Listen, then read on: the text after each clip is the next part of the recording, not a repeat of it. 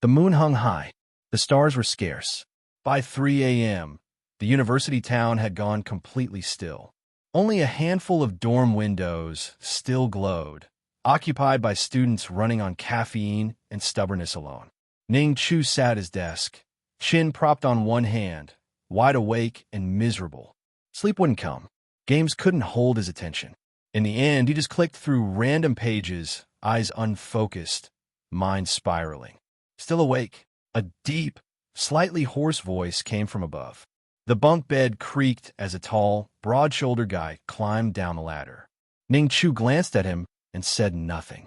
It had been over a week since he arrived in this parallel world, and he still hadn't adjusted. To his roommates, that silence just made him look cold and antisocial.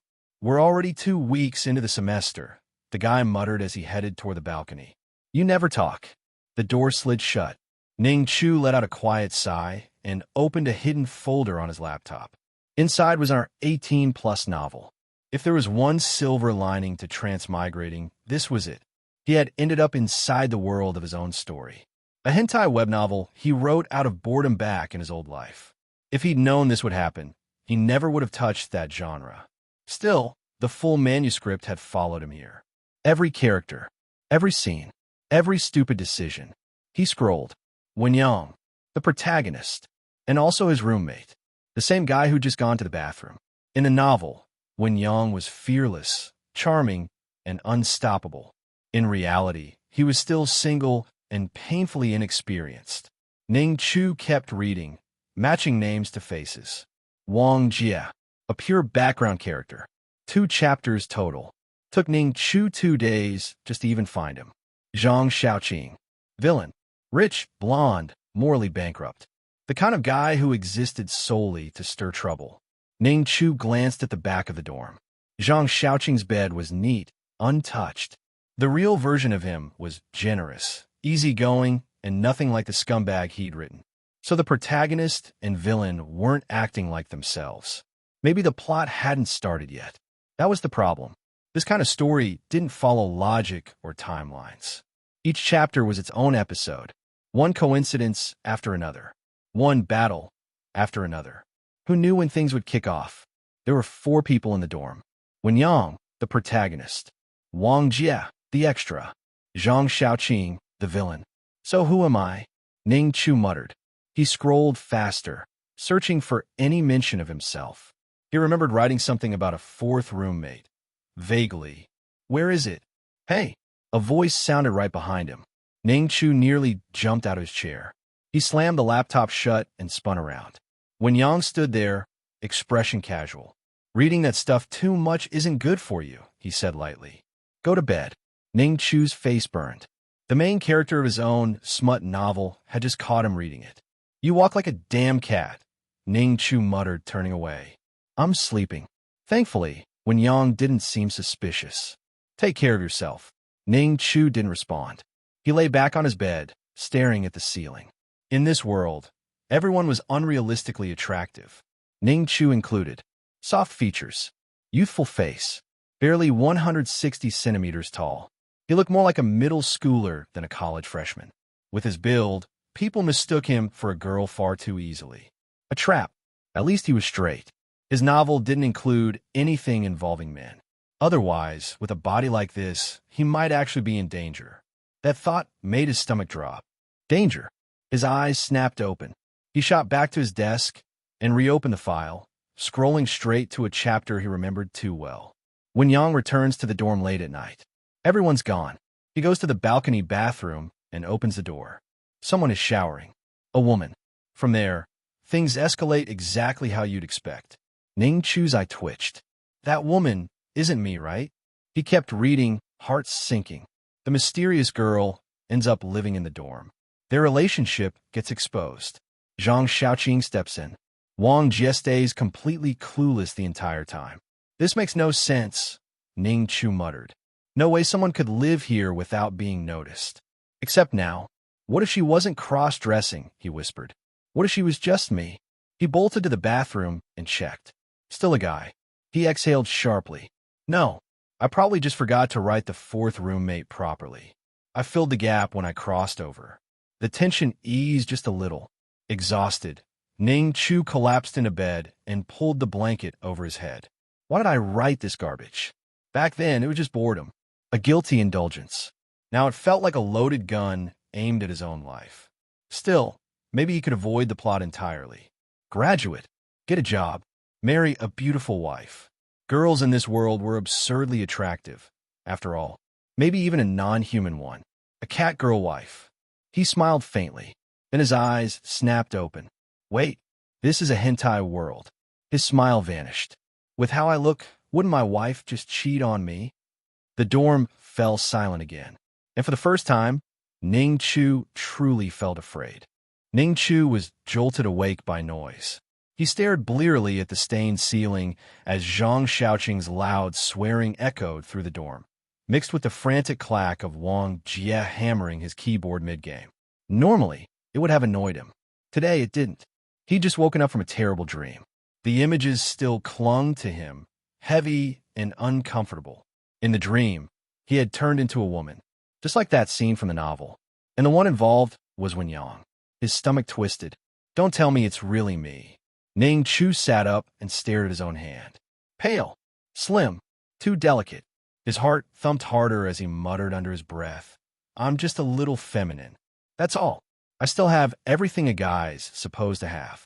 That was true, but he was only 160 centimeters tall. Thin, fragile looking. His voice was soft, his features pretty enough that makeup wouldn't even be necessary. If he grew his hair out, no one would question it. He glanced down at his chest. Flat, mostly, except for the faint bumps pressing against his thin sleep shirt. That had started a few days ago. He'd blamed the cold air conditioning at first. Now he wasn't so sure. Carefully, he pressed down with both hands. A small jolt of pain shot through him. Ning Chu's heart skipped. He scrambled out of bed, nearly tripping down the ladder, and rushed to the balcony bathroom. He checked himself thoroughly. Still a guy. Maybe a tired one. Maybe a weird one. But definitely still male. He let out a shaky breath and stepped back into the dorm. You sure are energetic for someone who just woke up. Zhang Xiaoqing leaned against the balcony railing, cigarette between his fingers. Smoke curled lazily as he glanced over. Want to order lunch together? If we hit the discount threshold, it's cheaper. For someone who looked like a stereotypical troublemaker, Zhang Xiaoqing was bizarrely obsessed with saving money. Ning Chu knew what he was supposed to be. The villain. The kind of character who did things so scummy they didn't belong on a page. No, Ning Chu said flatly. I'm on a diet. He wasn't hungry anyway. A week into this world, and he still felt half awake all the time. Worse, he still didn't know what role he played in the story. Surely not that girl. You're short, skinny, and dieting? Zhang Xiaoqing laughed. How do you expect to grow taller? Why not just go to Thailand and get it over with? That hit too close. If Zhang Xiaoqing weren't a full head taller, Ning Chu would have kicked him on the spot. He brushed his teeth in silence and returned to the dorm, staying out of everyone's way. Second week of freshman year. None of them knew each other well yet. Arguments were normal. Right on cue, Wang Jie and Wen Yang were already fighting again. Laundry this time. Ning Chu sat at his desk, yawning as he scrolled through food delivery apps without any intention of ordering. Who the hell only does laundry once a week? Wen Yang snapped. Your clothes smelled like death. I cleaned it. Wang Jie shot back. Eventually, their argument drifted over him like background noise. Wen Yang lost the verbal battle and pulled a chair over next to Ning Chu, immediately launching into a rant. He kicks the door open every night. His keyboard's loud. He snores. I haven't slept properly in 2 weeks. Ning Chu replied vaguely. My girlfriend wants to hang out this afternoon, Wen Yang said casually. She told me not to come back to the dorm tonight. Ning Chu froze. What? Wen Yang grinned at his reaction. I met her a couple days ago. She's really pretty. Nice personality, too. And now she's already inviting me out. What do you think that means? What's her name? Ning Chu asked. Ling Ling. His blood went cold. So it really was starting. Ling Ling. The first girl in the novel. The one who approached Wen Yang aggressively. The one who was actually Zhang Xiaoqing's childhood friend. The turning point. Ning Chu glanced toward the balcony. Zhang Xiaoqing noticed and shouted through the glass. Hey, if our order hits 30, we get 5 off. Don't skip out. If he could stop this now, maybe Zhang Xiaoqing wouldn't become the monster from a book. And if the mysterious woman in the dorm really was him, stopping the plot might save him from a horrifying future. So when Yang said, nudging him, "Should I go? Isn't it a bit fast?" When Yang was tall, fit, bright-eyed, the kind of guy girls chased without him trying. 2 weeks into college, and he already had a girlfriend. Ning Chu thought quickly. "You shouldn't go," he said. "What if something happens and you can't take responsibility?" "You're right." Ning Chu felt an odd sense of pride. Other people reformed villains. He was out here giving sex ed to a hentai protagonist. But she was really hinting at it when Yang said, conflicted, "I'm 18. I've never even held a girl's hand." "Then don't be alone," Ning Chu said. "Let's all hang out tonight." As a dorm, Wang Jie perked up instantly. "Drinks? Say less. We're not partying without everyone." When Yang hesitated, "I'm kind of broke." "My treat." Zhang Xiaoqing strolled in from the balcony, grinning. "Tonight's on me." Ning Chu swallowed. The plot had started, and he was standing right in its way. Hey everyone, welcome to FanFic Canon. Thanks for hitting play. I'm thrilled to bring this fan-made story to life for you. If you enjoy the ride and want more narrated fanfics, smash, subscribe, and tap the bell so you never miss an episode. And if you want audiobook of a novel of your choice, join my Patreon. Request any title that's freely available online, and I'll produce a full narration just for you. Now, let's dive into today's adventure. Would that mean the rest of the story wouldn't happen either? Ning Chu walked a few steps behind his 3 roommates, head down, staring at his feet while lost in thought. Probably not. The novel was made up of short, loosely connected stories. Even if one chapter didn't happen, the next might just start anyway. Still, he had to at least try. He let out a heavy sigh. After spending more time around them, it was getting harder to imagine when Yang turning into the typical hentai protagonist. He also really didn't want to see Zhang Xiaoqing transform into the immoral, unhinged villain from the book. The worst part? His own role in the novel seemed to be a girl, the kind that ended up with an ahigo after his sex with a man. Even if he told himself he was just overthinking things, that he was obviously a normal guy. Even if he's a bit short, there was no way he'd suddenly become a girl. Right? "Let's eat at this Sichuan place." Wham! Ning Chu spaced out and walked straight into Zhang Xiaoqing's back, headbutting him. Ning Chu clutched his nose in pain and stumbled 2 steps back. Zhang Xiaoqing didn't even flinch. He turned around in confusion. "Why'd you walk into me?" "Whatever. Only if you're paying," Wang Jie chimed in from the side. "Is this place good?" "Not really. But if you spend over 200 yuan, they give you a free case of beer." Ning Chu rubbed his sore, red nose in pain. He followed his 3 roommates into a private room at the restaurant. Sitting down distractedly with his chin in his palm, eyes fixed blankly on a painting on the wall. He's spacing out again. What does he think about all day? Zhang Xiaoqing glanced at the dazed Ning Chu, then picked up a menu. "Come on, let's order. Don't try to save me money." When Yang and Wang Jie knew Zhang Xiaoqing wasn't short on cash, but they still stuck to ordering cheap dishes. By the time the food arrived, the case of beer had already been opened. Ning Chu was snapped out of his thoughts by a gentle push. When Yang was sitting next to him and had already filled his glass with beer. "Drink a little? Don't just zone out, join in." Ning Chu casually pushed the glass back. "I'm allergic to alcohol. I'll have Coke." In a world this dangerous, surrounded by both the protagonist and the villain, there was no way he was risking alcohol. What if it triggered some plot event ahead of schedule? He walked to the fridge, grabbed a Coke, and came back, only to notice when Yang's eyes were still on him. "Why is he staring at me?" Ning Chu was sensitive to being watched, and he could clearly feel when Yang's gaze following him, from when he left the room to when he came back. "What? You look like you've put on weight." When Yang muttered and turned away. "Put on weight?" Ning Chu scratched his head and looked down at himself. Sure, he was sitting kind of slouched, but his stomach was still flat. His body was already skinny. There was no way he looked fatter. "Where's the weight?"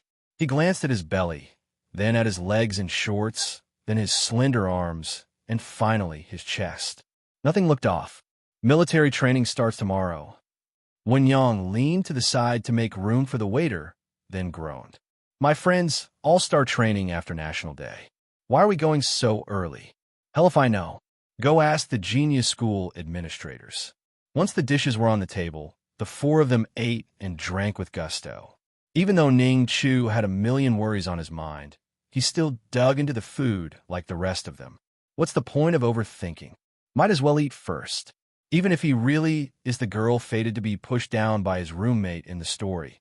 That wasn't something he needed to deal with tonight. They left the dorm around 6 and didn't finish eating until after 8. When Yang stood up first, looking at the passed-out Wang Jie slumped over the table and Zhang Xiaoqing trying to drink from an empty beer bottle. He sighed, knew they'd get wasted again. Come on, Will. He turned to look at Ning Chu's tiny frame, then shook his head in resignation. I'll carry them back. I'll help. Ning Chu was more than happy to avoid being the pack mule. He got up and helped lift Wang Jie and Zhang Xiaoqing, draping them over Wen Yang's shoulders, one on each side. Wen Yang had a drunk guy hanging off each shoulder. He stood up and took a step forward, only to immediately sway left and right, nearly toppling over. This won't work, Ning Chu frowned, then jogged out of the private room. Put them down, wait for me. Where are you going? Wen Yang looked worried, but all he saw was Ning Chu's back disappearing through the door. His expression turned a little strange.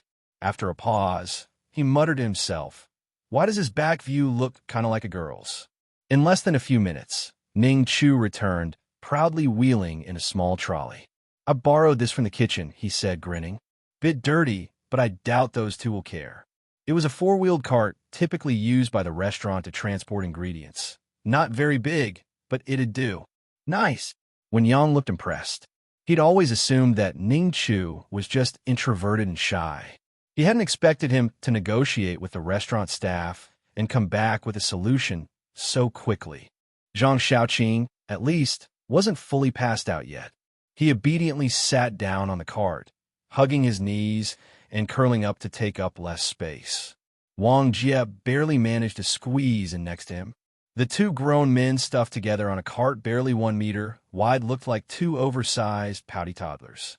If they roll back to campus like this, their reputations will be in ruins by tomorrow, Wen Yang chuckled, pushing the cart forward. But when he glanced back, he caught Ning Chu flinching and hurriedly hiding his phone behind his back. It's fine, Wen Yang said casually. Snap all the blackmail material you want. Just send me a couple pics when we get back. Eyes lighting up at the permission, Ning Chu went to town capturing photos of the two drunkards from every unflattering angle, saving each gem in his phone. Wen Yang glanced over at this unusually energetic side of Ning Chu, eyes unconsciously drifting to his snow-white, slender legs sticking out from his shorts, like smooth, carved lotus roots. His expression softened, though there was a flicker of hesitation behind his eyes. You want to ask something?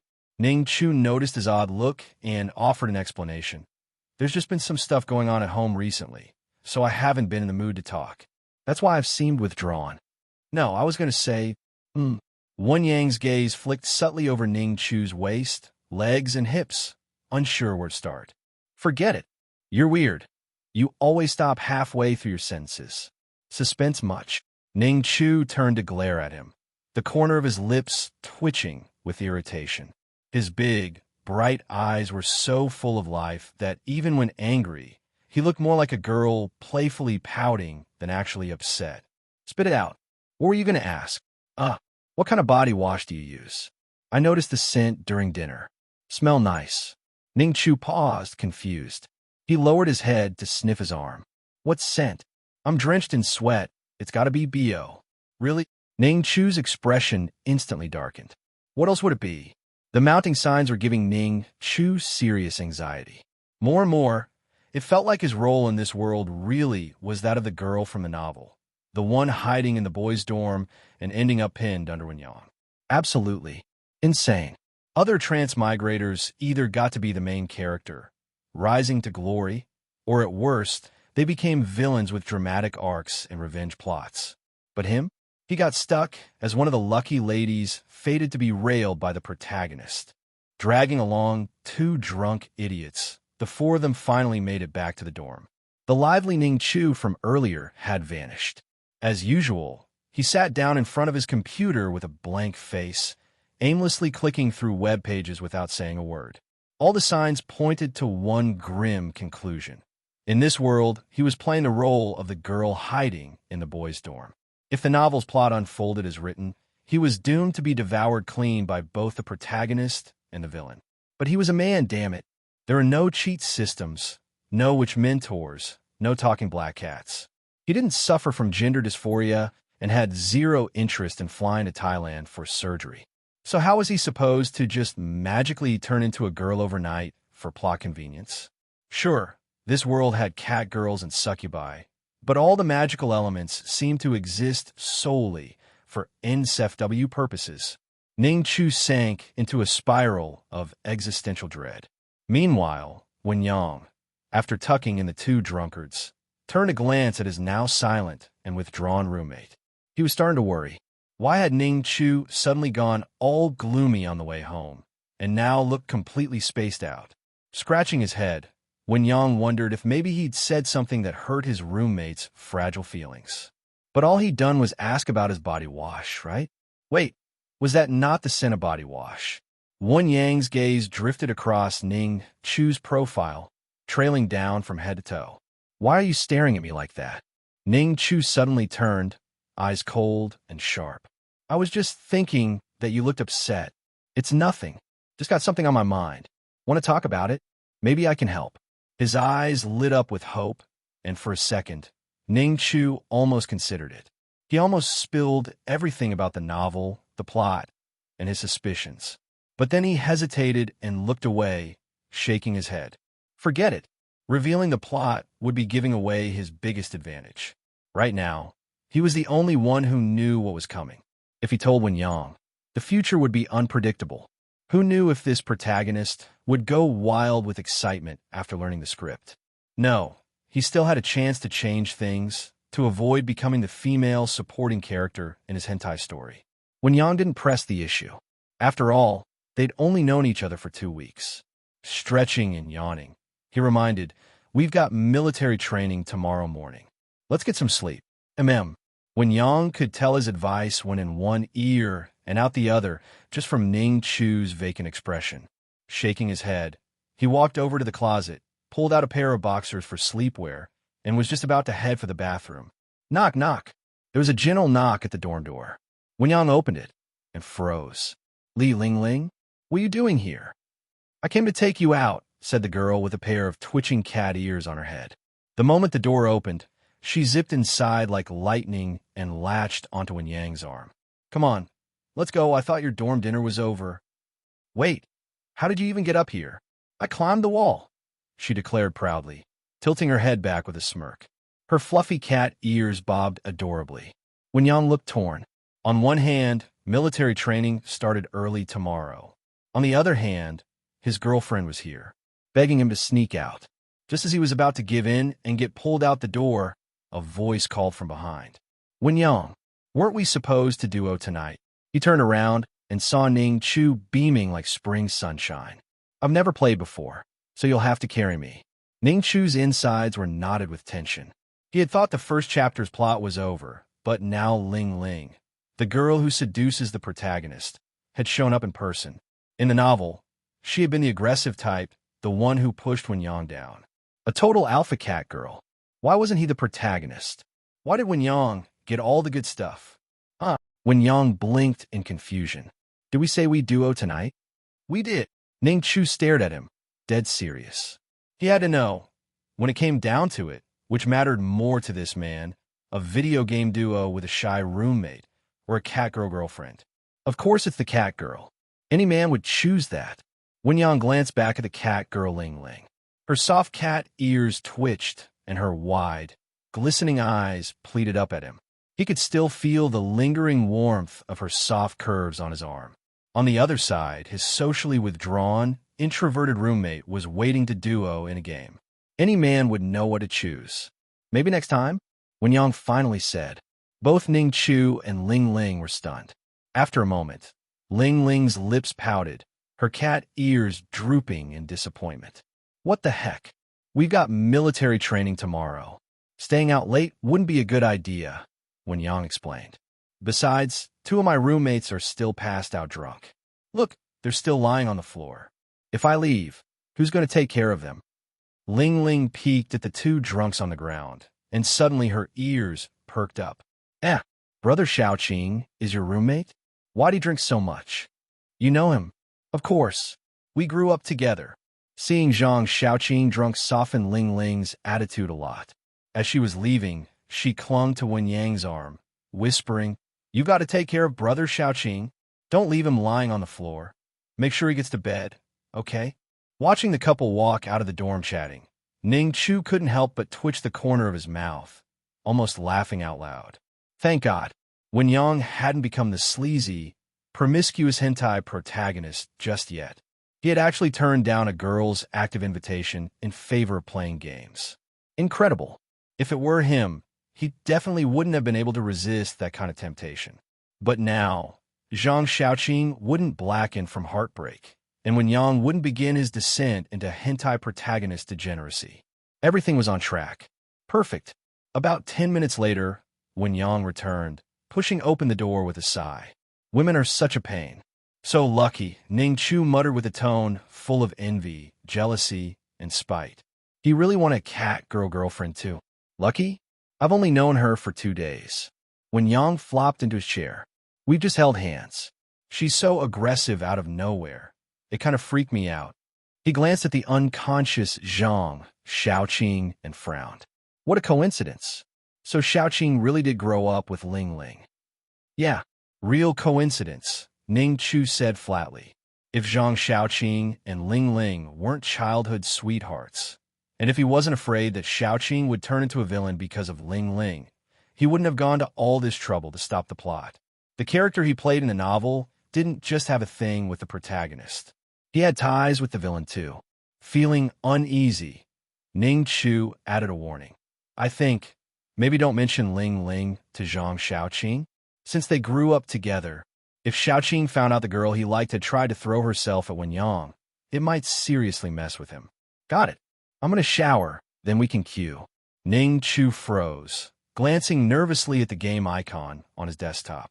His expression twisted into confusion and worry. All right, he'd never played any of this world's games before. Ning Chu's really trash at gaming. He doesn't even recognize half the skills, and he keeps zoning out. After you guys went to sleep last night, I played with him for 2 hours, and we didn't win a single match. 8 a.m., University Sports Field. The 4 roommates had arrived and were now sitting cross-legged on the grass. Wen Yang was in the middle of roasting Ning Chu's terrible gaming performance. So that's why he never games with us. Dude's just garbage. Hey, Ning Chu, why are you zoning out again? Ning Chu was sitting a little ways off, alone. He hugged his knees and curled into a ball, resting his chin on them as he stared blankly into space. At Zhang Xiaoqing's question, he sluggishly turned his head and cast a weak glance at them. I have a stomach ache. Since 6 a.m., a persistent cramp in his lower abdomen had jolted him awake, and it hadn't stopped. The dull pain continued gnawing at him. Did you eat something bad? Xiaoqing, who was supposed to be the future villain of the novel, scooted closer and asked with rare concern. Ning Chu curled up tighter, his lips pale. He grumbled, probably that Sichuan place. Knew something was off. Really? I didn't feel anything. Zhang Xiaoqing turned to the others. Do any of you have stomach issues? If that place really gave us food poisoning, I'll go raise hell at noon. Nope, Wen Yang said, shaking his head. Maybe Ning Chu just can't handle spicy food. My head just hurts a bit from a booze. Wang Jie groaned and flopped backward onto the grass like a corpse. Since no one else had issues, Zhang Xiaoqing turned his attention back to Ning Chu. We're about to line up. Want to hit the bathroom real quick? Forget it. If that would have helped, he wouldn't still be in pain now. He suspected he'd brought his chronic gastritis from his past life into this one. Fortunately, the pain wasn't severe, just constant and energy draining. Line up. Let's go. Their homeroom teacher spotted the slackers on the grass and rushed over, giving Wen Yang a swift kick in the rear. Move it. Did you not eat breakfast? Don't embarrass yourself on the first day of training. Reno Epsilon. Breakfast? What's that? We woke up at 7:50. How the hell would we have time for food? The group laughed and bickered as they got up and followed the assistant toward their class formation. Ning Chu trudged after them, eyes half closed, completely listless. When the lineup was set, he was placed in the front row due to his short height. He was annoyed at first, until he glanced sideways and saw the legally petite D-cup, Lowly, standing next to him. He instantly re-energized. Looking further back in the line of female students, he saw not just lowless and high school girl types, but mature big sister types, beastier girls, succubi, and even elves. Not only was there a wide variety of types, they even had non-human girls. As expected of a hentai world, Ning Chu straightened his back. Compared to the 4 feet 7 inches girl next to him, his own height finally felt respectable. His previously shameful short stature had somehow become a point of pride. The setup was nearly identical to his past life's university military training. Freshmen standing in neat lines, and school leadership rambling on and on from the stage at the front. The early morning sun gradually turned harsh. At first, Ning Chu had been admiring the girl beside him, but the heat and the endless speeches soon made his eyelids grow heavy. He started yawning nonstop. Do school leaders in every world love spouting nonsense? Their words went in one ear and out the other. Ning Chu yawned and clutched his aching belly, swaying slightly as he stood in place. By the time he came back to his senses, a military instructor had already appeared in front of the line. March in step. Follow me. Wait a second. There weren't any military training chapters in the novel, were there? Still half-dazed, Ning Chu followed the instructor's steps, mentally combing through the story.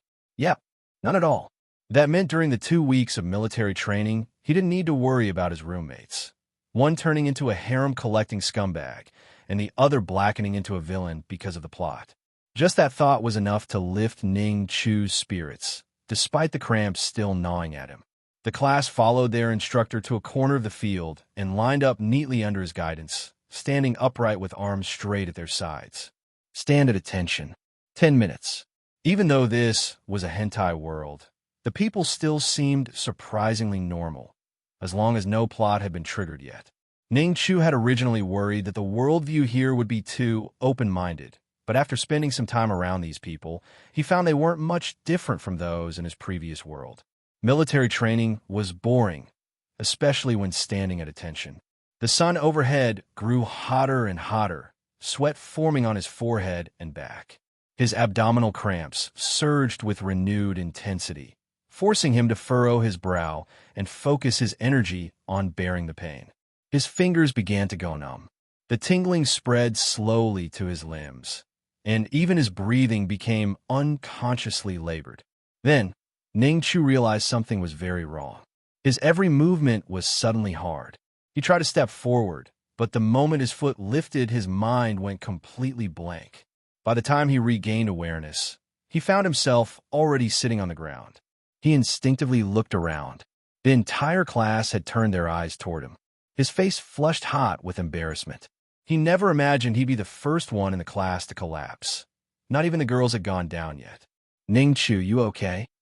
When Yang had run over and squatted beside him, worry etched on his face. What happened? Why do you suddenly fall?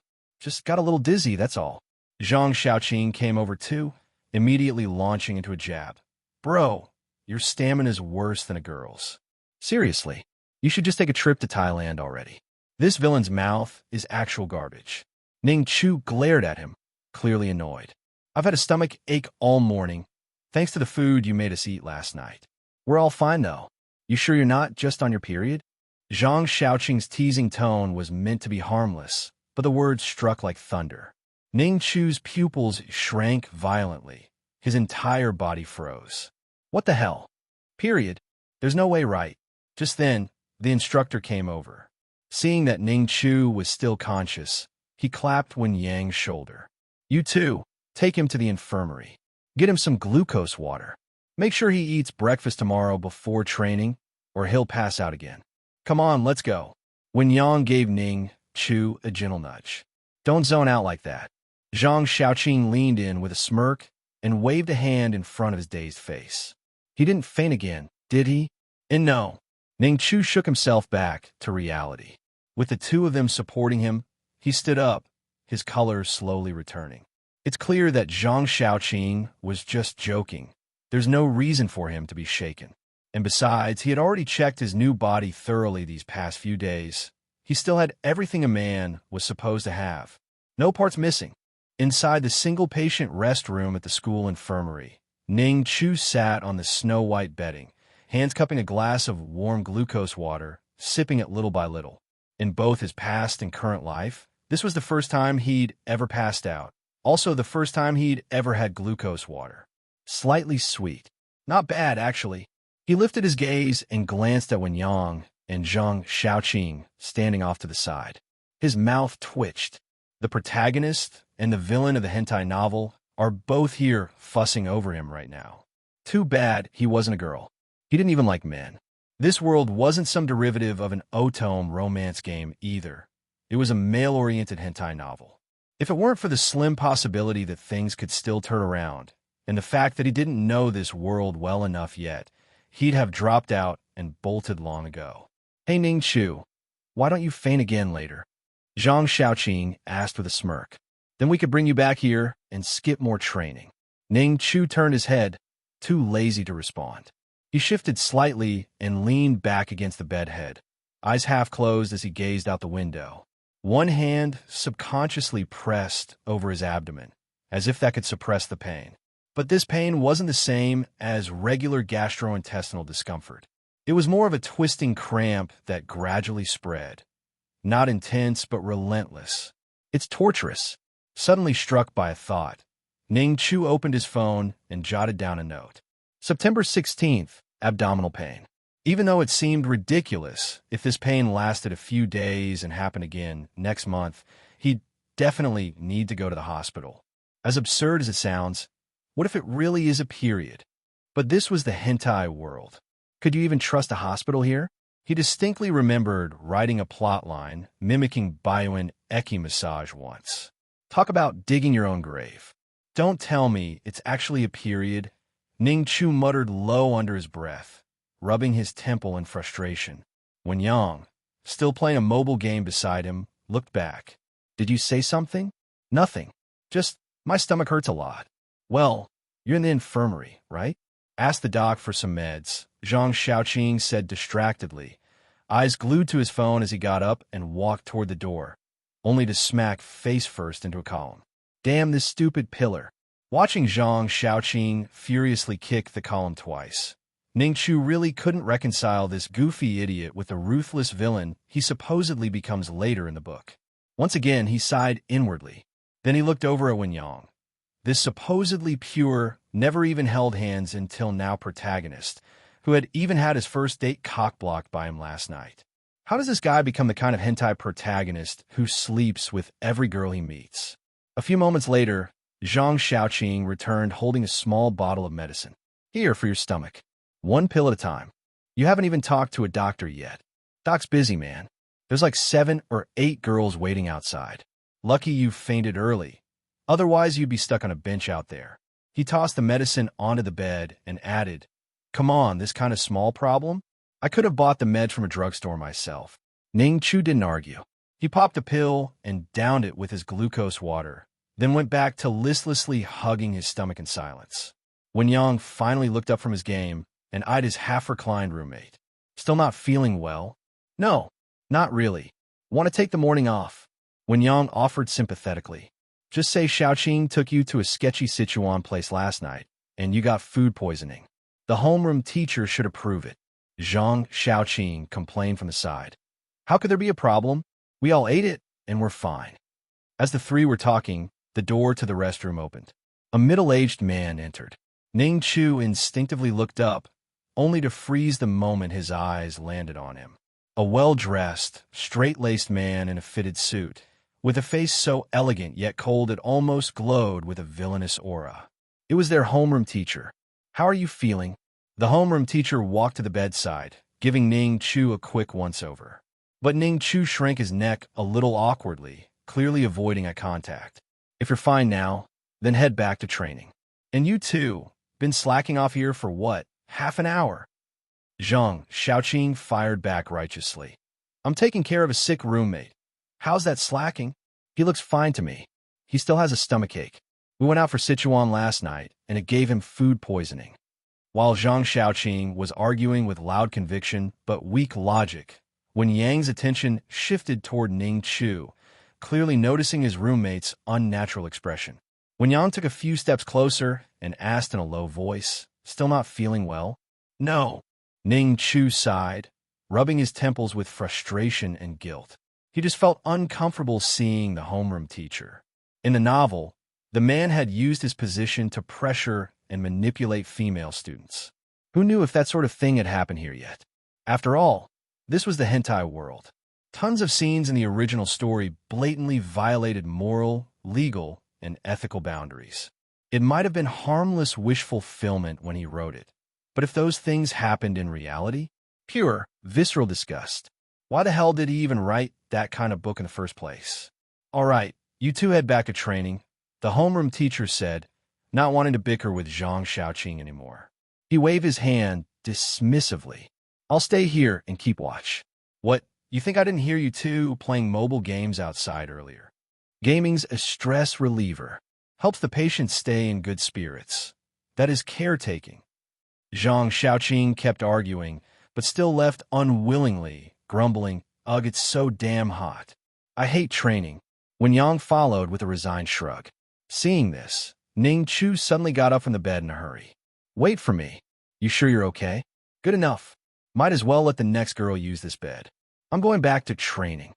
The homeroom teacher glanced at Ning Chu's still pale face and frowned slightly. Fine. Go ahead, then. By late morning, the sun had grown scorching and blinding. Just stepping out of the infirmary made Ning Chu squint and stumble, eyes stung shut from the sunlight. He quickened his pace to catch up with his roommates, only to hear Wen Yang's surprised question. You really don't like the homeroom teacher, huh? Kind of like how you used to act around Xiaoqing.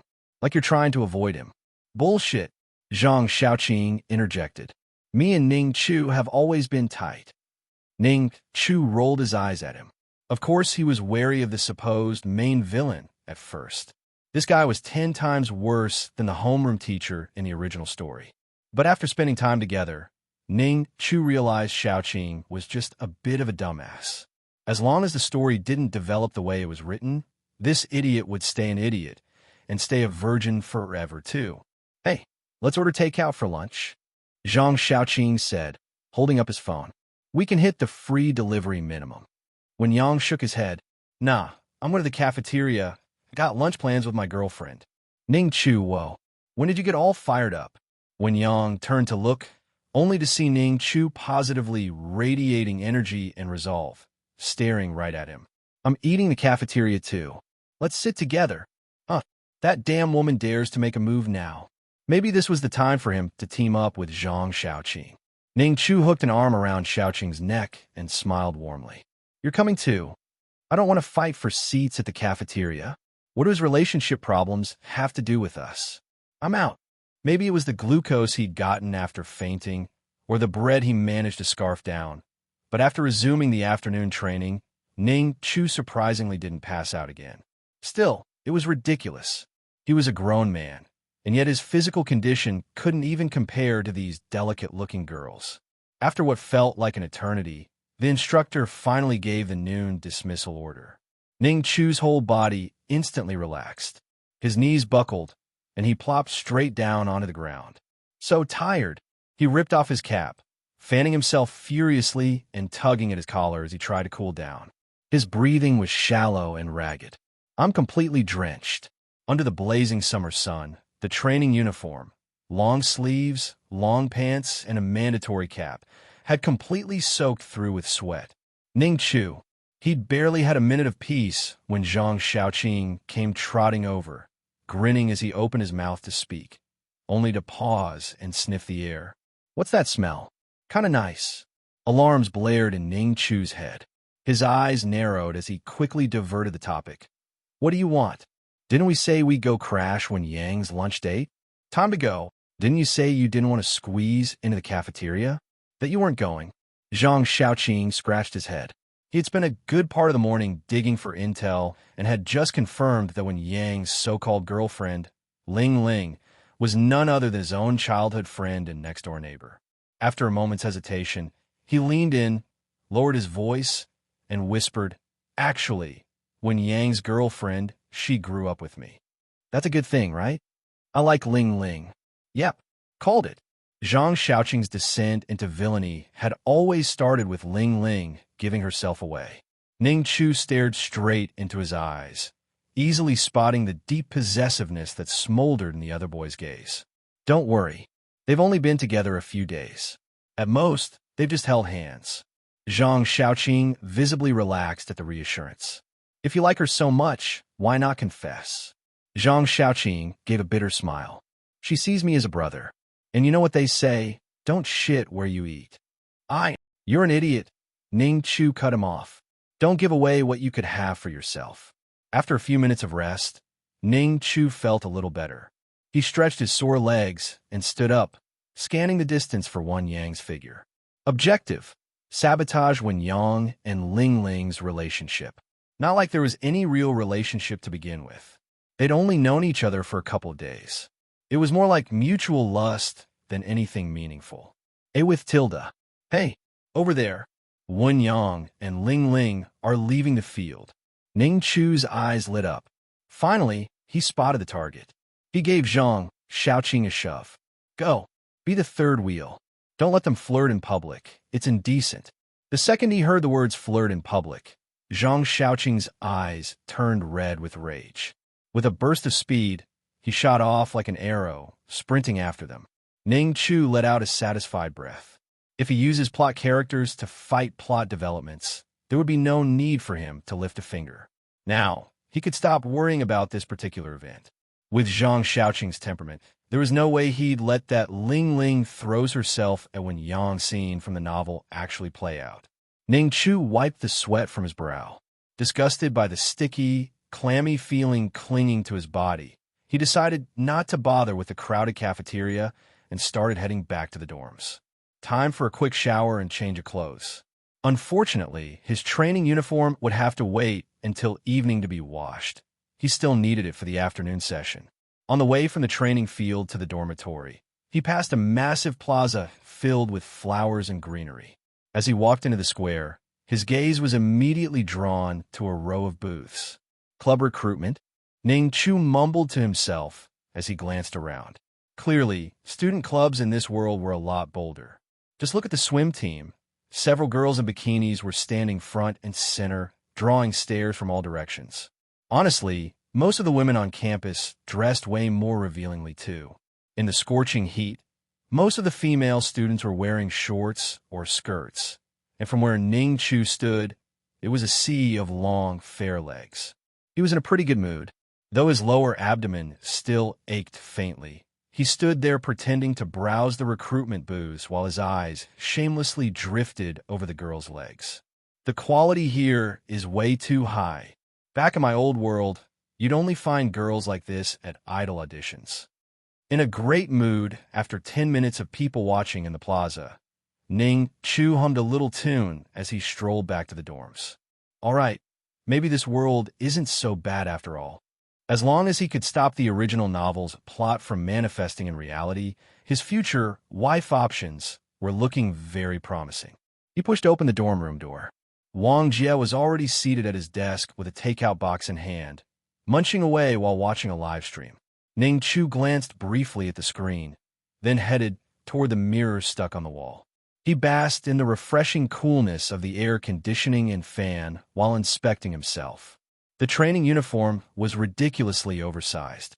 With his petite frame, the sleeves hung several inches past his arms, the shirt fell well below his hips, and the pants sagged so much they almost dragged.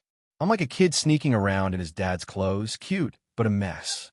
Irritated, Ning Chu rolled up the sleeves and pants, tucking the shirt into his waistband.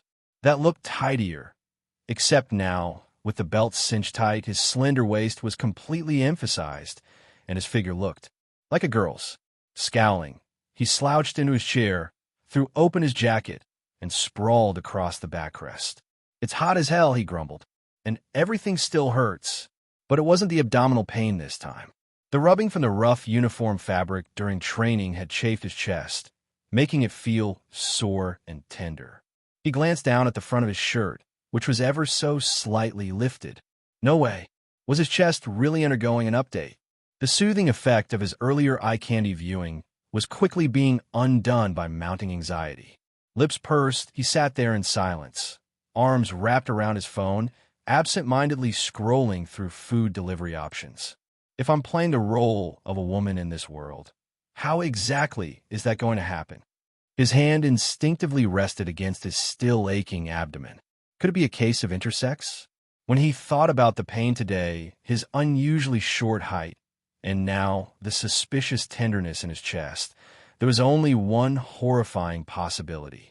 No matter what I do, am I destined to become a woman in this world? Or maybe I already am. That's too messed up. Just then, Ning Chu. Great news. Bang! The door was kicked open. Ning Chu flinched so hard that his phone flew out of his hands, bounced off his thigh, and clattered to the floor. Zhang Xiaoqing. What are you glaring at me for? Honestly, Ning Chu's voice, light, youthful, and androgynous, lacked any real authority. Even when angry, those big, dewy eyes of his looked more like he was pouting than actually furious. Seeing that aggrieved look, Zhang Xiaoqing instinctively felt a little guilty. He glanced at the phone on the ground, the screen now an ominous shade of green, definitely broken, and scratched the back of his head awkwardly. But he still tried to act tough. Just get it repaired. No big deal. Why are you so mad over this? I don't have the money. Ning Chu glared at him again. Would it kill you to open the door quietly? Sighing, he bent down and gently picked up the phone. Most of the screen was green, and the touch screen was completely unresponsive. The internal screen had obviously been wrecked. There was no use complaining now. It had already happened. I'll pay to get it fixed, Zhang Xiaoqing said with arms crossed, leaning lazily against the wardrobe like it was no big deal. What am I supposed to use until then? Ning Chu frowned. Without another word, Zhang Xiaoqing dug into his pocket and slapped his own phone down on Ning Chu's desk. Use mine. What? Just don't delete anything.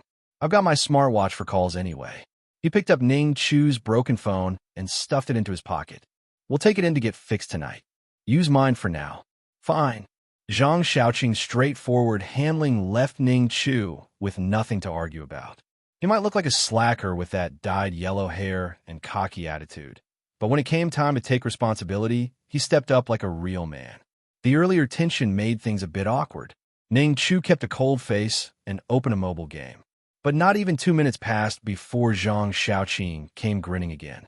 Hey, Ning Chu, good news. When Yang agreed to break up with Ling Ling. Oh, there's no shortage of girls chasing him anyway. He's not that into her. Plus, they've only been together a few days. Though his response was indifferent, Ning Chu couldn't help but smile. Finally, the first key plot of the novel is completely dead. And if messing with the plot caused a butterfly effect, maybe later plot events would disappear too. That means his chances of turning into a girl were getting lower. But just as he had that hopeful thought, a sudden wave of intense abdominal pain hit him like a punch. He gasped sharply, curling up instinctively, both hands gripping his stomach. What's wrong?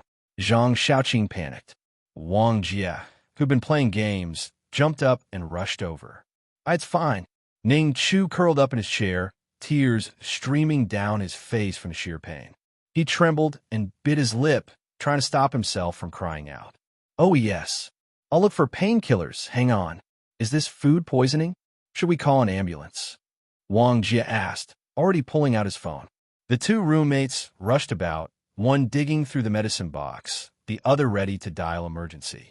Thankfully, the pain subsided just as quickly as it came. Ning Chu was left sweating and gasping, forehead resting weakly on his desk. But something clicked in his mind. This might be punishment. He'd suspected since earlier this morning, ever since the first minor cramps, that the pain was linked to him interfering with the story. Stopping Wen Yang from hooking up with Ling Ling, now forcing them to break up. Each time he broke the plot, the pain hit harder. But pain alone wouldn't make him give up. After a few minutes, he slowly raised his head, still weak. "I'm going to take a shower," he said to Zhang Xiaoqing, eyes still glistening from tears.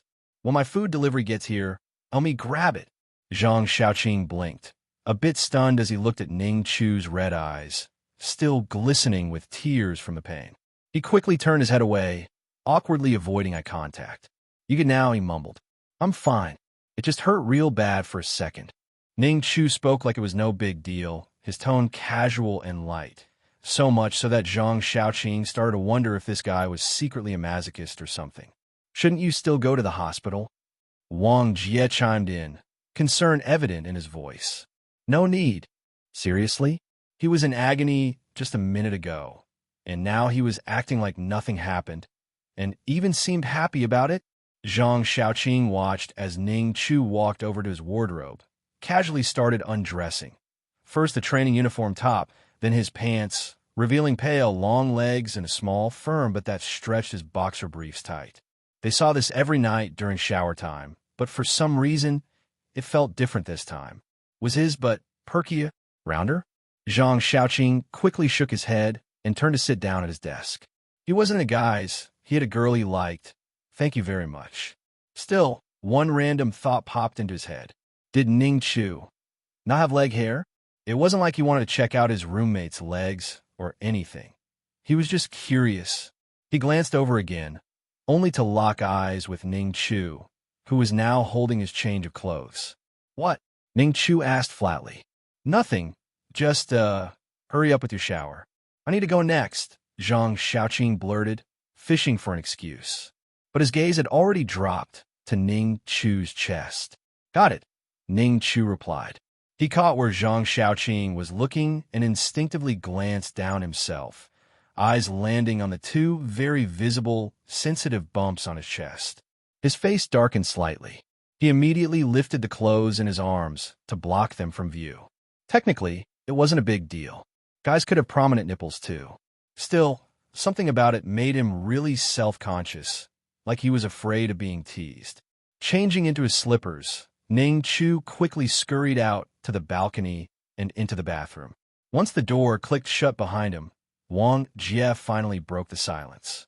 "What's with him? Don't tell me he really got food poisoning last night. If so, doesn't that make it your fault?" "What the hell are you talking about?" Zhang Xiaoqing snapped. "All three of us ate the same stuff, and we're fine. If anything, the guy looks like he has his period or something." "Period? Bro, chill." Just then, the dorm door opened, and Wen Yang walked in, blinking at the noisy room. "What's going on? Sounds lively in here." Meanwhile, in the bathroom, Ning Chu stood under the warm shower, humming a completely off-key tune, head tilted back and eyes closed as he basked in the soothing heat of the water. The moment he started rewriting the novel's original plot, some invisible force started punishing him for it. He didn't know what it was or where it came from, but he was sure it had to do with the one who brought him to this world, someone who clearly didn't like what he was doing. Too bad for them. Ning Chu muttered cheerfully under the shower. If I keep screwing with the plot, maybe I won't have to turn into a girl after all. And maybe he wouldn't have to suffer through this body acting up either. Living a peaceful life as a guy in a world full of gorgeous girls, cat-eared babes, and elves? Sounds like a win. Mission accomplished for now. Grinning, he lathered up with body wash, enjoying his little victory. But as he rubbed it over his chest, his hands suddenly froze. Why did it feel like there were two soft lumps on his chest now? Attention. At ease. Head count. Everyone's present. 2 laps around the track. Move it. Stay in formation. The afternoon sun was even harsher than before, beating down relentlessly. The air above the track shimmered with heat, and the moment they stepped into the sun, their skin started sweating like crazy, sticky and gross. Because of his height, Ning Chu ended up in the front row of the formation, running right next to their terrifying drill instructor. That alone was enough to scare him into behaving, so he obediently kept his head down and ran. Thankfully, the pain in his lower stomach had eased up quite a bit by the afternoon. It didn't get in the way anymore. He'd had a solid lunch, 2 meat dishes, 1 veggie, and even a cup of yogurt. He'd eaten until he was nearly stuffed, and then took a nap. As long as he ate and slept well, he was confident he wouldn't pass out embarrassingly during training again. After 2 full laps, Ning Chu's breathing became labored. The moment the instructor shouted rest, he plopped straight down onto the grass, massaging his sore calves and guzzling half a bottle of water. God, I'm dead tired. Wang Jie, a total couch potato who never exercised, looked half dead after the run and was grumbling nonstop beside him. What's the point of killing us with this first thing in the morning? Do they want us dead? Ning Chu gave him a quick glance, but that one look was enough to get noticed. Wang Jie scooted over beside him, asking, "How are you holding up?" "Much better. Doesn't bother me now." Oh, Wang Jie sighed in envy. "If it were me, I'd definitely ask for a few days off. I heard military training counts toward our GPA. If you skip it, you have to make it up with the freshmen next year." For real. Ning Chu didn't say anything definite, just pursed his lips. That's how it worked at his old university in his previous life, anyway. During their break, Ning Chu casually scanned the rest of the field, and his eyes eventually settled on a lively girl from the class next door. Maybe it was time to get a girlfriend. In this world full of gorgeous girls, it wasn't unreasonable to think about dating, especially when his job wasn't just surviving, but disrupting the plot. Might as well enjoy life, too. But that girl looked like she was about 160 centimeters tall, a bit taller than him. Most short girls had cute, youthful, almost doll-like faces. Even though Ning Chu knew all the girls here were over 18, this wasn't the 2D world. Making a move on lowly-faced girls just felt morally wrong. Anu. Besides, he suddenly remembered what he noticed in the shower earlier, how there seemed to be more soft flesh on his chest. The second that memory hit, any romantic thoughts he had completely vanished. Sighing, he laid flat on the grass, staring blankly at the blue sky above. It had only been a week since he'd transmigrated here. First, the little red bumps on his chest appeared, and now they'd already developed into noticeable, dumplings. There had to be a connection, right? Hey, why's the homeroom teacher here? That murmur nearby snapped Ning Chu out of his thoughts. He turned his head just in time to see their homeroom teacher walking toward them, carrying a cardboard box. Images of the homeroom teacher's arc from the original novel flashed through Ning Chu's mind, instantly souring his mood. He muttered under his breath, "Fucking closet perv." "Hey, everyone." The homeroom teacher greeted cheerfully. "I brought you some water and snacks, bread and stuff. It's all in the box here." His smile was bright, and with his clean-cut look and gentle demeanor, he quickly won the students' affection. "I'll leave the box here. Grab what you need when you're on break," he continued. "Train hard, and once we're done with this, let's all go out for a big meal together." Ning Chu yawned and lazily watched the homeroom teacher from underlidded eyes. He noticed a man quietly walking over to the drill instructor, where the two began whispering about who knows what. If memory served, the homeroom teacher's plotline didn't kick off until much later, so there was probably no immediate danger. Probably. Still, what if, like Zhang Xiaoqing, the homeroom teacher hadn't turned bad yet? What if he could be saved? And if not, well, why wait around for some morally bankrupt subplot to unfold? Why not just send him straight to jail and cancel his entire storyline early? The thought lit a spark in Ning Chu's eyes. There was no need to sit around waiting for disaster to happen. He could be proactive, take out the problem characters before the plot began. Just as Ning Chu had that sudden spark of inspiration, a chill shot down his spine. He glanced up, only to catch the drill instructor and the homeroom teacher looking straight at him, whispering. Are they talking about him? He hadn't even become a girl yet. Why were they already targeting him? Don't tell me. He swings both ways? That sick bastard. Ning Chu's whole body tensed. His once casual posture instantly straightened like a startled cat, muscles tight and on alert. His eyes remained glued to the homeroom teacher with full suspicion. Fortunately, their attention didn't linger long. The two adults exchanged a few more words. Then the homeroom teacher strolled forward and addressed the students. Class meeting tomorrow at 5 p.m. in room D203. If anyone's interested in running for class president, feel free to prepare. Yeah, no thanks.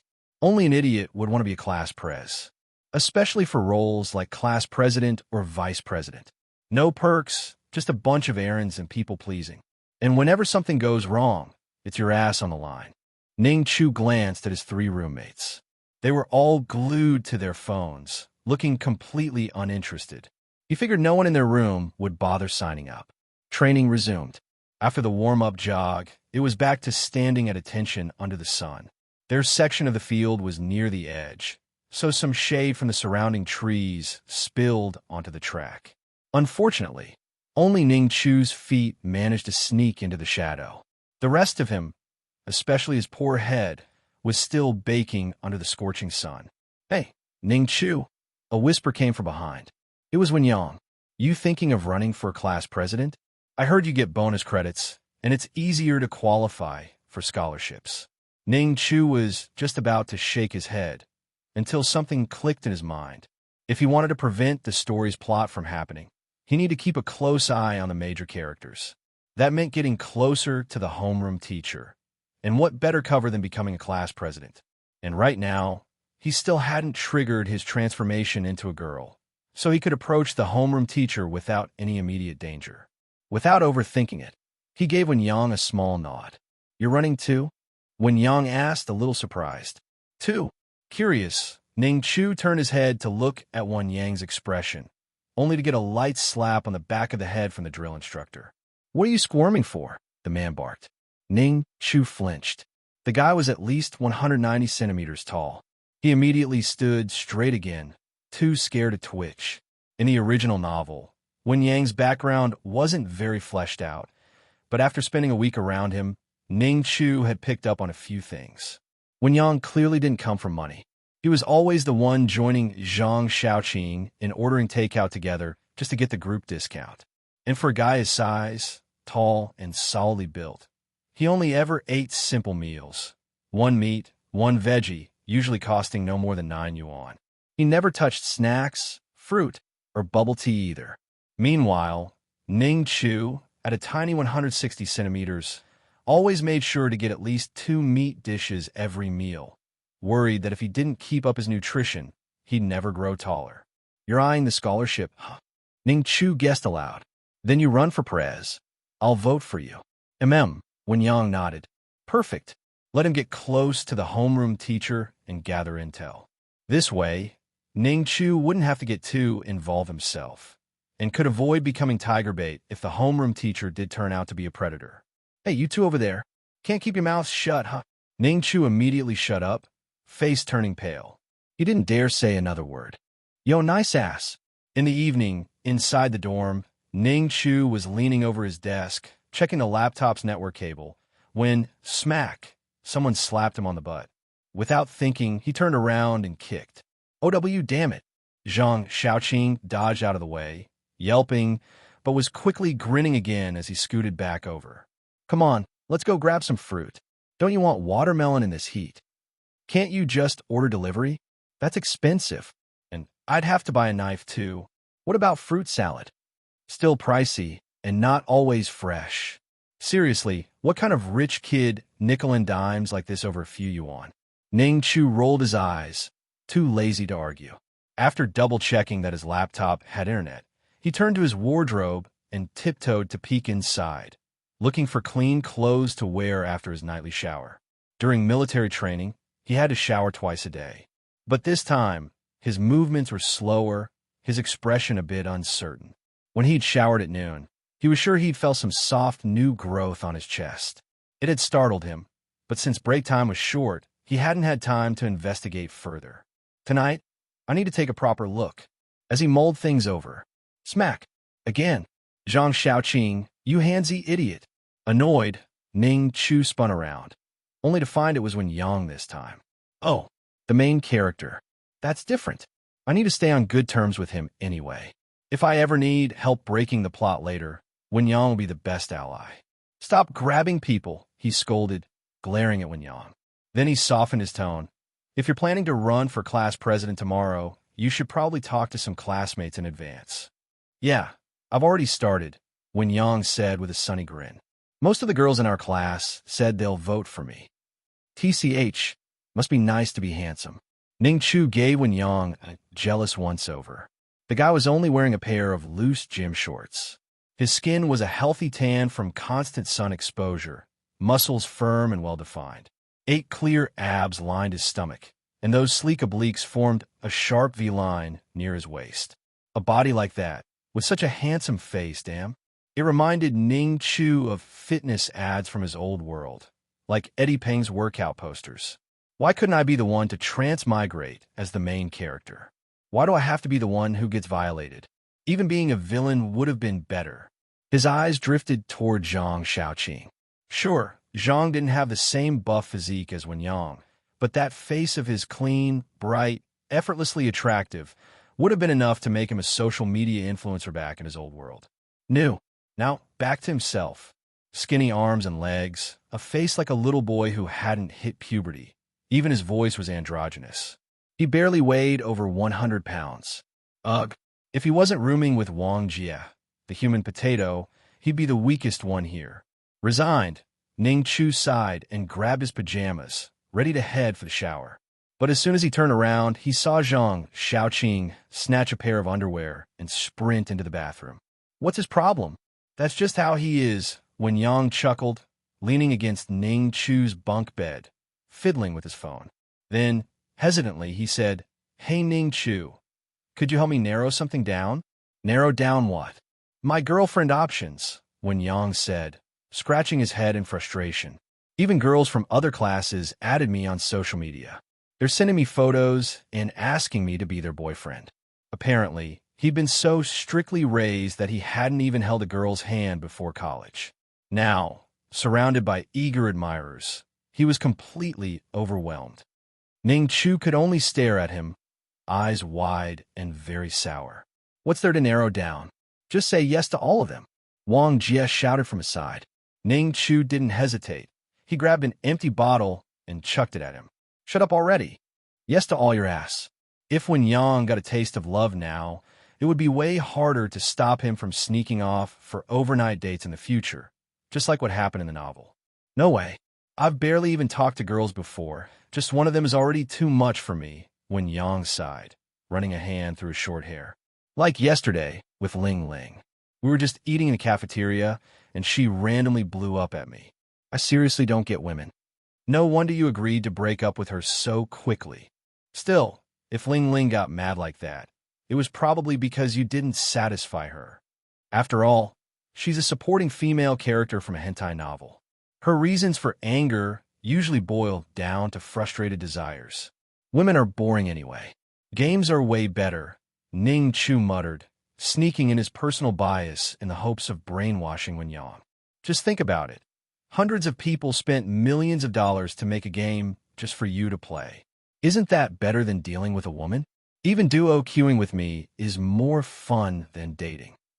Wen Yang blinked, turning his head. "Yeah, right.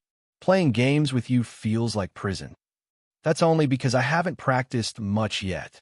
Ning Chu's male pride flared.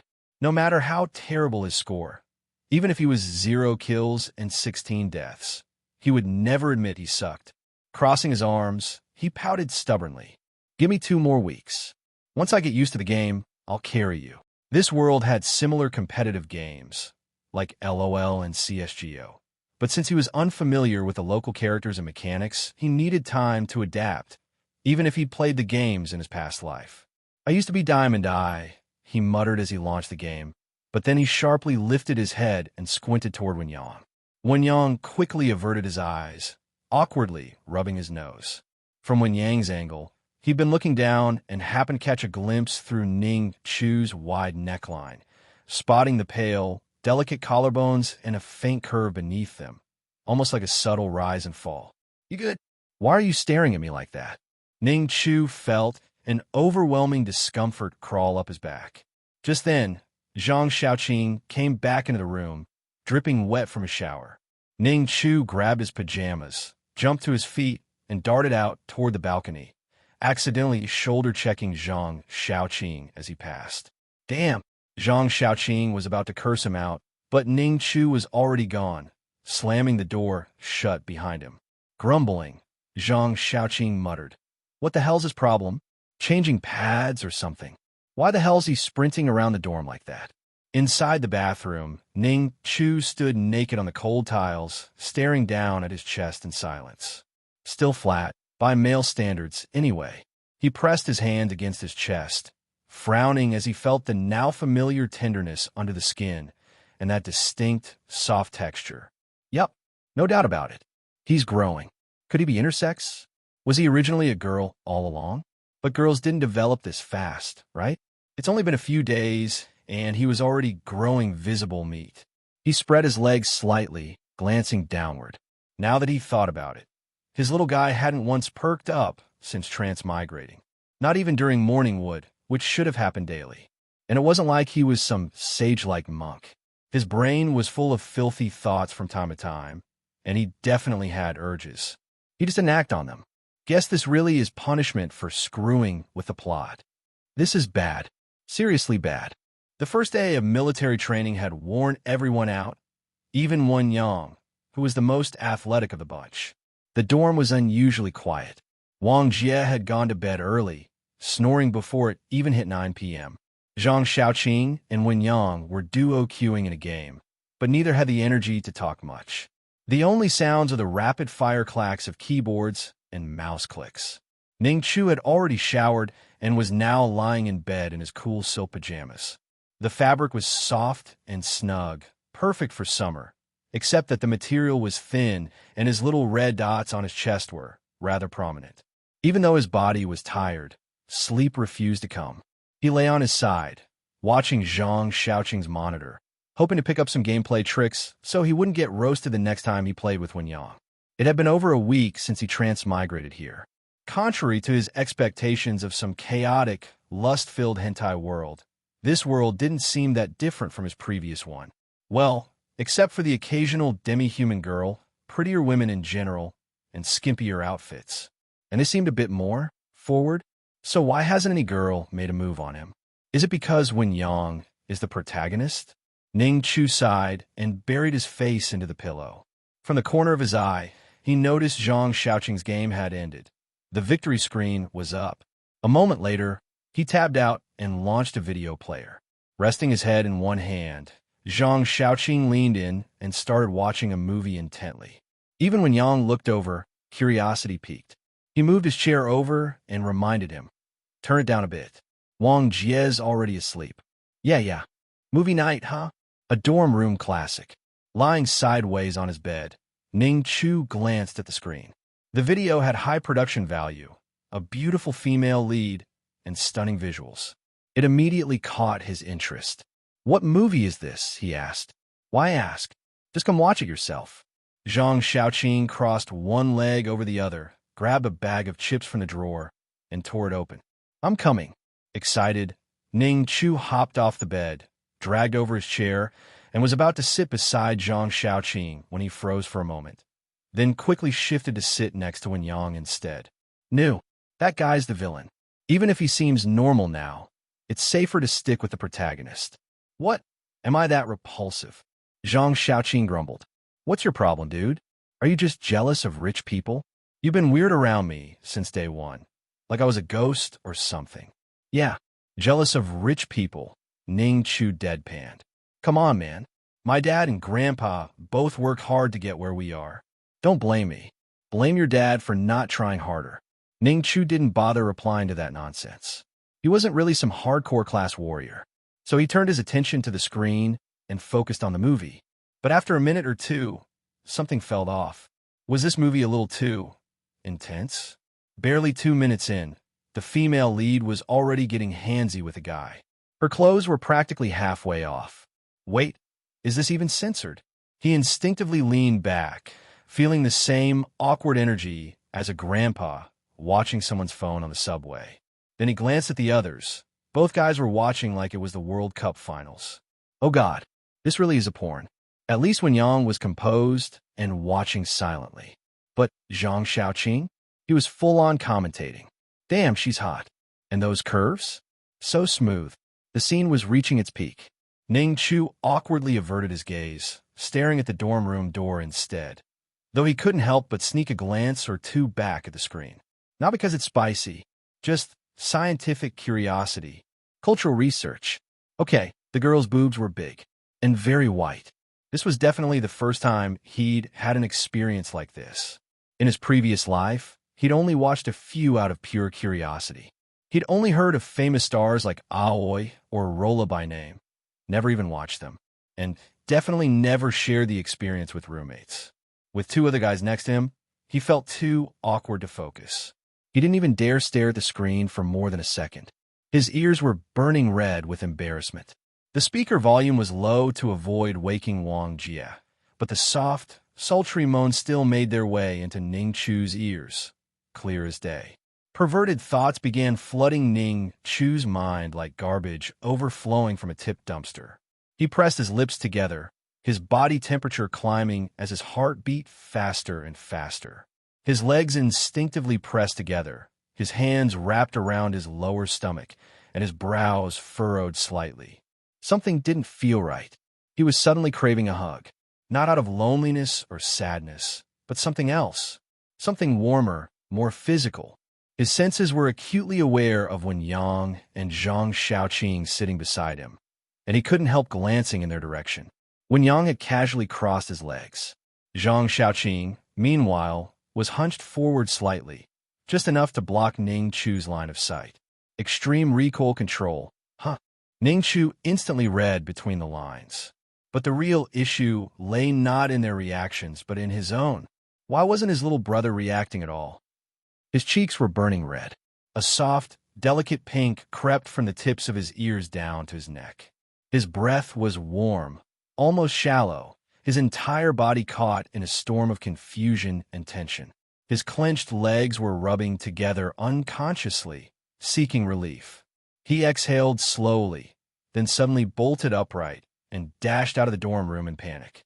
"Tch, look at that, like he's never seen the world before," Zhang Xiaoqing snorted, throwing a chip in his mouth as he watched Ning Chu go wash his face on the balcony. "Don't tell me he's still a virgin." Wen Yang's face froze mid-smile. "Wait, are you too?" Zhang Xiaoqing raised a brow. Wen Yang quickly looked away, defending himself weakly. "Come on, you saw how many girls in class are chasing after me. You really think I'm the same as him?" "Oh," Zhang Xiaoqing stroked his chin thoughtfully, a grin curling on his lips. "So in this dorm, only little Ning Chu is the poor, innocent flower. Maybe we should take him out this weekend. Broaden his horizons." "That's not really appropriate, is it?" When Yang hesitated. "What? Getting cold feet? I just don't think he's the type who'd want to go to that kind of place." Zhang Xiaoqing sighed exaggeratedly. "Yeah, he's kind of shy. That personality of his." "I'll go." Ning Chu's voice cut in suddenly. The two whipped around to see him standing by the balcony door. "I'll go, as long as you're paying." "You serious?" Zhang Xiaoqing blinked. "Yup. Let's see this world you keep talking about." Ning Chu smiled sweetly. Zhang Xiaoqing scratched his head, now suddenly unsure. He didn't know where to go, but looking at Ning Chu's baby-faced, soft-featured appearance, he couldn't help feeling guilty. "Oh well, you've never even been, have you?" Ning Chu snorted, throwing him a mocking look before turning away and climbing back into bed. Part of him is genuinely curious about the so-called human-animal girl establishments of this world, but another part had an ulterior motive. In the novel, Zhang Xiaoqing was raised under strict parental discipline. If he ever went to a place like that before his character snapped and turned into the novel's twisted villain, his dad would probably break both his legs. So maybe it was that pent-up repression that eventually made him crack? Ning Chu rolled over in bed, pulling the covers up over his head as he curled into a ball and sighed in frustration. Everything in his life just seemed to be getting worse. Why does my little guy have zero motivation these days? Serious answers only. This is urgent. Online and crying. Ning Chu spent the entire day in a daze. Maybe it was all the perverted trash stuffed into his brain the night before. Maybe it was all the overthinking before bed. Either way, he barely slept. And as soon as he finally dozed off, the nightmares began. Once again, he dreamed of turning into a girl, sandwiched between Wen Yang and Zhang Xiaoqing, one on each side. Horrifying. Absolutely horrifying. Normally, waking up in the middle of a dream would break it. But last night, Every time he woke with a start, the nightmare picked right back up where it left off the moment he fell asleep again. It left him groggy and miserable the next morning. This is killing me. With his brain a foggy mess, Ning Chu stumbled through the day's military training like a zombie and followed his classmates in a classroom D203 for the evening meeting. The room was utterly ordinary, rows of old desks and chairs crammed together without care. He randomly chose a seat and slumped over the desk, cheek pressed to the cool surface, half-lidded eyes gazing lazily toward the front where the class homeroom teacher stood. Let me reintroduce myself, in case any of you forgot. The homeroom teacher turned to write his name and phone number on the blackboard. If it's something small, message me in the group chat. If it's something big, call me. Hanjingya? Nice-sounding name. Clean-cut, well-dressed, scholarly vibe. But was this before or after he started preying on female students like in the novel? Next, anyone interested in running for class committee, please come up and give a brief speech. Ning Chu yawned and turned his face, letting the cold desk surface cool his skin. If it weren't for his suspicions about Han Jingye, he wouldn't give two shits about this whole class committee thing. Wenyang. Wenyang glanced down at the puff-cheeked, sleepy-faced boy slumped beside him. Ning Chu thought for a moment before mumbling. If you end up on the committee, keep an eye on the girls who spend time with the homeroom teacher. Oh, thinking of dating someone? Why specifically those girls? There was no way to explain his baseless suspicions, so Ning Chu just gave a vague hum in reply and fell silent, refusing to elaborate. You sure you don't want to try running yourself? Wenyang asked. Being on the committee's good practice. You're kind of introverted. It might help you open up. It would circumflex new. No thanks. He could barely manage his own mess, let alone take on responsibility for the class. He had considered using a committee position to get close to Han Jingye and investigate. But now that Wenyang is here, why not let him take the risk? And as Ning Chu expected, once Wenyang went up to run, the results were basically guaranteed. No surprises. Wenyang was elected class president. As for the two vice presidents, one was a tall, energetic wolf girl with a dominant vibe, and the other a friendly, outgoing boy next door. Ning Chu's attention was all on the wolf girl. Her big, fluffy tail swayed like a toy windmill the moment her name was announced, and when it wagged hard enough, it actually stirred the air, blowing a breeze into Ning Chu's face from meters away. Even a fan wasn't that efficient. Not bad, huh? The vice president's got it going on. Zhang Xiaoqing leaned over, elbowing Ning Chu with a creepy smirk. Check out those abs, those thighs, damn. She could probably knock me out with one punch. That little tank top and those shorts showcased every muscle on her tall, toned frame. Ning Chu sincerely doubted he'd survive one direct hit. As if hearing their conversation, her wolf ears twitched. Then she turned around and stared straight at him. Shit, her hearing's that good. Ning Chu immediately ducked, flopping down on the desk and shrinking behind Wang Jie's brought her back. Don't be scared, Zhang Xiaoqing chuckled. What's her name again? How should I know? I didn't listen to any of their speeches. He'd nearly fallen asleep back then. Zhang laughed gleefully. Serve you right for talking behind her back. I was just joking. Besides, your comments were way worse. I was complimenting her body. Thankfully, the wolf girl didn't seem too bothered. Her ears twitched once more, and she continued chatting with her friends, tail still wagging, brushing the air like a metronome.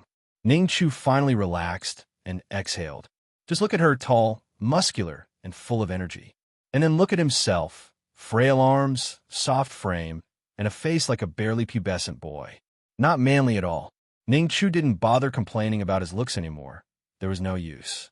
He didn't even have the motivation to work out to change anything. If it weren't for the terrifying possibility of turning into a girl and getting thoroughly filled, he'd happily coast through life as a laid-back salted fish. Besides, even if a 160 centimeters guy did get ripped, it wasn't like anyone would be impressed. All right, class reps, stay behind. Everyone else, you're dismissed, Han Jingye finally said. The classroom instantly erupted into chaos. Students rushed for the door like wild animals. From now on, class meetings will usually be held here.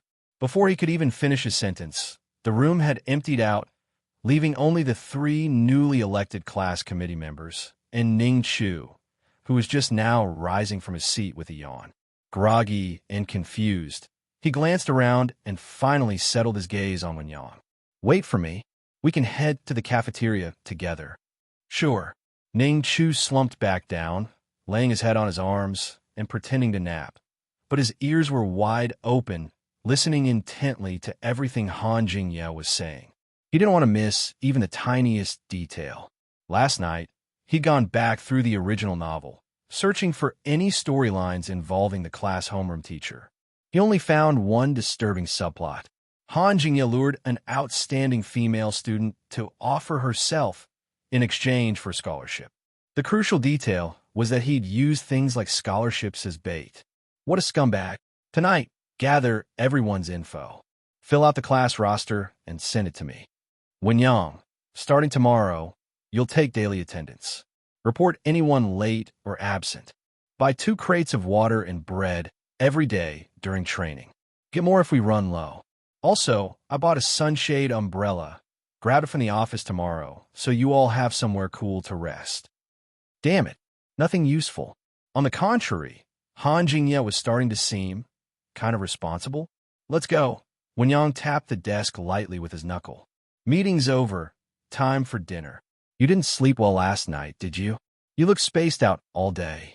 Ning Chu yawned and stretched both arms over his head. Yeah, not really. While responding casually, he kept one eye subtly on Han Jingye, who was tidying up the podium. Ever since the meeting started, Ning Chu had been carefully watching him, trying to see who he was interested in, which female students he looked at too long. But why did the homeroom teacher keep looking at him? Speeding up his pace to catch up with Wen-yang, Ning Chu leaned close and whispered, "Did you notice? The homeroom teacher kept looking at me. Maybe he's wondering how a girl ended up in the boys' dorm," Wen-yang replied calmly. Ning Chu was speechless. Wen-yang chuckled, then looked down at Ning Chu's clean, delicate face. No makeup, no filter. With your height and looks, it'd be weirder if people didn't stare. Fair point. You're really fixated on the homeroom teacher, huh? Ning Chu paused. Is it that obvious? I mean, don't tell me. You got a crush on him? I cough. Ning Chu nearly choked on air. He hacked violently, face turning bright red as he tried to recover. After what felt like forever, he finally managed to rasp out, "I like women, damn it." What the hell? Even the mild-mannered Wen-yang was starting to tease him now. Clearly, Zhang Xiaoqing was a bad influence. The class meeting took about half an hour, but the cafeteria was still packed. Everywhere you looked were freshmen in their military training uniforms. Ning Chu trailed behind Wen-yang with a frosty look on his face, silently fuming after having his sexual orientation completely misrepresented. He hadn't said a word the whole time. Tomorrow we'll have to wear that quick-dry gear. I think they said there'll be physical training. Oh, you got any sunscreen? I swear I got a whole shade darker this week. No. Wen-yang grabbed his tray and sat down. Seeing Ning Chu still sulking, he sighed. It was just a joke, all right. My bad, really. Here, peace offering. He dropped a piece of sweet and sour pork into Ning Chu's tray. Only then did the ice on Ning Chu's face start to thaw slightly. The tight knot of irritation in his chest began to unravel, but he still let out a sigh of resignation. Looking like a girl and having your orientation questioned. Those were his 2 softest pressure points right now. You didn't even get this mad when Zhang Xiaoqing joked about you. That's because I never had any hopes for that guy in the first place. Ning Chu shot him a glare, fuming. That bastard was a full-blown villain in the novel, the kind who'd hurt countless girls. Ning Chu was already being generous, just expecting him to act like a normal person. He wasn't asking for anything more. But Wen-yang was different.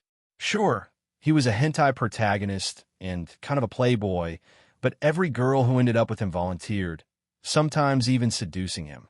Ning Chu had way higher expectations for him. Stay a virgin forever. If the protagonist of the hentai web novel like this stayed pure, then even the heavens couldn't force the plot to progress. Wen-yang. Ning Chu was yanked out of his thoughts by a bubbly voice. He looked up, confused, just in time to see a girl from their class carrying her lunch tray over and plopping down beside Wen-yang. Wait, Who the hell is this? Yuan, hey. What's up? Wen-yang barely glanced at her as he kept eating. Want to go to a bar tonight? I have no money. I'll treat. Yuan leaned in closer, practically pressing herself against his shoulder. Ning Chu's brows scrunched into a deep frown. Where did this vixen come from? How dare she try to seduce his protagonist? Right in front of his face, no less. Damn it, I'm so jealous. It's just the handsome face and that protagonist glow, isn't it? When Yang hesitated, he'd never been to a bar before. Curiosity and hesitation tugged at him in both directions. Oh, and my twin roommates are going too. Twins. Ning Chu flinched, suddenly remembering the plot. The story was simple. Two twin sisters and a slightly drunk Wen Yang ended up in a private room at a bar. After teaming up for a match, Wen Yang hard-carried, both literally and figuratively. It was so intense that dragged it out for 3 whole chapters. ROBS. That Yuan girl probably passed out before the real action began. Her name never even came up in the original novel. So, we can head over now if you're free. Wen Yang's expression was clearly wavering. Temptation was winning. Seeing that, Ning Chu quickly stepped in. Wait, we said we'd duo Q tonight, remember? Wen Yang gave him a puzzled look. Didn't you say the same thing last time? After that disastrous gaming session, Wen Yang had no desire to queue with Ning Chu again. Thinking fast, Ning Chu swapped excuses. Didn't the homeroom teacher ask you to fill out those class forms? If you push all the work onto the vice reps your first day on the job, that's not a good look, right? What if they rat you out to the homeroom teacher? He gave Wen Yang the most sincere, I'm saying this for your own good face, full of concern. Let's go next time. Training's been exhausting lately, anyway. Yuan finally turned to look at Ning Chu, her eyes squinting with suspicion. She gave him a once-over, completely confused by the situation. What's it got to do with you if we go to a bar? Fair enough. Wen Yang finally gave in to Ning Chu's persuasion, turning to Yuan with a sheepish smile. I've got some things to do tonight. Maybe next time? Exactly. No rush. Ning Chu chimed in helpfully. Yuan's expression chilled. She let out a sharp little snort, shot a glare at Ning Chu, and reluctantly nodded. Fine. Thank goodness. Even though Wen Yang was definitely a horny guy, at least he wasn't the kind of stallion who thought with his lower half. All men are horny. It's normal. But what Ning Chu really worried about was that if he let his guard down for even 1 second, Wen Yang would end up running off to find a girl on his own. Watching the girl leave, Ning Chu finally allowed himself to relax, rubbing his temples in exhaustion. He had his hands full right now. Not only did he have to keep an eye on Zhang Shaoqing, making sure the guy didn't spiral into a blackened, villainous mess from emotional trauma. He also had to play moral chaperone to Wen Yang, like some kind of anti-smut SWAT team, so the guy didn't get completely devoured by these overly proactive girls. It was too damn hard. Girls are so much trouble. Can't just let it go when you say no, Wen Yang grumbled as he focused on eating again. Exactly. Can't be around girls like that. They'll drive you nuts. Ning Chu agreed enthusiastically. But then Wen Yang suddenly looked up and gave him a strange, dead-on stare, making Ning Chu instantly shut his mouth in panic. Shit, did I give myself away? Are you jealous of how much action I'm getting? You've cock-blocked me twice now. Wen Yang suddenly smirked. Want me to set you up with someone? You could. Ning Chu's eyes lit up, but dimmed almost as quickly. Forget it. Though the idea was tempting, he still wanted to earn it himself. Find a decent girl in this smutty world who wasn't just playing around. That might be a pretty tall order. I'm going to get another bowl of rice. Wen Yang, with his tall frame and heavy appetite, never bought much meat because it was too expensive. He usually filled up on rice to stay full. This school didn't offer any cafeteria discounts either. The prices were exactly the same as the garbage tier school back in Ning Chu's old world. 2 yuan for plain vegetables, for if it had some ground meat, and 7 or more for meat-heavy dishes. Damn, I never even wrote anything about inflation in this story. When Wen Yang returned with more rice, his plate was already picked clean, just some leftover sauce. So now he had no choice but to pour sauce over his rice and eat it plain. Hey, what? Wen Yang looked up. I'm full. Ning Chu nudged his tray toward him and propped up his head with one hand, playing on his phone. Take the rest so it doesn't go to waste. Wen Yang blinked, glancing at the plate of untouched side dishes. You sure you're full? That's all you ate. Yup. You need to eat more if you want to grow. Ugh, I know. Ning Chu groaned, letting out a burp. But I'm stuffed. His appetite really wasn't great. Even back in his old world, he couldn't finish a full rice box. Whether it was takeout or cafeteria food, he always had leftovers. Well, all right then. Wen Yang continued scarfing down food, but his eyes kept drifting back to Ning Chu. No wonder people always said having a good bro was like having an extra limb. It was actually comforting. Still, this bro of his was a little too delicate, too feminine, too nosy, too easily jealous. And thanks to him, another date opportunity had gone up in smoke. Wen Yang sighed deeply to himself. The twin sisters, man. Another crisis averted. Ning Chu had successfully ruined tonight's potential three-way bar scene, keeping Wen Yang firmly in his virgin status. His mood was actually pretty good. But the punishment he'd been expecting from the world's plot correction system never came. Clearly, those seductive vixens hadn't fully given up on Wen Yang yet. This incident also made one thing painfully clear. Short-form, smutty web novels like this one had barely any continuity between story arcs. Otherwise, if Ning Chu had already destroyed the story's opening arc, then later events involving Wen Yang shouldn't be happening at all. Wait, but the twin sisters were from the fourth story arc. What about the second and third ones? The timeline's all jumbled, isn't it? As soon as he got back to the dorm, Ning Chu pulled out his phone and opened his own web novel, quickly flipping back through the twin sisters arc. Ugh, this is annoying. If I can't predict the plot order anymore, I'm screwed. He had originally assumed the storylines would happen in order, but now it seemed like they were all over the place. Mumbling to yourself again, Wen Yang walked over behind him and said, "Send me your home address, your parents' occupations, and phone numbers, and your ID number. I need it for the forms." Sure. Ever since Wen Yang caught him reading the novel in the middle of the night, Ning Chu had switched to reading it on his phone. With such a small screen, even reading in broad daylight wouldn't get him caught easily. "Xiaoqing, I need that stuff from you too," Wen Yang called out to Zhang Xiaoqing as he walked over. But Zhang Xiaoqing didn't respond. Wen Yang waited a bit, then reached out and nudged his shoulder, glancing at the computer screen. "You're not even gaming. Why are you ignoring me?" "Got it. Quit bothering me." Zhang Xiaoqing snapped back with a scowl. Wen Yang scratched his head, confused. "Fine, just don't forget to send it." He didn't think too much of it, but Ning Chu did. He turned around slowly, narrowing his eyes as he stared at Zhang Xiaoqing. That guy had gone out to take a phone call earlier and came back full of negative energy. Now he was stone-faced and snapping at his roommates for no reason. Clearly, something had happened. Alpha knew. Wen Yang and Wang Jie were both minding their own business, and maybe they thought it was just a bad mood. But Ning Chu was really paying attention. While pretending to play on the computer, he kept sneaking glances at Zhang Xiaoqing, his face full of concern.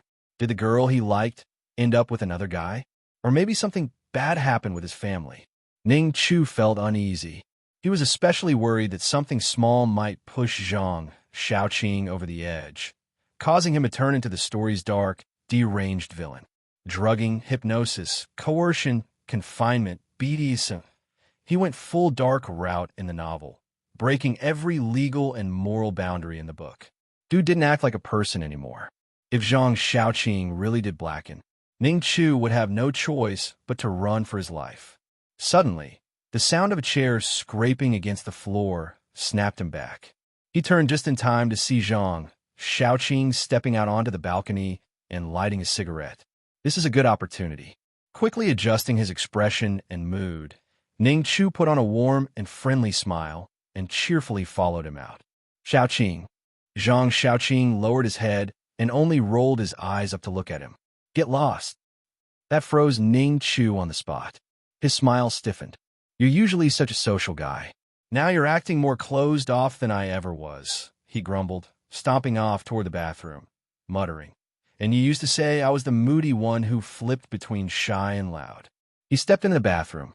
Still no response from Zhang Xiaoqing. So, Ning Chu turned around again, forced another concerned friend face, and tried to approach once more. Come on, talk to me. What happened? Oh, so you can get a laugh out of it. Zhang Xiaoqing sneered. His tone was sharp, defensive, and hostile. Well, not really. Ning Chu felt his axe starting to crack. He had never been good at comforting people, and right now he was just getting burned for trying to care. Zhang Xiaoqing let out a long sigh, turning his head as he leaned on the balcony railing, gazing down at the small garden below the dorm building. He smoked silently, his face expressionless. But before long, the faint scent of something clean and soft drifted over. That baby-faced boy had come to stand beside him, mirroring his pose and staring out at the same view. I'll keep you company. I don't have anything better to do anyway. No need. Ning Chu lowered his head, playing with his fingernails as he sighed softly. Every time I try to game with you guys, you complain I suck. Playing solo's boring too. Might as well come out for some fresh air while I wait for lights out. After that, I'll shower and sleep. Zhang Xiaoqing gave him a sideways glance, then pulled a cigarette from his pocket and handed it over. Ning Chu hesitated for a second, then reached out to take it. Forget it. Zhang Xiaoqing yanked it back and shoved it back into his pocket. What's a kid like you doing smoking anyway? TCH, the summer night breeze was rare and refreshing, not like the daytime heat that felt like steam from a hot pot. The two of them leaned side by side against the railing, enjoying the cool air and a moment of peaceful silence. Originally, Ning Chu just wanted to spend some time with Zhang Xiaoqing. He figured that if his future villain ever lost his mind, maybe he'd remember this kindness and spare him. But the quiet summer evening stirred up unexpected emotions. He started remembering his past life again. Still, things weren't all bad. He'd had no parents, no girlfriend, and was 500 yuan in debt on Huabei. If you thought about it, this world was an upgrade. He didn't know how long they stood like that, until Zhang Xiaoqing finally broke the silence. Your stomach still hurting? Yeah, a bit, but nothing serious. We're not going back to that Sichuan place again. You act all delicate, like a girl. The hell did you just say? That one really hit a nerve. Ning Chu snapped and cursed. If Zhang Xiaoqing weren't such a special case, he wouldn't even bother trying to play therapist right now. But right then, a voice called out from inside the dorm. Ning Chu, Xiaoqing, I bought skewers and beer. Come eat and drink. Now that's what a real man sounds like. Zhang Xiaoqing chuckled, turning to head back into the room. I don't even drink, Ning Chu grumbled behind him. Plus, now that he knew the story arcs weren't unfolding in proper order, what if a plotline involving him suddenly triggered? If he got drunk and accidentally became the meat in a man sandwich, what then? Stop standing there like a dope. Every word out of your mouth is annoying, Ning Chu muttered, shooting a glare at Zhang Xiaoqing's back. Even though he still hadn't figured out why Zhang Xiaoqing's mood had tanked earlier, it didn't seem like anything too major. If it had been serious, he wouldn't have bounced back this quickly. Back inside the dorm, Ning Chu saw that the table was already covered with grilled skewers and spicy crawfish. Wang Jie and Wen Yang had already dug in with gloves on, and Zhang Xiaoqing darted forward and snatched the last grilled chicken drumstick. Hey, save some for me. No rush. You don't drink, so just nibble a bit, Wang Jie said, laughing. I'm drinking cola. Ning Chu hurried over, peering around the table, searching for his favorite skewers. Where are the gloves? We out. Scoot over. Make room. Except for the first day, when Ning Chu fainted from not eating breakfast before military training, things had gone relatively smoothly for him after that. Even the persistent stomachache he'd been suffering ended on the 5th day. He suspected it was some kind of punishment triggered when he stopped Wen Yang from going to the bar that night. That might have been why the pain had lingered until now. Just one more hour to get through, then we finally get the weekend off, Wen Yang said as he lay sprawled on the grassy field, staring lifelessly at the sky. Why is it always sunny during military training? There's not a single cloud in sight. Ning Chu sat cross-legged beside him, not as carefree. He chugged half a bottle of water, then hugged it and spaced out. He'd gradually adapted to the intensity of the training, though his skin had noticeably tanned from being in the sun every day. Darker skin wasn't a bad thing. It made him look a bit more masculine. He glanced around. Pretty much everyone had tanned to some degree and a few had even started peeling from sunburn. Got any plans for the weekend? Ning Chu asked, looking down at Wen Yang. Gonna stay in the dorm and play games all day. You and Wang Jie need to get out a bit. You've been cooped up too long. Even on the weekend, you want to just stay inside. How about we do something together? Go sightseeing or something. As long as he could take up Wen Yang's weekend time, those flirty girls wouldn't have a chance to get close to his male lead. Wen Yang hesitated and turned his head toward Zhang Xiaoqing, who was a few meters away. Xiaoqing, want to hang out this weekend? He called. No, I've got stuff to do, Zhang replied flatly. Wang Jie, what about you? I'm already dying from this week's training. After checking with both roommates and getting shut down, Wen Yang turned back to Ning Chu and shrugged. Forget it. They're not interested. Ning Chu rubbed the bridge of his nose in frustration. He wasn't Wen Yang's parent. He couldn't force him to stay in the dorm, but letting him go out meant risking plot developments that shouldn't happen. Was he supposed to follow Wen Yang around everywhere now? Well, maybe his presence as a massive third would keep those seductive girls from doing anything too bold. After a 10-minute break, the drill instructor barked for everyone to get up and resume training. The university's military training lasted for 2 weeks. That was plenty of time for the students to master basic formations. On the final day, there'd even be a formal performance. With a QDS. By evening, the sun wasn't as harsh, and the breeze sweeping across the field had cooled. The last hour of training felt easier than usual. When it finally ended, Ning Chu let out a breath of relief, stretching his arms as he looked toward Zhang Xiaoqing and Wang Jie. He was determined to persuade them to go out this weekend. Even though part of him just wanted to laze in bed for 2 days after this exhausting week, this involved something much more serious. His future gender and, more importantly, his position. He really didn't want to end up on the bottom. That thought alone was terrifying. He jogged up to his roommates, eyes filled with hopeful anticipation. Come on, let's go out this weekend. I haven't been anywhere since school started. Zhang Xiaoqing gave him a quick glance and replied coldly. Told you already. I've got plans. I just want to stay in and be a couch potato, Wang Jie added. Already asked, remember? Wen Yang shrugged again. They're not interested. Ning Chu frowned. Wang Jie might be persuadable. He was a homebody, sure, but he had a mild temperament. With enough pushing, he could probably drag him outside. But Zhang Xiaoqing was another matter. Normally carefree and joking around, today he was dead serious, wearing a somber expression. Whatever he had planned for the weekend must be important. Ning Chu couldn't help overthinking. Could Xiaoqing be planning something shady, like messing around with some poor girl? In the original novel, Zhang Xiaoqing's first story arc involved a crush on his childhood friend. He'd always acted indifferent to her hints and advances, until she started dating Wen Yang. Not long after, she made the first move on Wen Yang.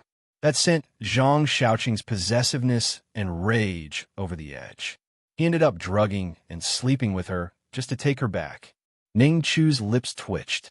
If he could, he'd go back in time and slap his past self, the one who wrote this melodramatic, messy hentai novel. Why couldn't he have written something wholesome and sweet instead? Xiaoqing, there was no time to regret past decisions. Right now, he had to deal with the current crisis. He had to stop Zhang Xiaoqing from going full psycho. What's the thing you have to do this weekend? Ning Chu asked carefully, watching Xiaoqing's blank expression. You don't look like you're in a great mood. None of you are. Zhang Xiaoqing turned his head, about to snap at him. But when he saw Ning Chu's cautious yet genuinely concerned expression, the harsh words caught in his throat. After a pause, he muttered, Family stuff. I have to go home. Your family is pretty strict, huh? Wen Yang leaned over, intrigued. I always see you on the phone with him at night. Now that he mentioned it, it was true. Every night, Xiaoqing would light a cigarette and head out to the balcony. Ning Chu didn't like the smell of smoke, so he never paid much attention to what the guy was doing out there. With the topic open, Zhang Xiaoqing began to vent a bit. Yeah, it's strict. I don't even want to go home this week, but things have been pretty tense with him lately. No wonder he'd been so moody these past few days. Realizing Zhang Xiaoqing wasn't planning anything twisted, Ning Chu finally relaxed. Then just don't go, he said. I skipped last weekend too. You're an adult, Wen Yang chimed in. What can your parents even do if you don't go back? My folks were super strict when I lived at home. I hadn't even held a girl's hand before college. But look at me now, out on my own, free to go on dates whenever I want. His voice trailed off mid-sentence. Well, not exactly free. He glanced at Ning Chu. God knows why this roommate of his kept trying to stop him from going on dates. It had already happened twice. Each time, Ning Chu came up with some excuse or reason to make him cancel. Maybe this weekend he'd sneak out quietly, but then when Yang frowned, why was he sneaking around like he was cheating on someone? Ning Chu was just a roommate. Why did his dating life suddenly feel like some secret affair? Let's see, Zhang Xiaoqing sighed, his mood clearly improving after the chat. Then his usual cheeky tone returned. Fine, I'll skip this time. But next time, we should all go do something fun. How about bungee jumping? Bungee jumping? Ning Chu's eyes widened in shock, his mouth slightly agape. Zhang Xiaoqing couldn't help but feel a mischievous sense of joy, like teasing a kid. His mood got even better. And honestly, this roommate of his looked wickedly pretty. With those soft lips slightly parted, the word cherry actually didn't feel like much of an exaggeration. What? You scared? You're a guy and you're afraid of bungee jumping. That's way too intense. Ning Chu shrank his neck back nervously. Pick something else. Well, it's summer. How about river rafting? I can't swim. No way. Zhang Xiaoqing thought for a second, then offered. Paragliding? There's an instructor. It's totally safe. Wen Yang, seeing Ning Chu getting flustered, chuckled and joined in. Okay, how about massage at a spa instead? Wang Jie's eyes lit up. He nodded so fast his head nearly flew off. Now that I'm not too tired for. Absolutely not. Ning Chu shook his head with comical intensity. No way. Definitely not. Zhang Xiaoqing's family situation was complicated. Although there hadn't been much detail in the novel, after spending time together, Ning Chu had come to understand a bit. His parents were divorced, and he lived with his mother. But she was extremely controlling, so much so that she called every night to check on his daily schedule. She even wanted to plan out all his meals. Both parents came from business families, so money had never been a problem. But his mother's obsessive control had clearly become a deep emotional burden. After showering, Ning Chu stepped back into the dorm from the balcony, only to find that Zhang Xiaoqing was already gone. He went home. Wang Jie passed by with a bundle of clothes, heading to the bathroom. Yeah, left like 2 minutes ago. Oh, okay. Ning Chu muttered to himself and tossed his dirty laundry into a bucket. Then he walked over to the mirror, picked up a dry towel, and began roughly drying his damp hair. He caught a glimpse of his reflection, dressed in nothing but a thin, silky pajama shirt. His bangs just brushed his eyebrows, and the hair on the sides had started to curl past his ears. Maybe it was time for a haircut this weekend. After the shower, his already fair complexion looked even cleaner. His skin seemed to reflect the dorm light, smooth and radiant. He had a soft, oval face, cheeks still rounded with a bit of baby fat, and delicate, almost pretty features. But honestly, he looked too young. According to his ID, he was a college freshman, over 18, but his face could only be described as that of a teenage boy. After seeing the baby-faced girl in class who had a ridiculously developed figure, he'd come to terms with his own Shota face. This was a hentai world, after all. Of course, it was full of gorgeous guys and girls of every type. In a few more years, once he grew into his features, Ning Chu was confident he'd be just as handsome as the protagonist. His face, at least, was fine. But when his gaze dropped past his neck, his eyes landed on his delicate collarbones and the two obvious little red dots on his chest. And around them, just barely, his chest had started to swell slightly. When he showered, he could even feel the soft weight there. A week ago, there'd only been the little red dots. But ever since he completely destroyed the first arc, the flesh there had begun to develop, and it hadn't stopped. It even seemed to be growing. Is breaking the plot line, making me more and more like a girl? Will I eventually turn into a girl? He'd suspected it for a while now, but he still wasn't ready to choose between becoming a girl and getting railed, and just becoming a girl. If he had it his way, he'd pick neither. Hey, Ning Chu, are you using the washing machine? Wen Yang's head popped in from the balcony. I'm too lazy to hand wash my clothes this weekend. Sure, I can use it. Each dorm floor had a shared hot water room and laundry area, but Ning Chu had always avoided the coin-operated washers. It just felt gross. My clothes are in the bucket. Grab them for me, too. Coins are in the drawer. Ning Chu rarely turned down requests from the protagonist, so he agreed without much thought. Grabbing both buckets and the coins, he headed toward the door. But right as he reached it, his steps paused. He looked down at his chest, at the two very visible red dots beneath his thin pajama shirt and the faint swell around them. It was fine in the dorm. Even if the guys teased him sometimes, they were all used to each other by now. But out in public, what if someone stared at him? Just thinking about it made him want to crawl into a hole. He turned back, grabbed a jacket from the wardrobe, and finally headed for the laundry room, keeping an eye out for any characters who might be involved in the plot. There were plenty of good-looking guys wandering the halls. He even saw a girl shamelessly flirting with her boyfriend right there in the corridor. But without knowing people's names, it was almost impossible to tell who was a novel character just from their face. Once in the laundry room, Ning Chu's attention was immediately drawn to a man crouching beside a machine, wrench in hand. A middle-aged man, the dorm's supervisor uncle. Ning Chu's lips twitched, and he quickly looked away, pretending he hadn't seen him. This uncle was kind of involved in a certain side plot of the novel. But really, this hentai world was completely over the top. That dorm supervisor uncle, clearly in his 40s or 50s, had bulging muscles on his arms, a strong, sturdy build, and a rugged face weathered by time. He was handsome in a mature, manly way, oozing that older guy charisma. This must be what people meant when they talked about a true uncle type. Technically, this side character's plotline had nothing to do with Ning Chu, but he still couldn't help wondering if he could sabotage the guy's happy ending. At this point, he'd pretty much declared war on whatever god had dumped him into this ridiculous world. He dumped all the dirty clothes into the machine, dropped in the coins, and waited to make sure it started running. Then, once it was whirring away, he couldn't resist glancing over at the dorm supervisor again. And their eyes locked. Ning Chu's heart jumped. He quickly looked away and lowered his head, trying to slip out of the laundry room as fast as possible. After all, he'd just been standing there thinking about how to ruin this uncle's love life. Wait, which dorm are you from? Just as he was about to step out, a deep voice called from behind. His scalp went numb. Instinctively, he replied, 203 Ning Chu. Oh, the supervisor paused, thinking back to registration day. That particularly petite freshman had left quite an impression. He'd seen plenty of handsome guys and pretty girls before, but this delicate-looking 18-year-old Shota type was rare. He looked Ning Chu up and down again. With his slim frame and pretty face, he almost looked like a girl.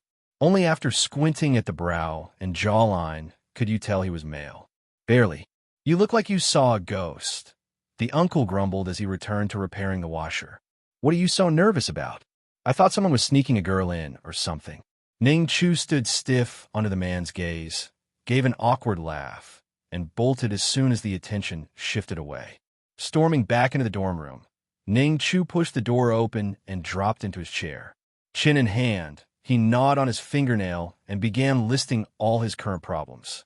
The scumbag homeroom teacher Han Jingye already had Wen Yang planted as a spy to keep tabs. Just needed to be patient. The dorm supervisor's subplot was technically consensual romance, but if he could help it, Ning Chu hoped no storylines would play out in this world. Zhang Xiaoqing was still an unstable variable, but at least for now, he seemed decent. That left the protagonist, Wen Yang. Wait, where the hell is Wen Yang? Ning Chu's mind screeched to a halt. He quickly turned to glance at Wen Yang's desk, empty. Then he popped up and peered at Wen Yang's bed. Still empty. What are you doing? Wang Jie asked, glancing away from his game in confusion. Where's Wen Yang? Ning Chu's voice was full of panic. He looked like a headless chicken, rushing around the dorm and checking every corner. Wang Jie scratched his head, puzzled. He just went out a bit ago. Went where? How should I know? Fuck. A diversion tactic? He sent him to the laundry room as a cover and snuck out. Thinking optimistically, Maybe Wen Yang just went out to buy something. But recalling the bar incident triggered in the cafeteria, Ning Chu's expression darkens. Though he temporarily interrupted that plot, the girls involved haven't lost interest in Wen Yang. Like lions lurking in the grass, they could strike at any moment. Putting himself in Wen Yang's shoes, if Ning Chu were tipsy in a bar with two twins seducing him, even the most disciplined person would struggle. But he could resist, his weapon having long since decayed. What should I do? Ning Chu frets, constantly shaking his leg while sitting at the computer. If the plot continues, I'm sure to be in trouble. Once Wen Yang gets a taste of romance, he'll never be as obedient as before. Ning Chu's face is filled with anxiety. After sitting in indecision for a moment, he gets up, intending to go look for Wen Yang, but then hesitates and starts pacing the room anxiously. Having finished his game, Wang Jie turns back and curiously watches Ning Chu's agitated state. Do you need Wen Yang for something? Why not call him? Yes, it's somewhat urgent. Call him. Ning Chu looks at his phone on the desk, considering. But he realizes that constantly restricting Wen Yang, even with good intentions, could lead to resentment. Even parents who overly control their children often face rebellion. Yet, if he doesn't act and Wen Yang falls for the twins, while Wen Yang might enjoy the moment, Ning Chu would suffer in the future. Ning Chu sits back down, frowning deeply at the computer screen. Damn it. If authors are supposed to treat their main characters like children, then why can't he be strict with Wen Yang? Being disliked is better than being violated. He quickly opens WeChat and sends a tactful message to Wen Yang. I put the clothes in the washing machine. Where did you go? Bring the clothes back when you come upstairs.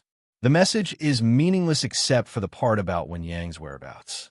Ning Chu, I'm off to shower. Wang Jie yawns and stretches. Looks like it's just the two of us tonight. I don't want to be stuck with you. Pity Xiaoqing isn't here. We could have asked him to treat us to a late-night snack. He says, walking towards the bathroom like an old man. Yeah. Ning Chu absent-mindedly responds to Wang Jie, his gaze fixed on the WeChat screen, waiting for Wen Yang's reply. But no response comes. Something's wrong. Something's definitely wrong. He surely couldn't have succumbed to temptation in less than half an hour after leaving. Could he? Ning Chu anxiously dials Wen Yang's number, but after several minutes, there's no answer. Holding his phone, Ning Chu slumps onto the desk, his normally taut nerves relaxing in defeat. That's it. I give up. Why can't this guy control himself? Staring blankly at the desk, he feels utterly exhausted, his efforts over the past week seeming to have been in vain. After all, he's the male protagonist of a racy novel. It's impossible to keep him in check. Ning Chu sighs despondently. I should have used more drastic measures. With a cute new. Like kidnapping Wen Yang, tying him up in a basement. If I restrict his freedom, there won't be any plot to worry about. No need to live in fear every day. Or under cover of darkness, take a knife to Wen Yang's, castration on the spot. Eliminate all future problems. Or add some hormones to Wen Yang's water to chemically incapacitate him. Wang Jie finishes his shower and enters the room shirtless, feeling refreshed, but his smile freezes upon seeing Ning Chu. He instinctively looks at Ning Chu, feeling a chill down his spine, as if witnessing a demon's birth. Ning Chu's malevolence seems almost palpable. Hey, what evil thoughts are you having? Wang Jie steps forward, leaning over to look at Ning Chu's smiling face. Waving his hand in front of Ning Chu's eyes, what are you daydreaming about? Ning Chu snaps back to reality, shaking his head to clear the wicked thoughts. Nothing. Nothing? You were smiling like a lunatic. Was I? He glares at Wang Jie and flops down again. Forget it, I don't want to argue with you. Just as Wang Jie steps away, Ning Chu suddenly exclaims in surprise. Wang Jie turns back to see Ning Chu grabbing his phone and rushing to the balcony, his face filled with joy and relief. What's with him acting so erratic? On the balcony, Ning Chu holds his phone, sees the incoming call notification, and hesitates before answering. If he sounds too eager, Wen Yang might get the wrong idea. Clearing his throat, Ning Chu tries to calm himself before answering cautiously. Hello. What do you need? From the other end, he can faintly hear the loud DJ music and the noisy crowd in the background. Ning Chu's heart sinks, fearing the worst. Wen Yang must have succumbed to the twins' temptations and gone to the bar. He imagines Wen Yang getting tipsy, being seduced in a private booth by the twins, his brain eventually overpowered by alcohol and desire, embarking on a wild night. Your place is really noisy. Despite guessing Wen Yang couldn't resist the girl's allure, knowing his efforts have been wasted leaves him feeling down. I'm at a bar. It's so loud it's hurting my ears. I didn't notice my phone ringing, just stepped out. The drinks here are ridiculously expensive. I didn't dare to drink a sip. Feels like I'm imprisoned in a bar. You didn't drink? So you haven't been? Why did you call me? I was just wondering where you went. Also, to remind you to bring the laundry up when you return, Ning Chu quickly finds an excuse, but after a pause, he asks carefully, when are you coming back? Right now, waiting for a ride outside the bar. Really? His voice rises in surprise. What about the girls you went with? You just left them. When Yang hesitates, sounding a bit embarrassed, the girls, well, they try to get me drunk. I suspect they're bar promoters. I don't have much money. There have been news about such scams recently. I only have a bit over $100 on me. He couldn't admit he chickened out, or else Ning Chu would surely mock him. Ning Chu bursts out laughing, his eyes curling into crescent moons with joy. Sigh. Weary, when Yang got off the car, looked up at the school gate, and sighed helplessly and blankly. Originally, he wanted to go to the bar to experience the nightlife, but he couldn't adapt to the bar environment. Moreover, the twin sisters were too enthusiastic, scaring him away. He had thought tonight might be his romantic encounter, but after all, he was still a small virgin, timid and scared. For some reason, running to the bar behind Ning Chu's back actually made him feel a strange sense of guilt. Walking slowly into the school, Wen Yang stopped by the laundry room to pick up his washed clothes. Only then did he push open the door to the dormitory. As soon as he entered, he saw those big eyes sparkling with anticipation and surprise turning towards him. Wen Yang. Ning Chu jumped up from the chair, but then quickly lowered his voice, tiptoed, and glanced at Wang Jie's bed. Wang Jie is asleep. Speak softly and don't turn on the light. Got it. Wen Yang put down the bucket filled with clothes, was about to speak, but saw Ning Chu already approaching him. He actively picked up the bucket and hastily walked to the balcony, preparing to air out the clothes for the two of them. He turned to get a clothes hanger and followed Ning Chu to the balcony. I thought something urgent came up when I saw your call. No, just wanted you to bring the clothes. Ning Chu graciously took the hanger, bent down to hang the clothes. Wen Yang wanted to help, but found that Ning Chu, standing next to the bucket, left him no room to intervene. He could only lean on the balcony railing and watch the busy figure. When Ning Chu crouched down, his perky little buttocks were perfectly outlined by the tight shorts. As he tiptoed and raised his hands high to hang the clothes on the hanger, the stretch of his upper garment revealed a fair waist, and one could vaguely see a petite belly button. Wen Yang silently shifted his gaze away from Ning Chu. Is the bar fun? However, Ning Chu didn't let him off, asking with a playful smile, Did you have some company with the girls? Why does the sentence sound a bit ambiguous? Wen Yang nodded honestly. Then why did you come back?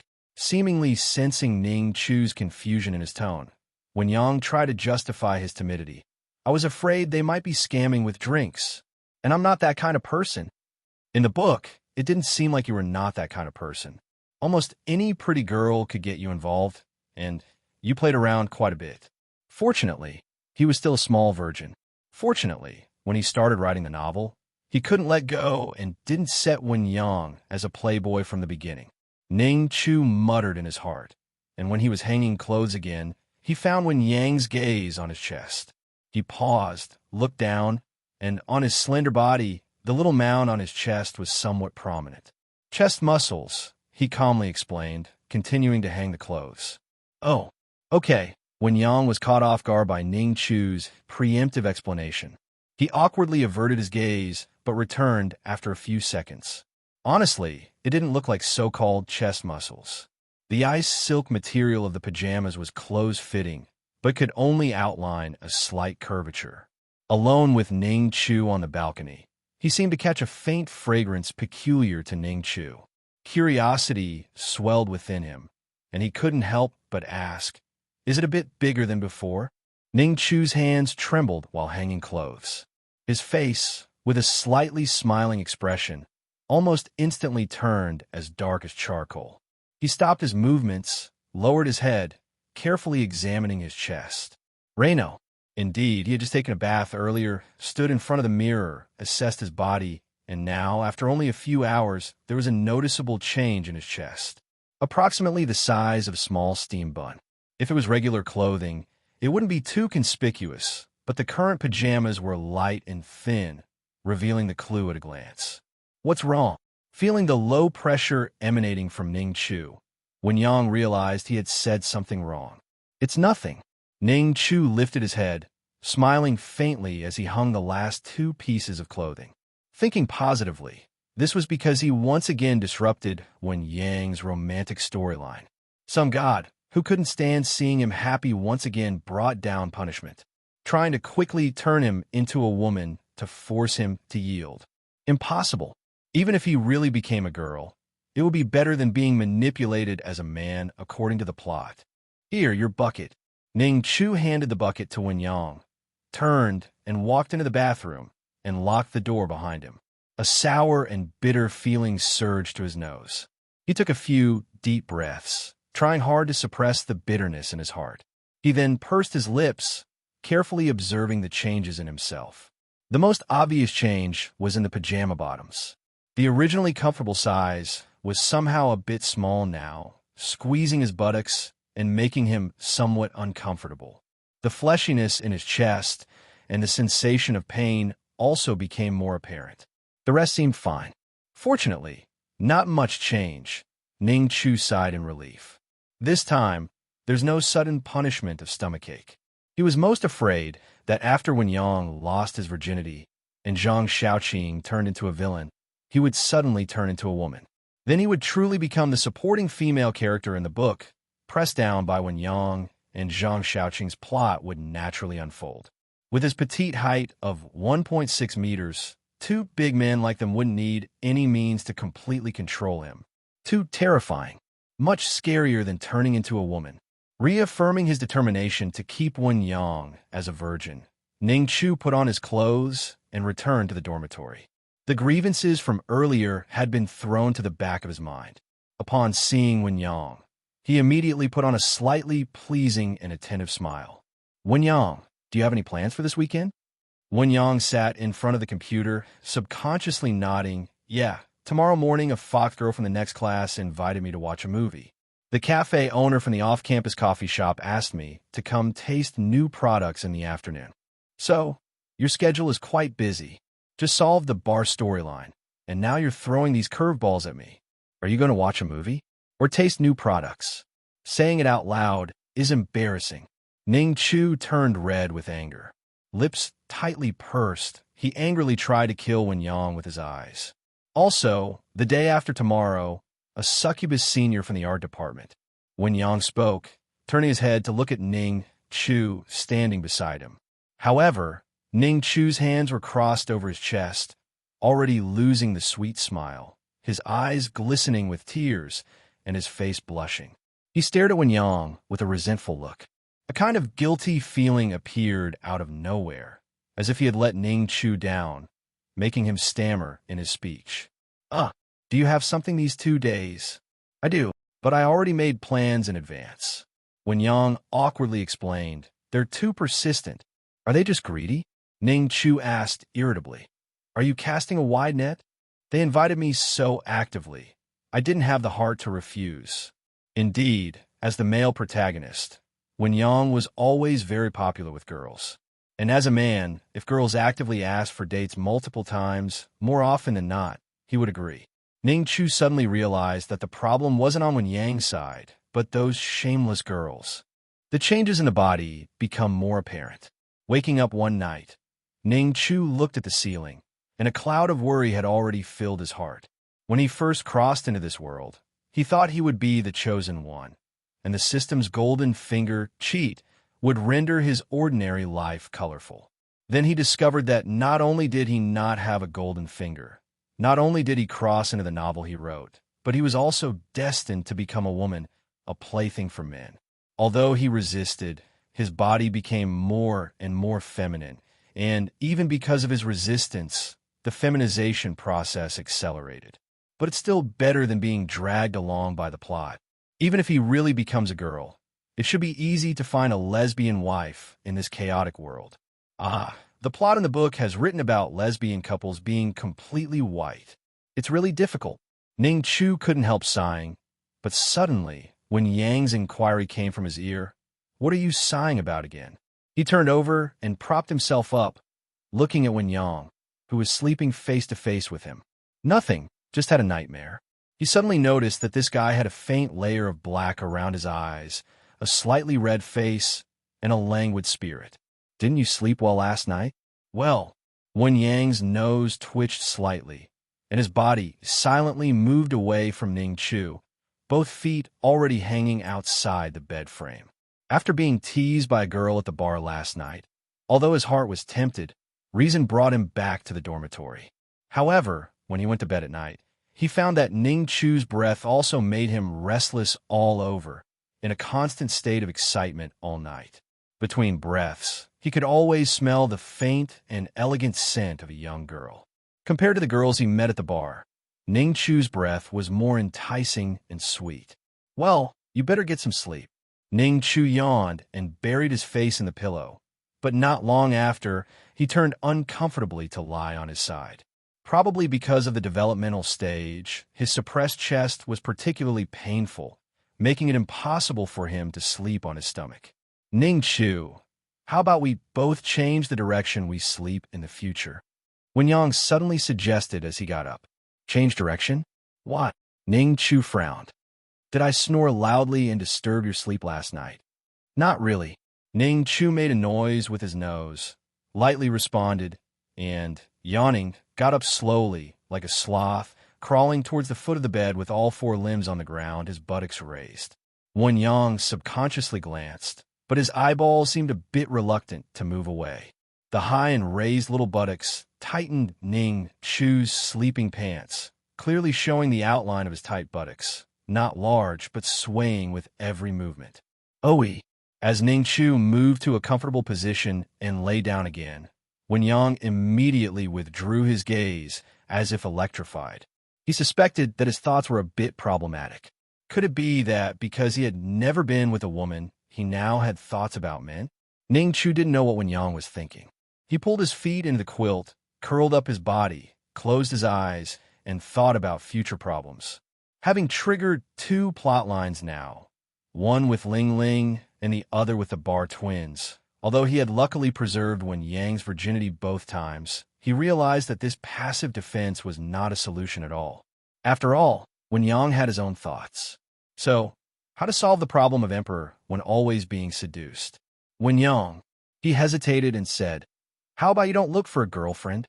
Huh, in our dorm, you're popular with girls, and us single dogs need to learn to move forward together." He made a joking and playful expression, but when Yang heard the hesitation and seriousness in Ning Chu's tone, it seemed that Ning Chu really didn't want him to date, rather than just joking. "Well, there's no not dating in college.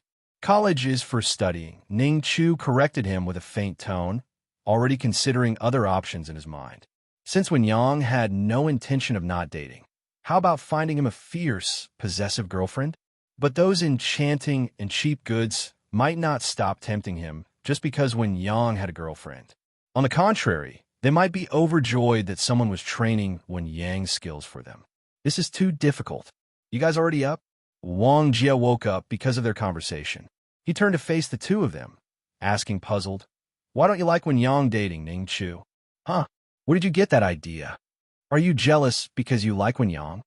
This sentence instantly stung Ning Chu's heart. He widened his eyes and immediately broke his defense. "I'm not. Do I like Wen Yang? I wish he were dead." The sharp and excited voice echoed in the dormitory, scaring Wang Jia, who shrank his head into the blanket and explained timidly, "It's just a joke." "Who make that kind of joke?"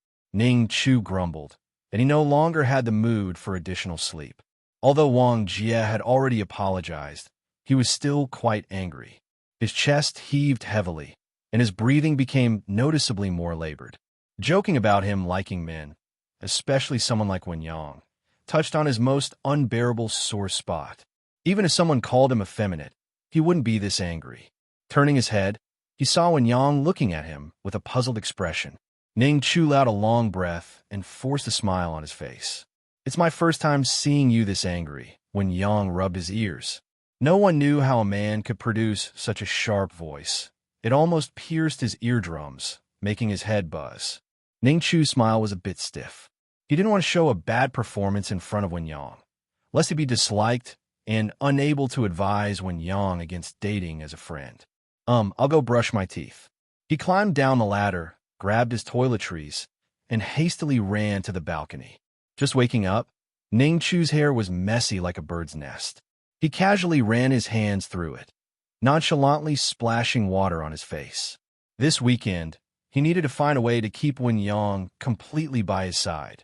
For example, find an interesting game, or drag him out for an outing.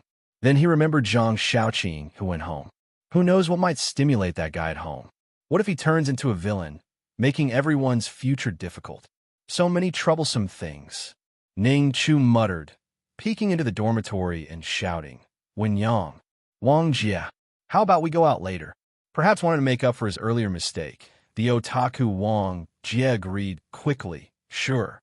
"Where to?" "I made plans in the morning." Wen Yang hesitated. "Wang Jie is going. What's fun about being with women?" Wang Jie nodded quickly. "Exactly." With his support, Wen Yang became even more undecided. "Well, the question is where to?" "I checked online earlier. There's an amusement park half an hour away from the school by taxi." "Okay, who's paying?" Ning Chu paused, subconsciously turning to look at Zhang Xiaoqing's bed. Suddenly, he missed the antagonist a bit. Currently, the family situations of the three individuals in the dormitory were quite ordinary, especially for Wen Yang. The attribute poor was mentioned in the book. Otherwise, how could the male protagonist, a university student, frequently work various part-time jobs, encountering various girls, and getting involved in unclear relationships? Although Wen Yang wasn't the male protagonist yet and hadn't started his part-time job journey, money was already tight. It was almost the end of the month, and Ning Chu and Wang Jie didn't have much left either. Standing outside on the balcony, Ning Chu looked at the two inside. The three of them exchanged confused glances. After a moment of silence, Ning Chu lowered his head and commented, "The wealthy guy unexpectedly returned home at this time. If Zhang Xiaoqing were here, he would definitely insist on treating." Thinking about it being the money of the supporting character, Ning Chu found it quite reasonable. Not only did he not feel any embarrassment, but he even thought about bankrupting Zhang Xiaoqing, making sure he had no chance of becoming an antagonist. After a moment of silent eye contact, Ning Chu took the initiative, suggesting, "Let's go take a look anyway. The amusement park doesn't necessarily require spending money." Wang Jie agreed, and Wen Yang, looking at the two, reluctantly nodded in agreement. The university was located on the mountainside in the suburbs, surrounded by a beautiful and quiet environment. The nearby area was a commercial district that had sprung up because of the university. It might be a bit troublesome to go to the city center, but reaching the amusement park, also situated in the suburbs, only required a less than half-hour bus ride. Before this, the farthest place Ning Chu had been to was the Sichuan restaurant behind the school gate. He had also fantasized about what kind of world existed outside the university, which was the main stage for the Hentai protagonist campus life.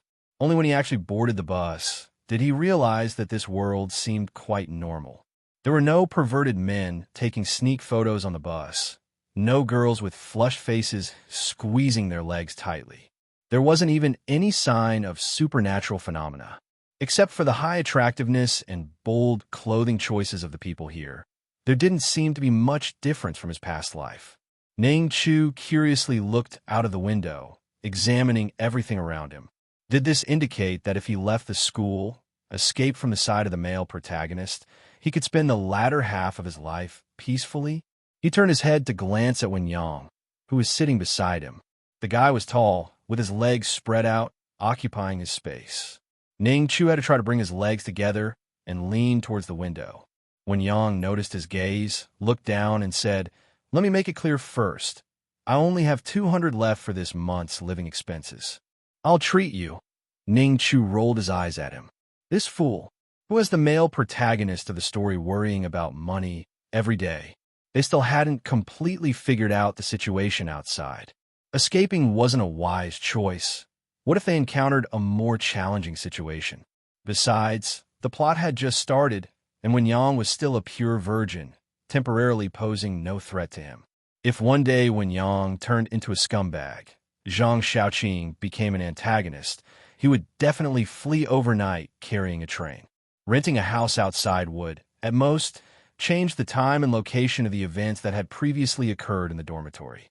The previous Ling Ling, and later the bar, these two plot lines were both delayed and then found him again at a different time. "Do you think I should get a part-time job?" Wen Yang sighed softly, leaning back in his chair. "Part-time job? Impossible." Ning Chu's mind turned, and he immediately spouted some profound words of wisdom. "Our job as students is to study. You have a school's subsidy. Why go out to work instead of studying?" Nigerian Iro. "That's true. If you're short on money, just tell me." He openly patted his flat chest, making a thudding sound. "Although I'm not as rich as Xiaoqing, I can still afford to feed one more mouth. Do we really need to do that? We're dorm mates. Don't worry about it too much." Ning Chu waved his hand nonchalantly, reassuringly smiling. In Wen Yang's eyes, illuminated by the sunlight from outside, Ning Chu, with a faint glow on his skin, looked exceptionally sweet and warm, almost like a little angel. "Don't overthink it. Just enjoy the outing." "Yeah." Ning Chu suppressed Wen Yang's intention to work part-time and secretly breathed a sigh of relief.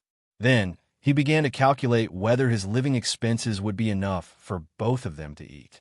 It wouldn't be a problem to buy buns for Wen Yang for every meal. He was just an author of a hentai story, and now just a supporting character. Why did he have to worry about his parents? Chatting and laughing along the way. Half an hour later, the three of them got off the bus and arrived at the bus stop where the amusement park was located.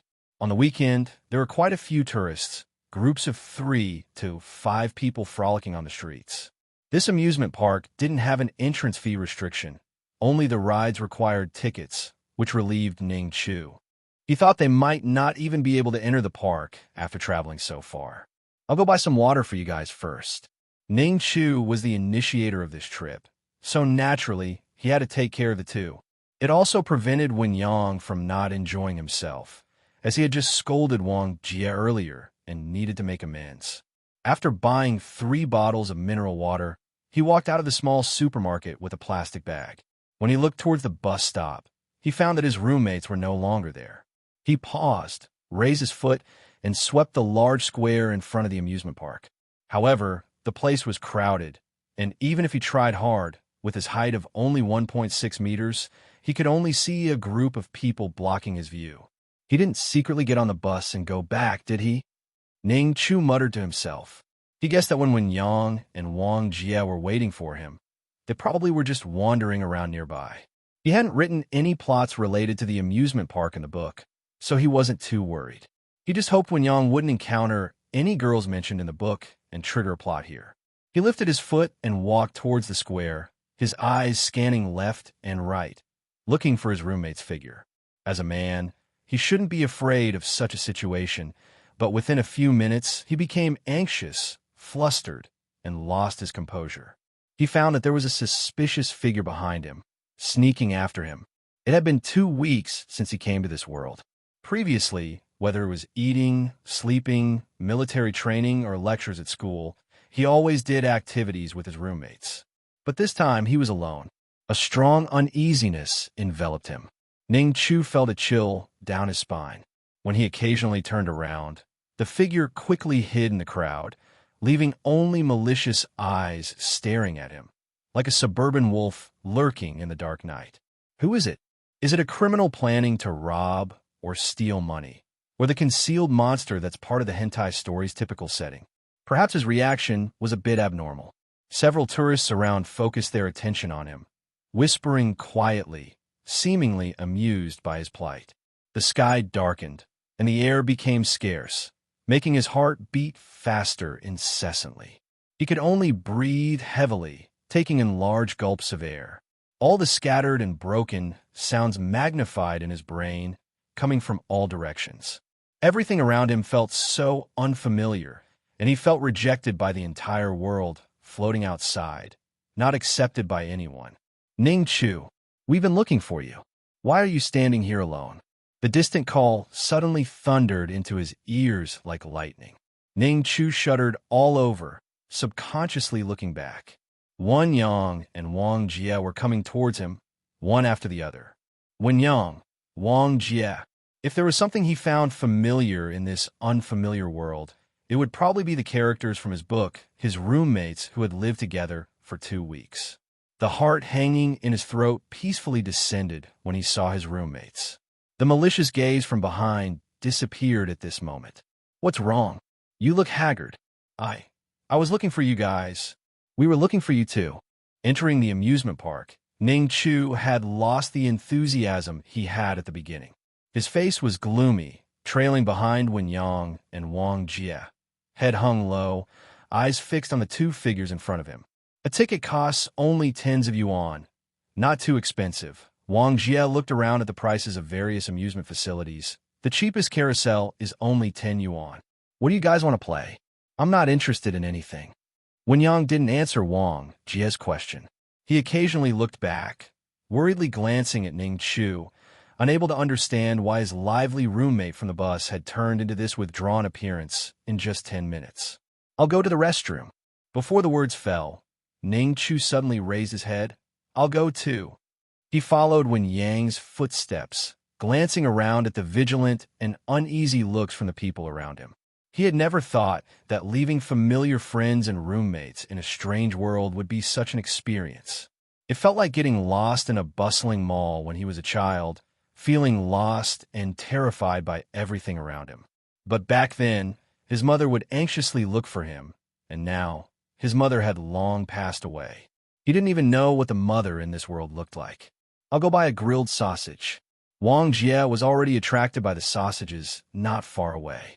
Ning Chu followed behind Wen Yang to a nearby public restroom. He didn't really need to use the bathroom. Originally, he wanted to wait outside, but when he saw Wen Yang's figure disappear, an intense panic forced him to hastily rush into the restroom. However, as soon as he entered, he turned his head and bumped into Wen Yang.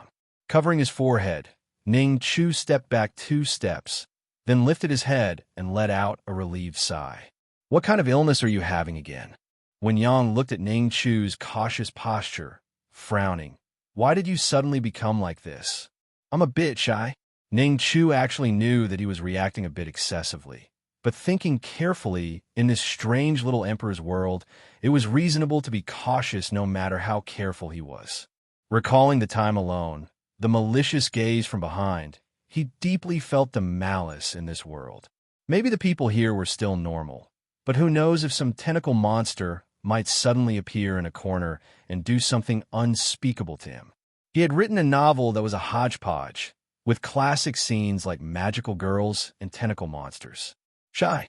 Wen Yang was stunned for a moment, staring directly into Ning Chu's eyes, and helplessly sighed. I never noticed that before.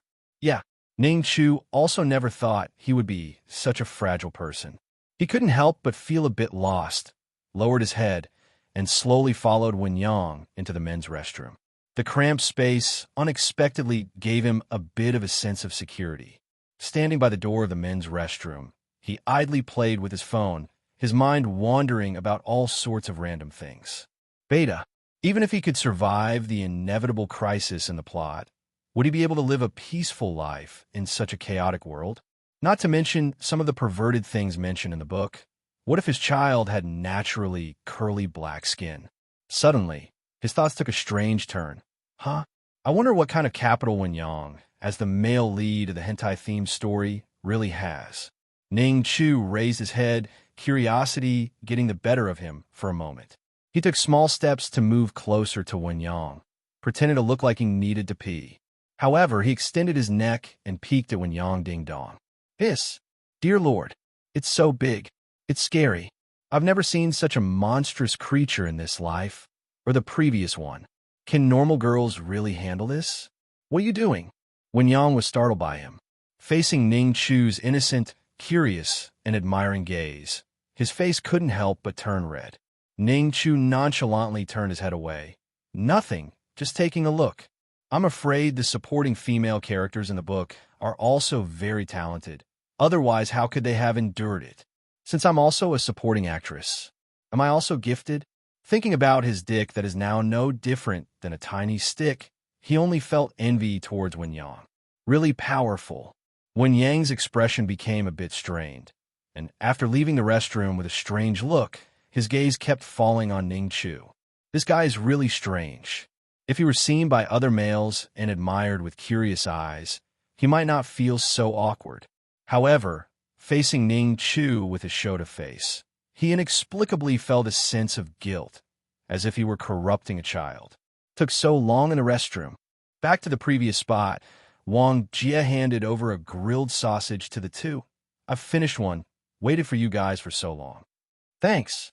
Ning Chu took the sausage and took a bite, asking, shall we explore around first?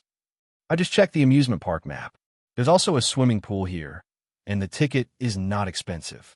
How about we go swimming? Wang Jie suggested. Wen Yang didn't mind, but Ning Chu frowned and shook his head. Although he still considered himself a man, he couldn't ignore the development on his chest. He couldn't just strip off his clothes and jump into the water like other men. I didn't prepare for it this time, forget it. He quickly found a reason. I don't even have clothes to change into after getting in the water. That makes sense. Let's just look around. The three of them walked around the amusement park, not playing much, but accumulating more and more snacks. Ning Chu held a chicken burger in his left hand and a tower of potato chips in his right. As high-calorie foods were consumed in abundance, dopamine was also being released, gradually alleviating the nervousness caused by the unfamiliar environment. Let's catch goldfish. Suddenly, he saw the goldfish catching game in a corner, and his eyes lit up. I haven't played that yet. It's not expensive. Let's catch a few and keep them in the dormitory. Ning Chu turned to look at Wen Yang. What do you think? Apart from the goldfish catching, that area was mostly filled with games like balloon popping, fishing, and ring tossing. Ning Chu had found a cheap form of entertainment. I have no objections. Wen Yang looked at the ring-tossing game and couldn't stop laughing. I can bankrupt the boss with my skills in this. Really? Ning Chu immediately forgot about the goldfish game. What do you want? I'll get it for you. He got excited, stood on his tiptoes, and looked for an interesting little gift at the ring-tossing stall. How about that plush toy? Do you like this? The desk is empty, just for decoration. After buying a few rings from a boss, Wen Yang went to the designated white line, held the ring in his right hand, carefully observed the distance, controlled the force and angle of his hand, and gently threw the ring, but it landed in an empty space. Ning Chu immediately made a hissing sound. You can't do it like this. I haven't played in a long time, lost my touch. Put in more effort. Wen Yang glanced at Ning Chu. This guy, with eyes full of expectation and admiration, was cheering him on, yet his mouth was exceptionally provocative. Stimulated by the dual gaze of expectation and provocation, he was inexplicably enthusiastic. I will definitely win this time. Hey, did you see how angry the shop owner was? That man's face turned red, huh? You brought back so much with just $100. Wen Yang, were you there for restocking? You really are amazing. Ning Chu held a super large plastic bag in both hands, filled to the brim with various ornaments and dolls. It even blocked his vision, making him tilt his head to see the road clearly. Continuous praises and compliments flowed from their mouths, and Wen Yang, with a bashful smile, scratched the back of his head. That's so impressive. Let's go again next week. Stock up again. Although it seemed like they didn't play much on this outing, the constant praise made Wen Yang very happy, and a smile uncontrollably appeared on his face. Ning Chu glanced back at his expression and became even happier. This trip, including bus fare, snacks, and the money spent on ring tossing, only cost around 100 yuan. Yet, they had acquired a bunch of small ornaments that made Wen Yang so happy he lost his sense of direction. Even if they didn't plan any big rides, they still saved money by avoiding them.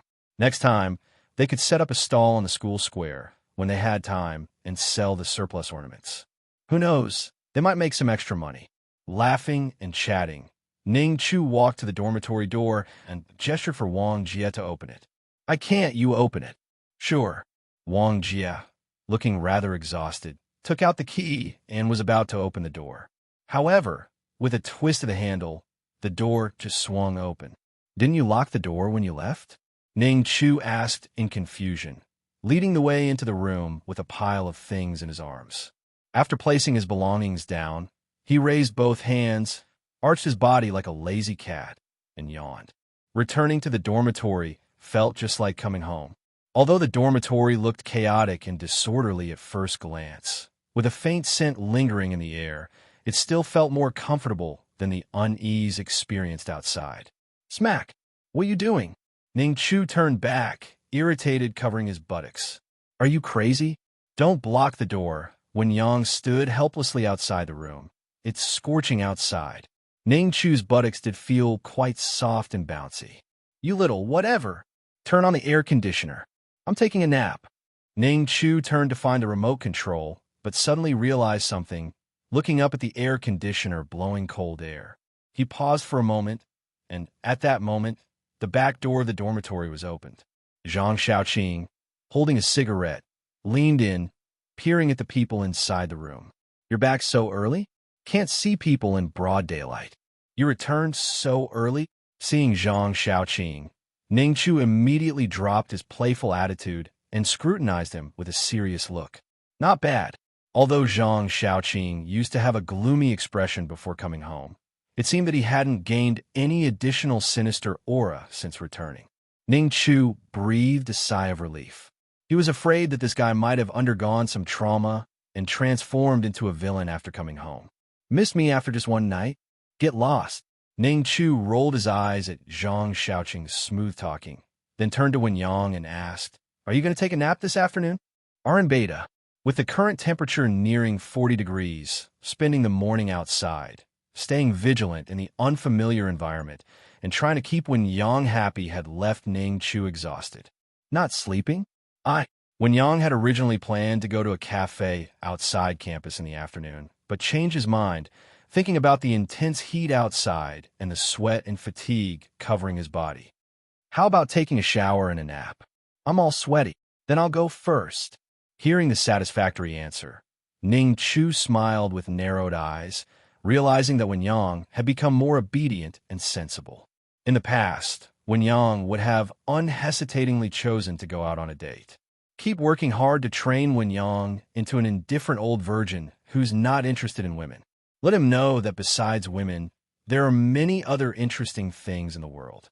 As Ning Chu entered the bathroom with a change of clothes, Wen Yang yawned and went to the balcony, leaning against the railing, playing with his phone, and waiting for Ning Chu to finish showering. Don't smoke next to me. He glanced at Zhang Xiaoqing, who was puffing smoke beside him, frowned slightly, and asked, What's going on between you and Ling Ling now? Zhang Xiaoqing had initially worn a cynical smile, but as soon as his childhood sweetheart was mentioned, his face immediately darkened. He turned his head, responding indifferently, Nothing's going on. Wen Yang felt a headache. If she doesn't like you, find someone else. There's so many girls in the world. Did she tell you? Suddenly turning his head, Zhang Xiaoqing stared at Wen Yang with a dangerous look. The jealousy and possessiveness towards Ling Ling were already surging within him. His favorite girl looked down on him while having all her attention on Wen Yang, who had never cared about Ling Ling. His breathing became involuntarily heavy, his eyes slightly reddened, and his fists unconsciously tightened. Wen Yang noticed his unusual expression, but still nodded. She messaged me last night, saying you confessed to her. The bathroom door suddenly swung open, and Ning Chu, with wet hair, entered, holding a pile of clothes. As soon as his feet reached the balcony, he suddenly realized that something was not right about the atmosphere. He glanced at Wen Yang nervously and then at Zhang Xiaoqing, who had a distorted expression. His heart suddenly rose to his throat. Dear Lord, what happened? I just took a shower. Why does Zhang Shaoqing have a tendency to turn into a villain? Ning Chu quickly ran for the plot related to Zhang Shaoqing in his mind and immediately disturbed the atmosphere on the balcony. Wen Yang, I've finished washing. You should go take a shower and go to bed. Okay. Wen Yang was decisive. Realizing that he had stimulated Zhang Shaoqing's emotions, he immediately left along the steps. When Wen Yang entered the house to get a change of clothes, Ning Chu turned to look at Zhang Shaoqing. What's going on? Perhaps it was because he had left an image of a close roommate to Zhang Shaoqing. Facing his questioning gaze, Zhang Shaoqing's lips twitched, hesitating for a moment, and then sighed. I confessed my love last night and was rejected. Why the hell would you confess your love to her? Doesn't you know that, at this moment, she sees you as nothing more than her brother? Ning Chu's face darkened in anger, and then said, Why? Why didn't you tell me in advance? The characters in a hentai story should not be viewed with normal people's brain circuits, not to mention the darkness in Zhang Shaoqing's heart. What if Zhang Shaoqing's failure to express his love turned him into the dark side? He originally planned to take Zhang Shaoqing to conquer Ling Ling step by step after the military training and turn his route into a pure romance one, rather than a hardcore BDSM one. Ning Chu was silent for a moment and continued to wipe his hair with a towel in distress. Don't worry. Let's think of a solution. He tried hard to calm down Zhang Shaoqing's impatient mood. Anyway, Ling Ling doesn't have a boyfriend now, so don't worry about it for a while. I'm worried that this guy can't wait any longer and just chooses to drug her and take possession of her like in the plot. Girls are never wary of relatives and friends, and should Zhang Shaoqing try to do this, he will most likely succeed. In the ears is the snoring of Wang Jie, and on the bed frame, one can feel the trembling of Wen Yang tossing and turning. Ning Chu lay on the bed, looking at the dormitory ceiling with a sense of despair, his mind full of chaotic thoughts. A group of vixens is still trying to hook up with Wen Yang. If this can't be resolved, Wen Yang may give up at any time. Zhang Shaoqing went to confess on his own, and he was rejected. It's uncertain whether he would turn dark or not, but if he does, then there will be no peace. He muttered quietly, turning over and placing his forearm on the side of his head, his gaze fixed on Zhang Shaoqing playing games on the computer. The plot related to Wen Yang is manageable, as he is just endlessly fighting with girls. As long as the plot doesn't develop into Ning Chu turning into a girl and becoming Wen Yang's comrade, the dormitory just has an additional scumbag. But Zhang Shaoqing, if this guy really turns into a villain, it's likely that girls will be mistreated by various means every week. As his roommate, he probably can't escape the influence either. That would be too scary. As for reporting to the police, it's probably useless for the main character of this hentai-themed story. Full of worries, Ning Chu couldn't sleep at all. He closed his eyes, but in his mind, there were scenes from novels, all filled with situations where he was surrounded by men. The drowsiness dissipated with his worries. The more he lay there, the more alert he became, but his eyelids were fighting to stay open. Suddenly sitting up, he stared blankly ahead, anxiously running his fingers through his hair. Aren't you sleeping yet? Zhang Shaoqing's inquiry came from below, and Ning Chu looked down to find him casually playing with his phone, legs crossed. Can't sleep, feeling frustrated. Wang Jie and Wen Yang had already fallen asleep, one snoring and the other breathing heavily. Now, there was no possibility of him falling asleep. Then come down and play a game? Sure, why not? Zhang Shaoqing watched as Ning Chu slowly climbed down from the bed. It seemed like his roommate had changed a bit in just a week. The slightly delicate Shota face had an indescribable charm, and the eyes, reddened due to fatigue, added a casual charm to his face. As he got off the bed, the short shorts tightened around his plump buttocks and thighs, outlining the curves. The slender and fair calves swayed gently. The once flat figure left a deep impression, but Zhang Shaoqing could immediately see the changes in the now fuller figure. Did you get fatter? Ning Chu, just getting off the bed, frowned and looked down at his shorts. He murmured discontentedly, Indeed, it seems I gained a few pounds. The pants are a bit tight. He needed to buy a new set of pajamas online. He wiped his face with a wet towel, sat in front of the computer, and turned to ask, "What game are we playing? Just so, I don't know how to play any." "Then what do you know?" "Basically nothing."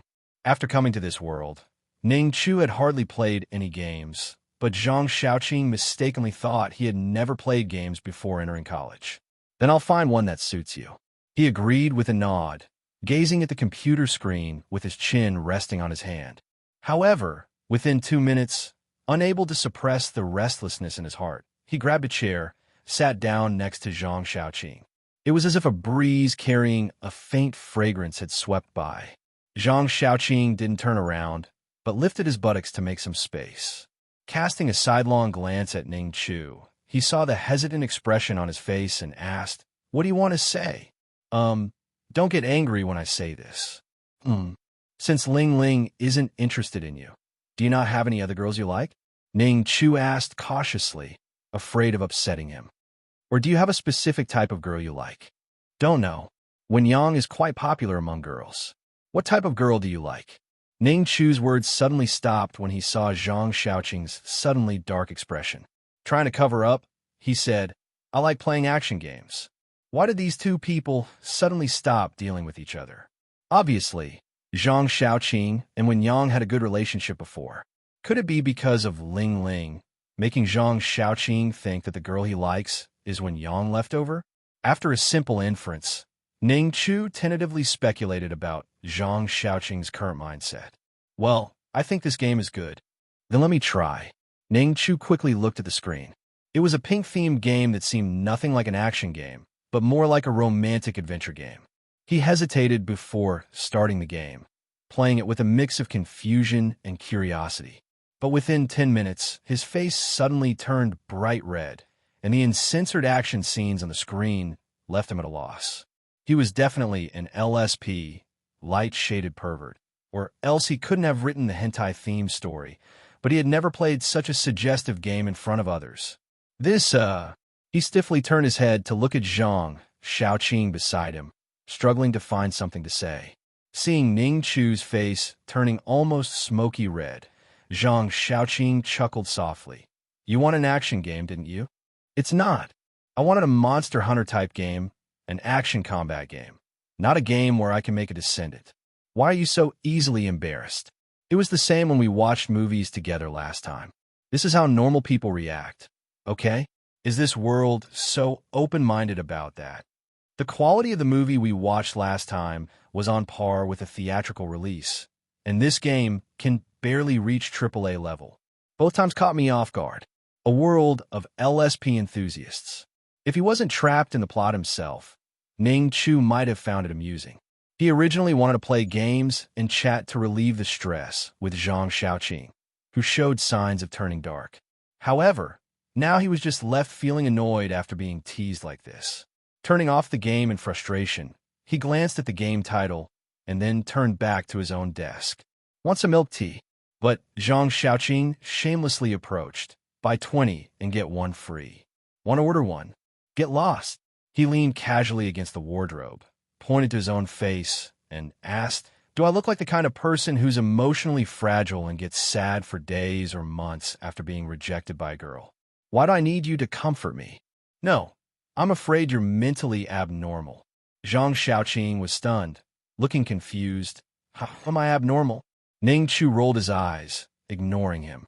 The things this guy did in the novel were already beyond the issue of being mentally abnormal. "All right, stop messing around. What's with this tone? Like I'm fooling around with a little girl?"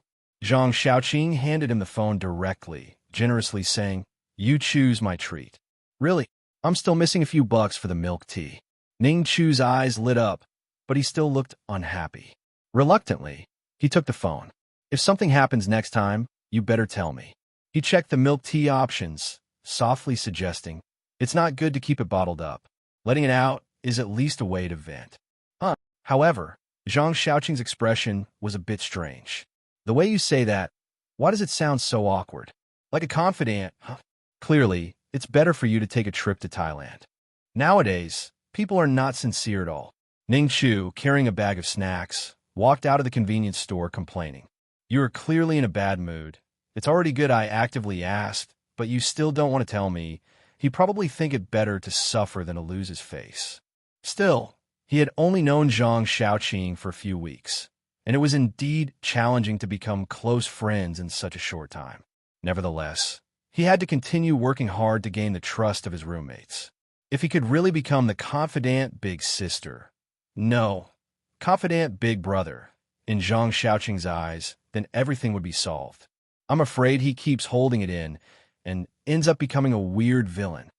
Arriving at the basketball court between the dormitory buildings, Ning Chu found a bench in a corner, sat down, and, in the shade of the trees, tore open the bag of potato chips, placing it on his lap. While eating, he looked at the students exerting themselves on the court not far away. It's really nice. I heard playing basketball can make you taller. I don't know if that's true or not. When Yang was taking a nap, today he finally had some free time in the afternoon to explore the school. On normal days, he wouldn't let Wen Yang out of his sight. Sipping cola and eating potato chips, Ning Chu leaned back on the bench. His mind finally didn't need to think about how to deal with plot issues.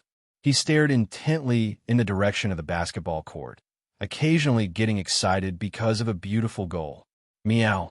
A weak and sweet meow caught his attention. Looking down, he saw a small black cat staggering out from the green bushes behind him, its little head looking around. A cat.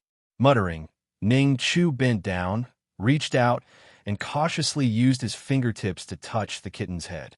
The fur was dirty, obviously not abandoned by some unethical student. It was probably a common stray cat on campus.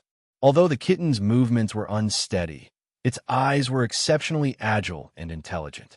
Sensing the kindness from him, it tilted its body and lay directly on the surface of his shoes, playing with his shoelaces as if they were toys. Meow. Do you want some potato chips? I can't take you back, can I? The guys in the dormitory didn't show any affection for the cat. Ah, that's not true. Zhang Xiaoqing seemed to like cat girls. Oh, cat girl? He suddenly remembered something, squatted down, gently lifted one of the kitten's hind legs with his fingers, and lowered his head to carefully look for the tiny creature. This person is really weird. Hurry up. Two passers-by hurriedly walked past, leaving behind their judgment of weirdness. Ning Chu sat back on the bench in silence, silently rolled his eyes at those two passers-by. God, being treated as a weirdo by the characters in a weird hentai-themed novel. What's wrong with checking if the cat has anything down there? But based on the fact that he personally wrote this weird hentai-themed novel, he really couldn't refute it. It's a pity that you were a female cat. If you were a male cat, I would have adopted you. Meow. No. What if one day you turn into a cat girl and seduce Wen Yang? What should I do? Ning Chu pretended to understand the meow of the kitten, shaking his head seriously as he explained. Our beta. But after all, it was the cat he adopted. What if it turned into a cat girl and chose to repay him? There was a subtle change in his expression, and he was actually looking forward to that moment. This wasn't just a simple fantasy. In the novel, there was indeed a plot where Wen Yang's family cat turned into a cat girl to repay a debt to him. Meow. Forget it. I really can't keep you.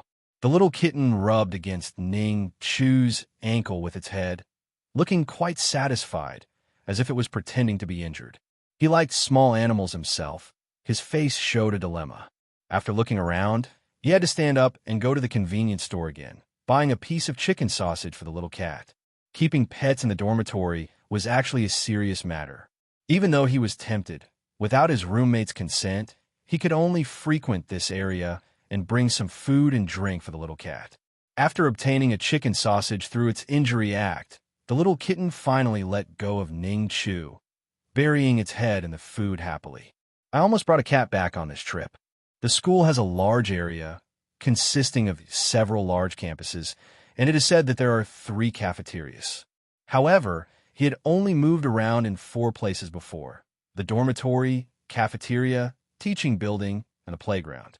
Estimating within the dormitory area of a dozen or so buildings, there were sporadic basketball courts and exercise equipment between the buildings. In the center of the dormitory area was a small garden built around an artificial lake. After parting ways with the little cat, Ning Chu came to this garden. Under the shade of trees, and the gentle breeze, the afternoon heat was alleviated. He strolled along the cobblestone path in the garden, smelling the fragrance of blooming flowers in the air. The suppressed mood finally relaxed at this moment. Although weird elements like hypnosis and tentacle monsters appear in books, they are completely invisible in real life. Ning Chu sighed. People here are really normal. However, before he could finish his sigh, he heard a coquettish gasp in his ears. His expression stiffened, and his steps halted. Hey, it's broad daylight. Can't they find a hotel or something? This is outrageous. He stiffened his neck and turned to look towards the source of the sound, vaguely hearing the gasping coming from behind a thicket of bushes. Having never experienced such a thing, he felt his face warming up. The shyness of a small virgin made him awkward and nervous. Surprisingly, the students passing by occasionally didn't react much. The openness of the world was beyond his imagination. Although curiosity tempted Ning Chu to take a peek, he chose to return the way he came. Hurry back. This is indeed a dangerous world. He turned his head in a panic and ran, not daring to stop until he entered the cool dormitory, finally able to catch his breath. What's wrong? Why so startled? Hearing a somewhat rough door opening sound, Zhang Xiaoqing, sitting in front of the computer, curiously asked, "Did a guy confess to you when you went out? Why is your face so red? It's much scarier than that." Ning Chu quickly took a few breaths, then explained with an embarrassed look, "Just now, in the garden, I heard someone, doing things." Zhang Xiaoqing was stunned. "Where? Can you take me there?" "No." Suddenly, Wen Yang's voice came from the bed. "If the school catches you, at least you'll get a disciplinary warning. If it's more serious, they might expel you." Ning Chu looked up, and Wen Yang was sitting at the bedside, yawning repeatedly. "Your door opening was too loud. It woke me up." "Sorry." Listening to Wen Yang's words, he felt a bit calmer. Fortunately, although he saw the open side of people today, judging by the school's attitude towards disciplinary warnings and expulsions, it's still relatively normal in societal standards. Perhaps the couple engaging in activities were characters in the plot, so it was a bit exaggerated. You just heard some little love making noise, and your face is already beet red. Zhang Xiaoqing sneered. "You must be a virgin. Why do you care? Isn't Wen Yang one too?" A group of girls are waiting in line for him, and he's not in a hurry. What about you? Get lost. Ning Chu, do you want to apply for school subsidies? It can help you. Later in the evening, Wen Yang came behind Ning Chu, holding the back of his chair with both hands, bending down to look at his computer screen, and asked, "If you need it, you have to fill out an application. It needs to be submitted this weekend." Wen Yang had become the class monitor and occasionally had to complete tasks assigned from above. Ning Chu paused the video, turned his head to look behind, and asked, "What about you?" "My family isn't poor enough for that." "Forget it." Wen Yang shook his head. "Besides, the school has already reduced my tuition. It's not good to take more subsidies. You might as well take the subsidy. I'm afraid you won't have enough money and end up working outside, getting involved in things you shouldn't." Ning Chu complained in his heart and shook his head to reject the idea. "Okay. Oi, you haven't asked me yet." Zhang Xiaoqing, with a playful smile, approached. "Can I get a subsidy?" The two turned around, squinted their eyes, and simultaneously denied with a disdainful look at Zhang Xiaoqing. "No." Ning Chu looked at him with a face full of disdain and pursed his lips. "Can't you, as a rich second generation, have a little shame? This subsidy is for students who can barely afford to eat while going to school. What about you? You eat lavish meals every day and sometimes spend hundreds of yuan on a single meal." Wen Yang agreed. "Your pair of shoes could cover a year's worth of subsidies." "I was just joking." Zhang Xiaoqing had a playful smile on his face. No one knew whether he was joking or not. Although they had become somewhat familiar with him, Ning Chu still retained the image of the antagonist from the novel.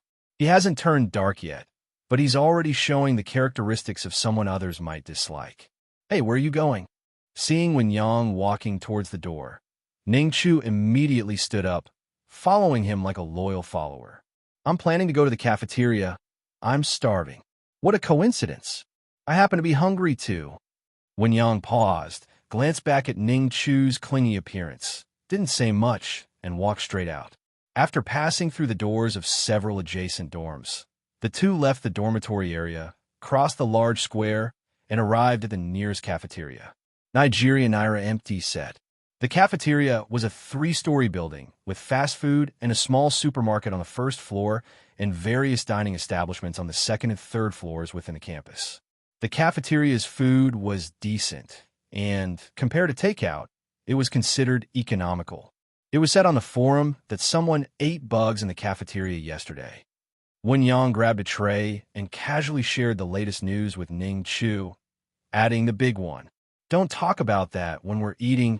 Ning Chu's face darkened, and his appetite, stirred by the aroma of the food, diminished considerably. You mentioned you had something earlier? Yeah, I saw a little cat before. After we finish eating, I plan to buy something and feed it. I was so excited when I saw that little black cat. I originally wanted to bring it back to the dorm, but I was afraid you guys would dislike cats. I don't really care. Do you know? That cat was acting like a scammer. I just touched it a couple of times, and it immediately lay down on my shoes, refusing to get up. In the end, I had to give a piece of ham before it let me go. Ning Chu picked up his dinner, took the tray, and followed Wen Yang in small steps. This guy was tall with long legs, covering twice the distance with one step, which meant Ning Chu had to speed up to keep up with him. Sitting across from Wen Yang, he opened the disposable chopsticks, but heard Wen Yang suddenly ask, "Why do I feel like you're just like Xiaoqing said? Wherever I go, you have to follow." Ning Chu's hand paused, feeling a bit flustered, but pretended to be indifferent as he lowered his head to eat. Huh? No, not at all.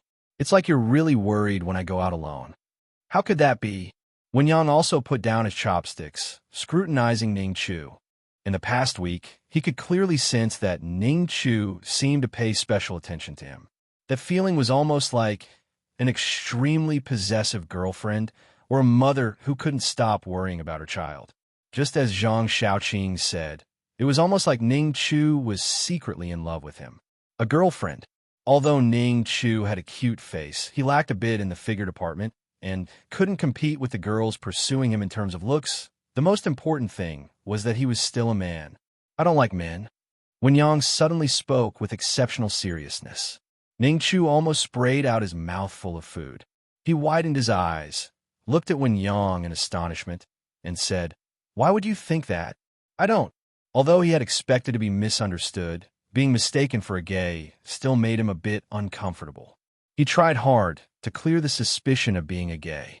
Because of the rush, his face turned red, and he explained his preferences. "I like girls, preferably with big breasts, long legs, and beautiful. If she's a cat girl, that would be even better."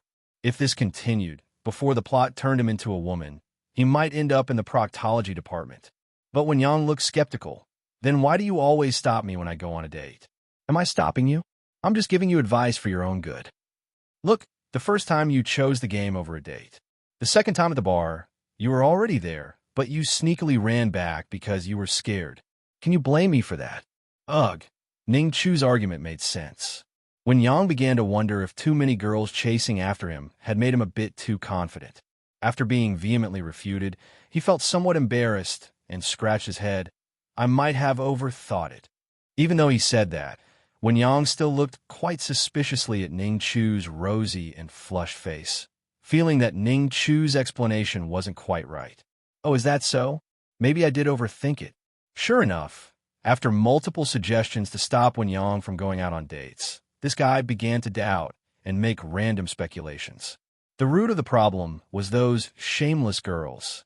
After going back today, Ning Chu decided to make a list. He would write down all the girls in the book who had an intimate relationship with Wen Yang, so that he wouldn't be caught off guard in the future. The atmosphere became a bit awkward. Wen Yang took a few more bites, pondered for a moment, and then decided to continue sharing some gossip he knew. "I heard there's a haunting in the teaching building. The school is planning to hire someone to exorcise it." A haunting? Ning Chu's thoughts were momentarily scattered by Wen Yang's words. Do you know any form of exorcism? Huh? Isn't that feudal superstition, like performing rituals and stuff? Well, it should be feudal superstition, but in the world of Xianxia novels, Exorcism probably involves convincing the ghosts until they feel enlightened. He had written such chapters, and the male lead in them was Wen Yang. Don't ask why the school in the novel would ask Wen Yang to exorcise. The ghost just knows that Hentai World novel lacks logic. The school leaders heard that my uncle used to be an exorcist, so they asked me to check it out. The problem is I don't know anything about it. Ugh. Wen Yang rubbed his temples, feeling a headache. Well, it's all well-rounded now. So, your uncle isn't exactly an upright person either. Why not just refuse? It's something the school leaders personally arranged. I can't really refuse. Wen Yang sighed helplessly. Anyway, it's just feudal superstition. If there really are ghosts, I'll consult my uncle at that time and maybe make some money. Ning Chu's face darkened. Is it true? It's haunted? And you want to go exorcise it now? At night, inside the dormitory, incredulous inquiries from Zhang Xiaoqing could be heard. He looked at Wen Yang in disbelief, scratching his head. It's just for some money. Aren't you afraid of not coming back at all? Ning Chu had already thought about where he should sit at the Wen Yang funeral feast. If it weren't for Wen Yang revealing the information to him today, he wouldn't know that this guy was planning to offer himself to the ghosts. God, not only do he have to be careful of the group of coquettish bitches chasing Wen Yang, but you also have to be careful of the ghosts who are greedy for Wen Yang's body. There's no need to say those curse-like words. Wen Yang helplessly spread his hands. I'm just going to check the situation tonight. Tomorrow, I'll call my uncle and ask how to solve it, or ask my uncle to come do it himself.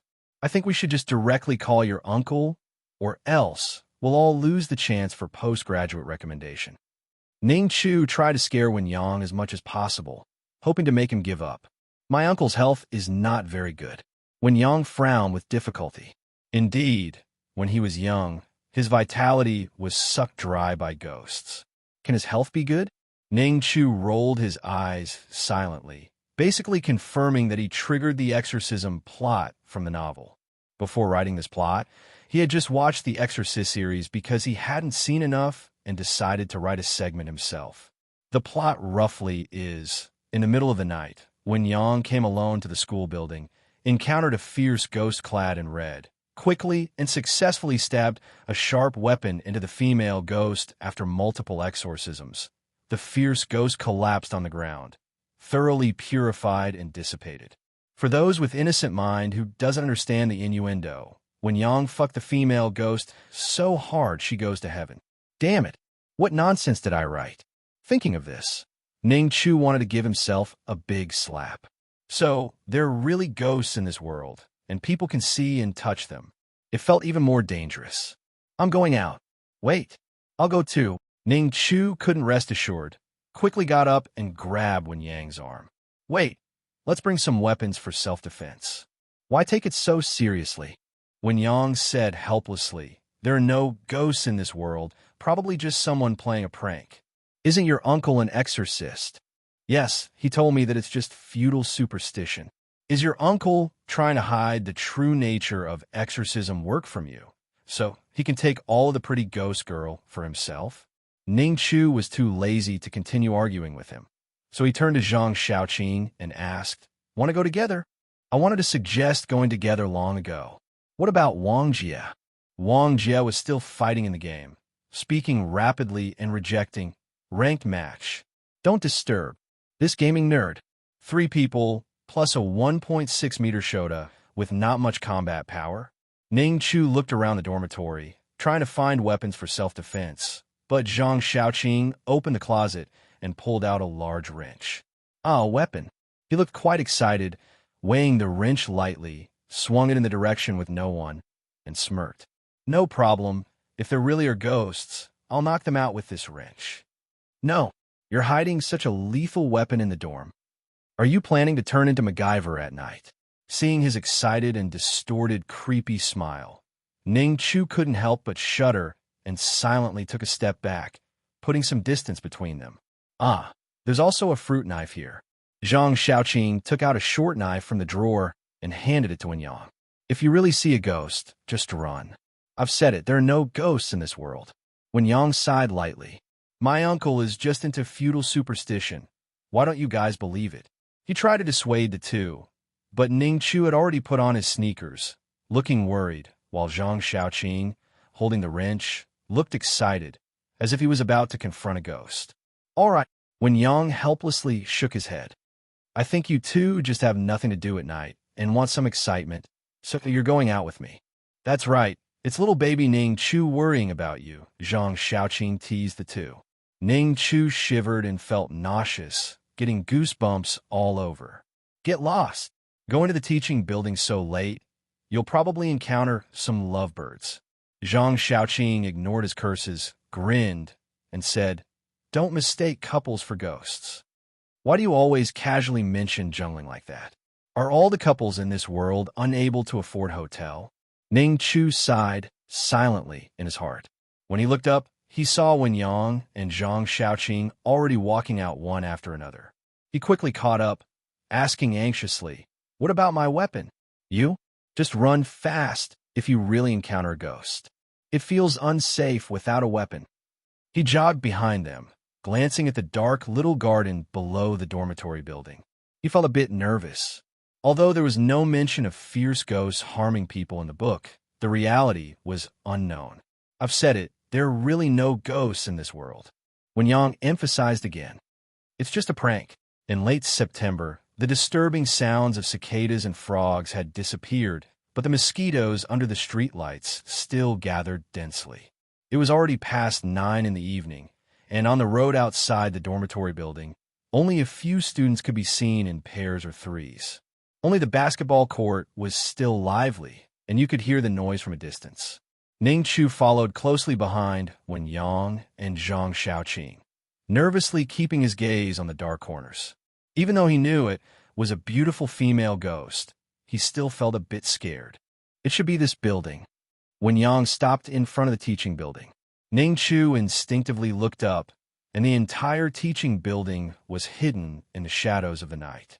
Vaguely, he seemed to see figures flashing across the corridor. It's a bit creepy. You're so scared. Zhang Xiaoqing teased, as usual. How about you wait here for us? Huh. I used to dance on the grave in the middle of the night.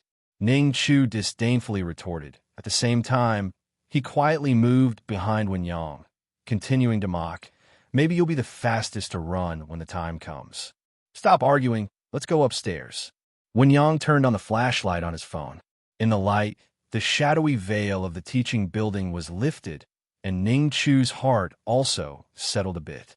Following closely behind Wen Yang, the three entered the teaching building.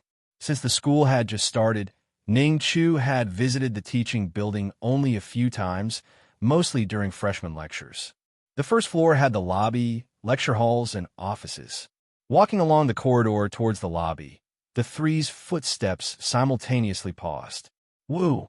Just as they entered the lobby on the first floor, a low sobbing sound drifted from a distance. In an instant, Ning Chu's entire body was covered in goosebumps. He instinctively moved closer to the side, but suddenly felt a pair of hands tightly grabbing his arms. I'm scared. I'm scared. I'm scared. Wen Yang tightly hugged Ning Chu's arms, his face pale with fear. Are there really ghosts? Wait, you run first. Well, you might not be able to run with those weak legs. Ning Chu was stunned, then turned his head to see that Zhang Xiaoqing had retreated 10 meters without him noticing. So, am I the bravest here? Woo! The melancholic crying brought a chill, and all three present couldn't help but feel a tightness in their chests. Harder, NH. The hands tightly hugging his arms loosened. Wen Yang nodded with an expression as if saying, See, I told you there's no ghost, just feudal superstition. He glanced at Ning Chu beside him. He had to admit that Ning Chu's body was quite soft and emitted a faint fragrance. Had he not known that it's Ning Chu's body he was holding, he would have thought it some other girl. We really encountered lovebirds. TSK. Zhang Xiaoqing, who had returned to his previous position without anyone noticing, commented, The voice is quite pleasant. The performance of you two, just now, doesn't match the roles of the male protagonist or antagonist at all. After being frightened for a while, the tension among the trio of three people eased considerably. Zhang Xiaoqing shared stories of wild mandarin ducks he had heard with a playful smile, while Wen Yang also wore a calm smile. Only Ning Chu's face was full of disappointment. It wasn't the timid behavior of these two that disappointed him, but rather his heartfelt reflection on the world that he had written. They haven't been here for that long, and yet they've already encountered two pairs of wild lovers. In his past life, although he occasionally heard of people encountering wild mandarin ducks around him, it only happened once or twice. But now, within a day's time, they've encountered two. Are the people here all unable to afford hotels? Although they were a bit abnormal, they were all innocent thrill seekers, not doing anything morally wrong. At least they knew to find a discreet corner. Even if they were caught by the police, at most they would be detained. Ning Chu couldn't help but sigh. He used to naively think that the people here were all normal. I remember my high school classmate once encountered such a situation while buying clothes in broad daylight. It's really something. Zhang Xiaoqing turned his head, just happening to see Ning Chu sighing. What's wrong? Has your pure heart been tainted? Not really. If Ning Chu could be considered pure, then he wouldn't be writing hentai-themed stories, let alone coming to such a strange world. Why are you sighing? I've never seen someone as shy as you. Zhang Xiaoqing gave him a glance and said confidently, "Who gets scared watching a movie?" He intentionally elongated his tone, emphasizing the phrase, "gets scared watching a movie." You weren't even watching a serious movie. If it were with close friends, it would be fine, but Ning Chu had only known them for a few weeks. At most, they were just acquaintances. Stop messing around and focus. Wen Yang, holding his phone for illumination, interrupted their bickering. Who said anything about ghosts? You're probably just scared by the noises of those couples in the bushes, Zhang Xiaoqing muttered, just like we were earlier. Anyway, let's just walk around the teaching building, and if we don't find anything, we'll go back. Zhang Xiaoqing waved the wrench in his hand and shouted, "If we really encounter a ghost, I'll smash its head with this wrench." Who knows, maybe someone else already ran away. Ning Chu ruthlessly mocked them and boasted of his own bravery. Look at you guys, you look manly but act like cowards. Nigerian Ira. Although at the time his head was blank and his legs were stiff, and he didn't react immediately. Zhang Xiaoqing admitted defeat. The first time he voluntarily conceded, crossing his arms and remaining silent. The suspenseful atmosphere from before now turned into a light-hearted one. Zhang Xiaoqing was full of dirty jokes he had heard somewhere, while Wen Yang, the innocent virgin, remained quiet, just listening. Ning Chu subconsciously remembered those dirty jokes, preparing to write them into his book. Wait a minute. I'm literally in the book right now. He had been intermittently writing this hentai-themed story for several years, often feeling unsatisfied after reading some excellent works, and then writing his own version for self-entertainment. This resulted in this world becoming a modern urban plain filled with all sorts of non-human beings mixed with humans. The trio casually walked up the stairs to the second floor, faintly hearing sweet and breathy sighs coming from somewhere. Ning Chu remained expressionless, even feeling like laughing a little. Indeed, there are no normal people in this world. If this place really had ghosts, they'd be awkward ghosts, Zhang Xiaoqing quipped, thinking of getting thrills with you.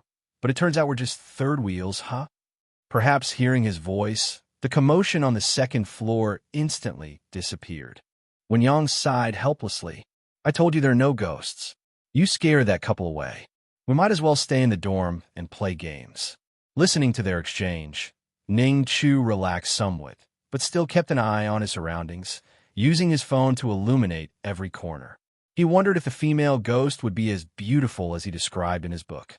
Perhaps she wasn't even the same female ghost? What if it was a man? His mind was filled with all sorts of nonsense, but suddenly he noticed a fleeting figure at the end of the corridor in the distance. A chill ran down his spine, and he instinctively grabbed Wen Yang's hand, pointing to the end of the corridor. There's something over there.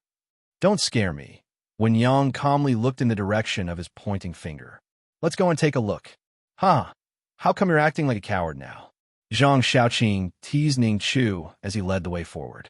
Arriving at the end of the corridor, Ning Chu nervously looked around and found it was the entrance to the second-floor restroom. Snap! The three of them were startled, and they all looked down to see Wen Yang stepping into a puddle of water. A puddle of water in front of the restroom door seemed quite normal. Damn, you scared me. Zhang Xiaoqing cursed and walked toward the restroom grumbling. They walked away. I'll go to the bathroom. Never mind, I'll go later. Let's go. Let's check out the third floor. Ning Chu doubted whether the figure he had just seen was a ghost, but it made him more timid. He followed behind Wen Yang gloomily, regretting why he had gotten involved in this mess.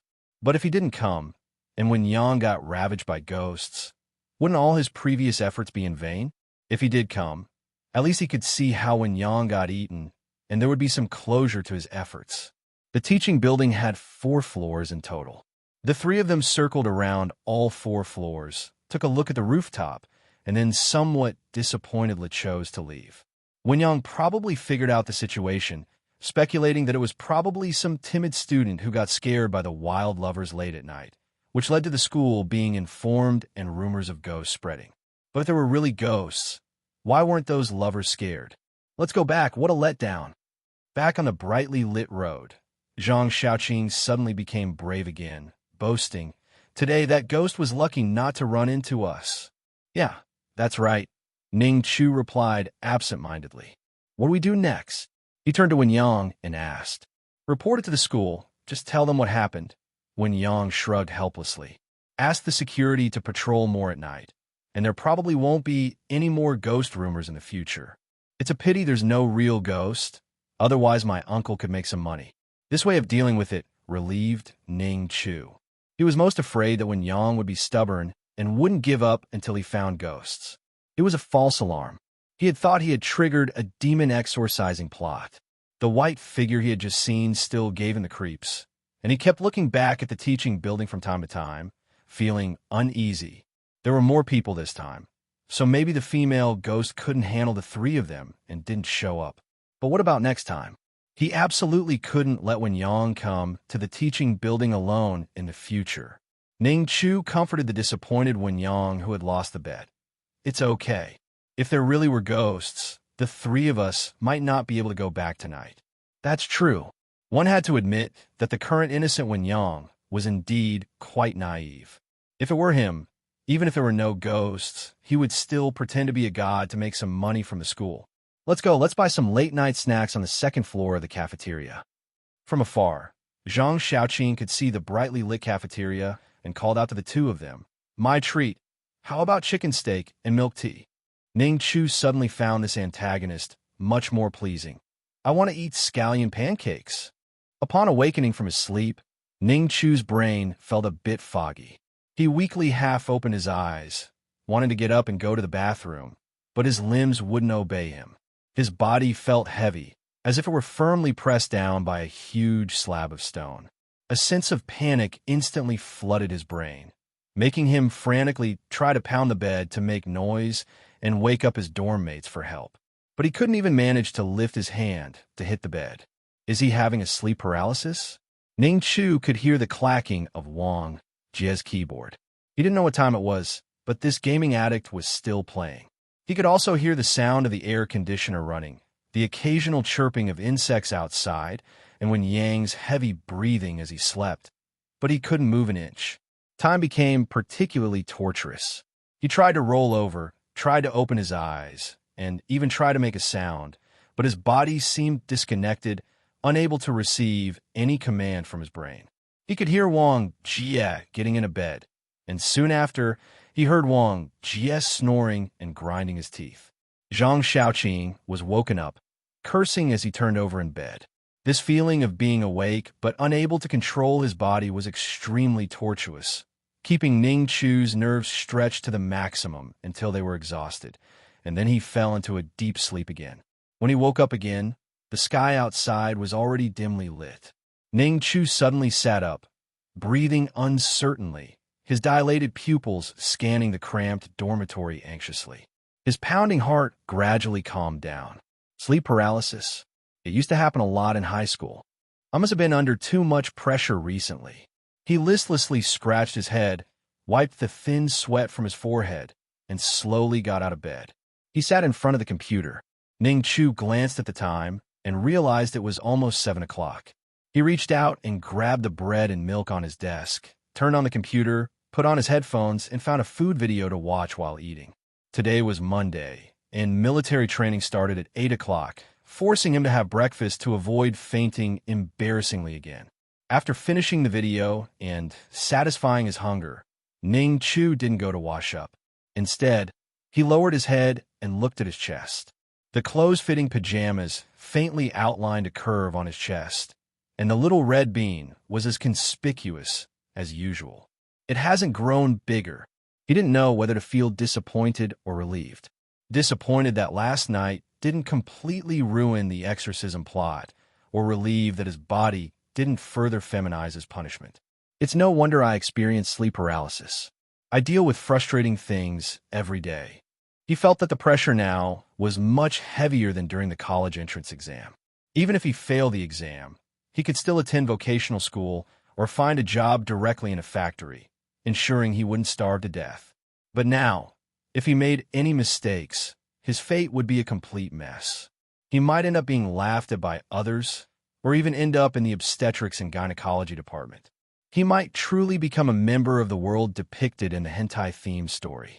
R.A. Nigerian Ira Beta.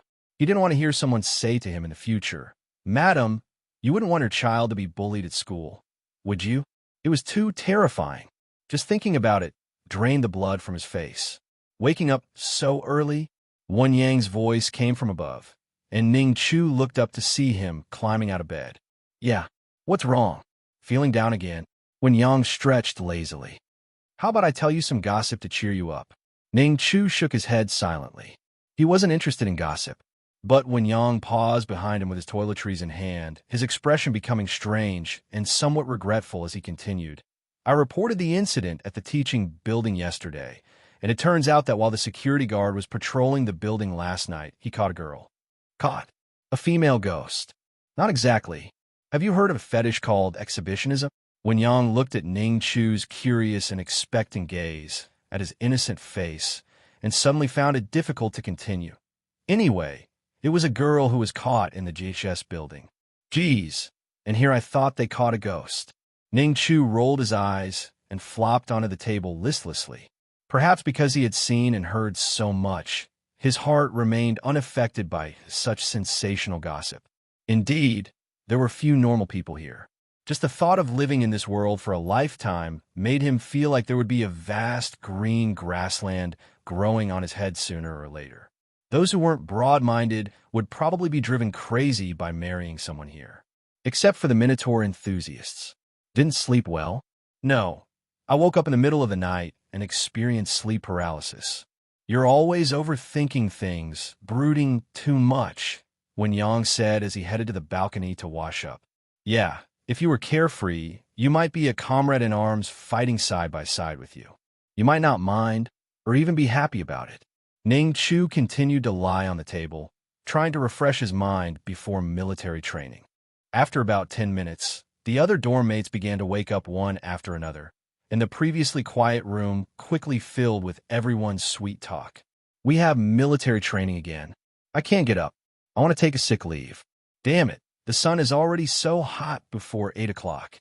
How are we supposed to survive? What a stupid principle.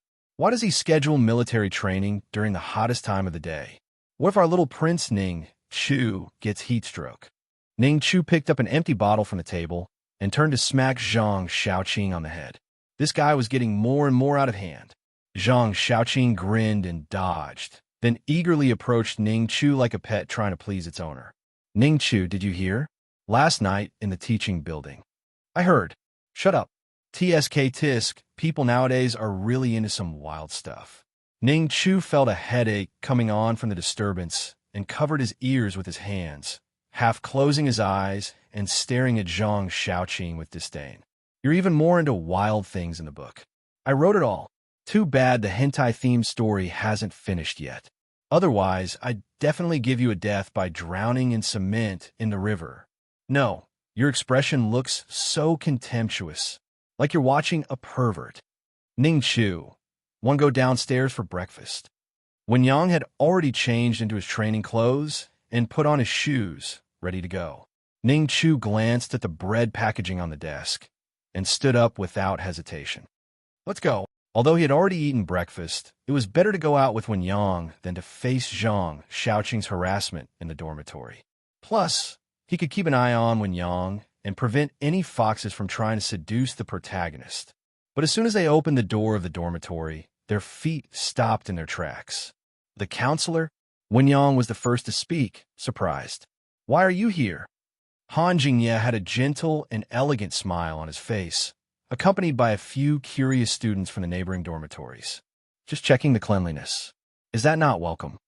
Ning Chu nodded vigorously behind Wen Yang's head, then turned to glance at the dormitory. The cleanliness of the dormitory was a mess, to say the least.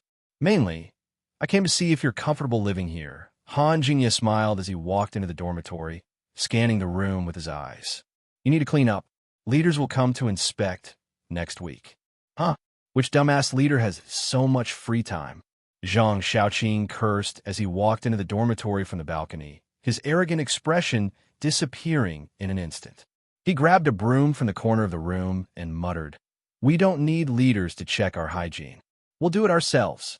You got scared so quickly. As a counselor, it's quite normal to stroll around the dormitory building. However, Ning Chu suspected that this guy was just using this as an excuse. His actual reason for doing this is to scout for potential prey in the girls' dormitory building. If anything in the dormitory is broken, go to the dormitory manager and get a repair form. Generally, someone will come to repair it within a week.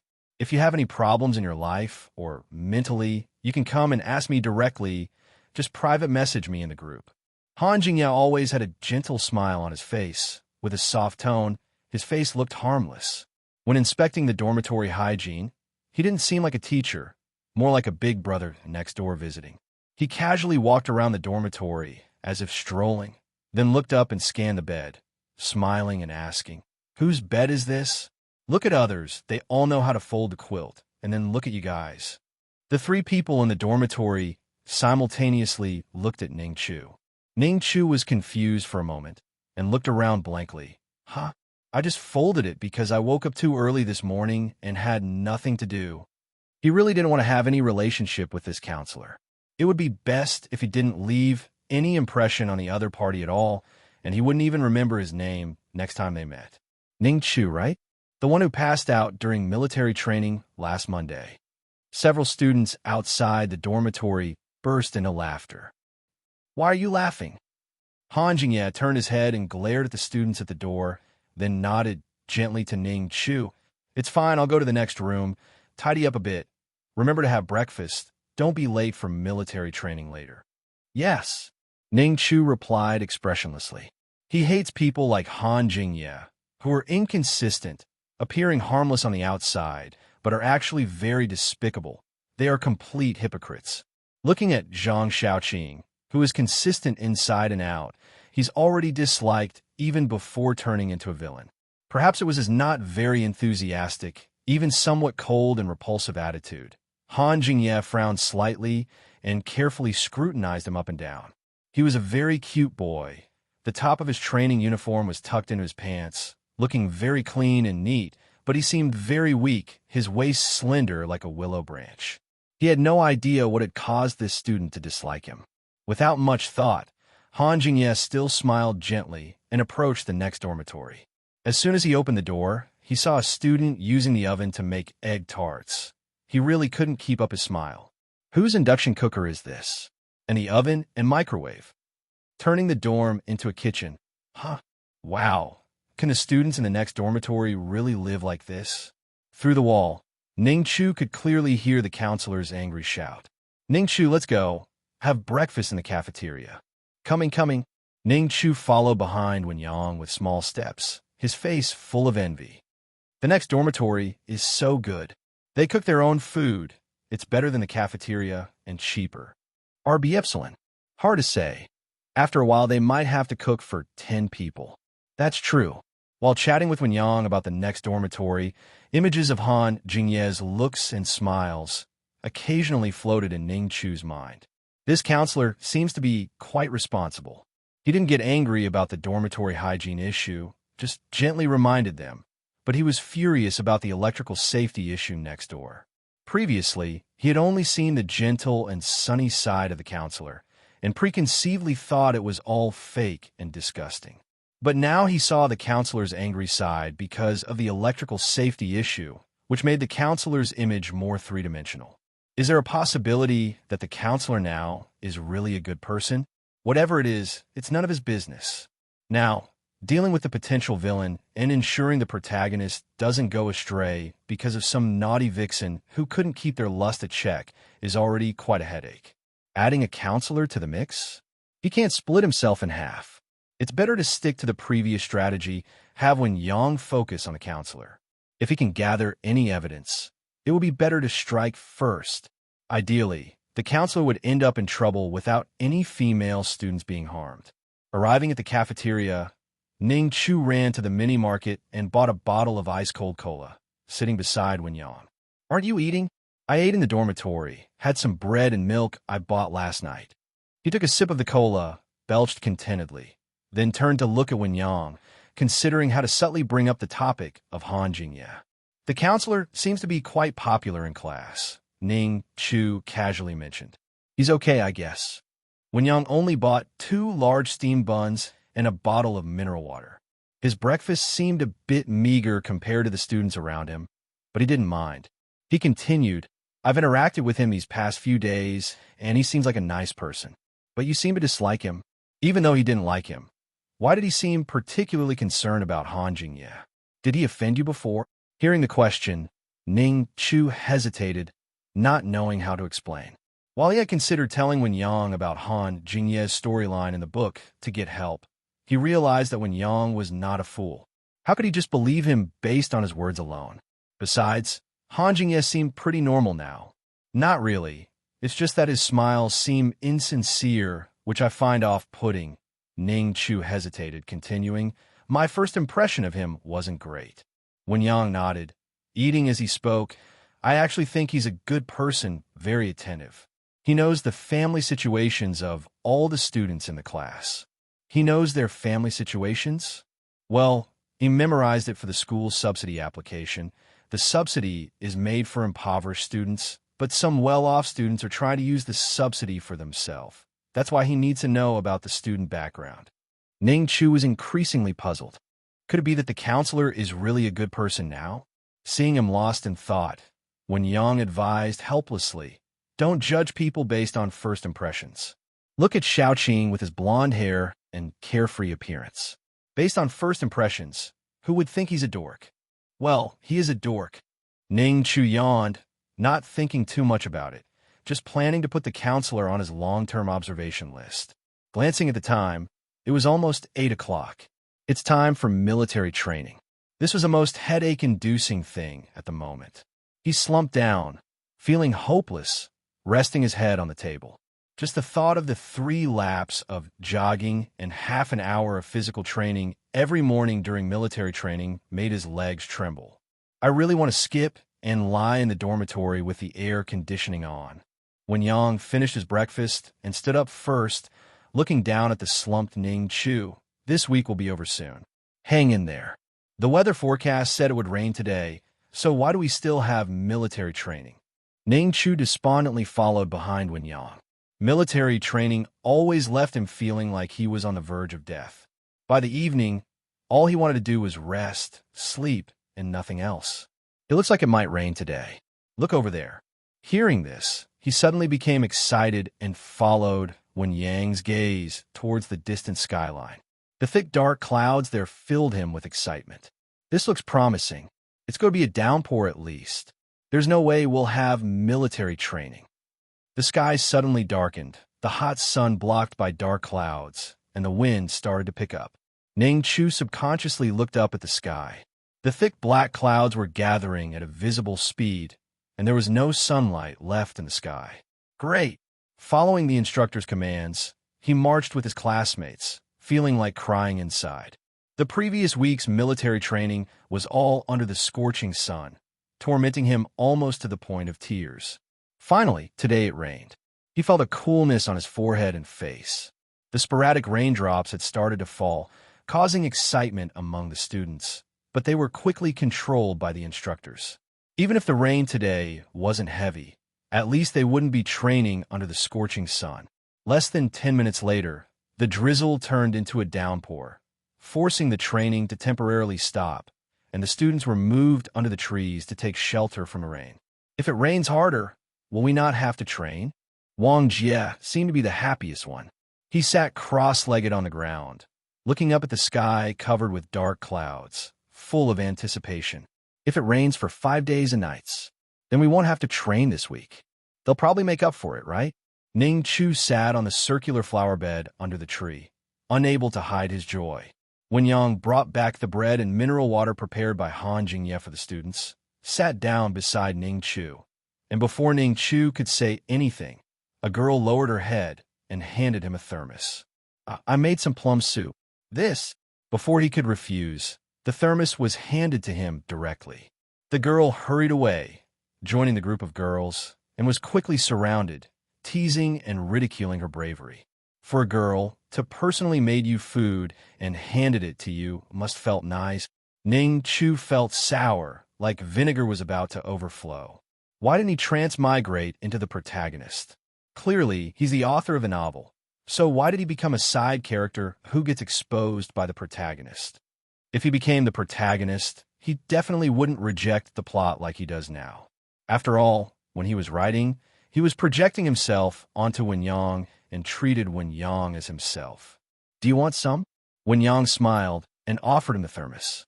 It's from a girl who gave it to you. The sarcastic tone made Wen Yang a bit embarrassed. I don't really like plum soup either. If you don't want it, give it to me. Zhang Xiaoqing appeared out of nowhere, took the thermos, and chugged down half of it. Burp! Ning Chu glanced at him with disdain. Asshole! The wind on the playground became more restless, making the clothes rustle loudly.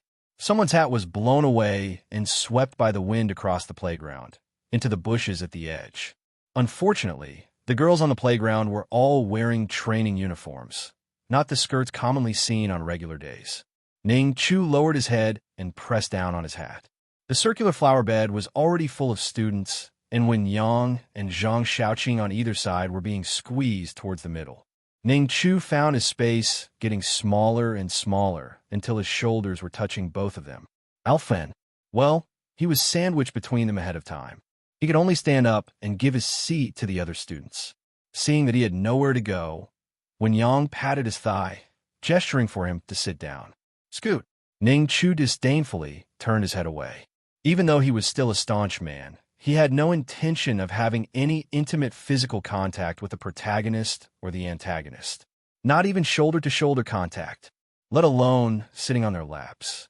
The rain seeped through the dense branches and fell on the heads of the people taking shelter. The instructor took out his phone to inquire about the superior's opinions. After a moment, he announced in a loud voice, "Military training suspended." Oh, with a cheer from the students, the instructor continued expressionlessly. In half an hour, I will conduct dormitory hygiene and safety inspections with the school leaders. Dormitories that fail will have to run 5 laps tomorrow. Sigh. Dismissed. The hygiene inspection was moved up due to the rain. Ning Chu remembered the messy scene in the dormitory and got a headache. The dormitory had only been cleaned on the first day of school, and no one had voluntarily swept the floor in the following weeks. But magically, there was hardly any garbage on the floor. Let's go back and clean up. Is my hairdryer considered a high-power appliance? I'm so screwed. We'll be confiscated. The students around him chattered as they left in groups for the dormitory building. Let's go too, Wen Yang stretched lazily. What about that girl? The thermos is still with me. She's secretly watching you over there. Zhang Xiaoqing pointed to a girl not far away and joked. She said she wanted the thermos back, but she actually wants to exchange WeChat with you, right? Setting the foundation for future nightlife. Ning Chu shivered and instinctively turned to look at Wen Yang. If what Zhang Xiaoqing said was true, it wouldn't be long before Wen Yang lost his virginity. For some reason, when Wen Yang saw Ning Chu's slightly nervous gaze, Wen Yang actually felt a strange sense of guilt, as if he had betrayed his roommate. I'll go return it for you. Ning Chu grabbed the thermos and ran out. Seeing the petite figure leaving, Zhang Xiaoqing smirked at Wen Yang. Look at him, acting like he's afraid you'll talk to other girls. Don't be ridiculous. Wen Yang rolled his eyes at him. If Ning Chu hears you, he'll get mad and shut himself off again. Yeah. All right. Ning Chu ran back in a hurry, a thin layer of sweat on his forehead. I returned it to her. He quickly noticed Wen Yang's slightly odd expression and Zhang Shaoqing's eyes full of mischief. His smile was a bit stiff, and he realized that his behavior could easily be misunderstood. He stammered, finding an excuse. I think that girl is quite pretty, and she seems shy.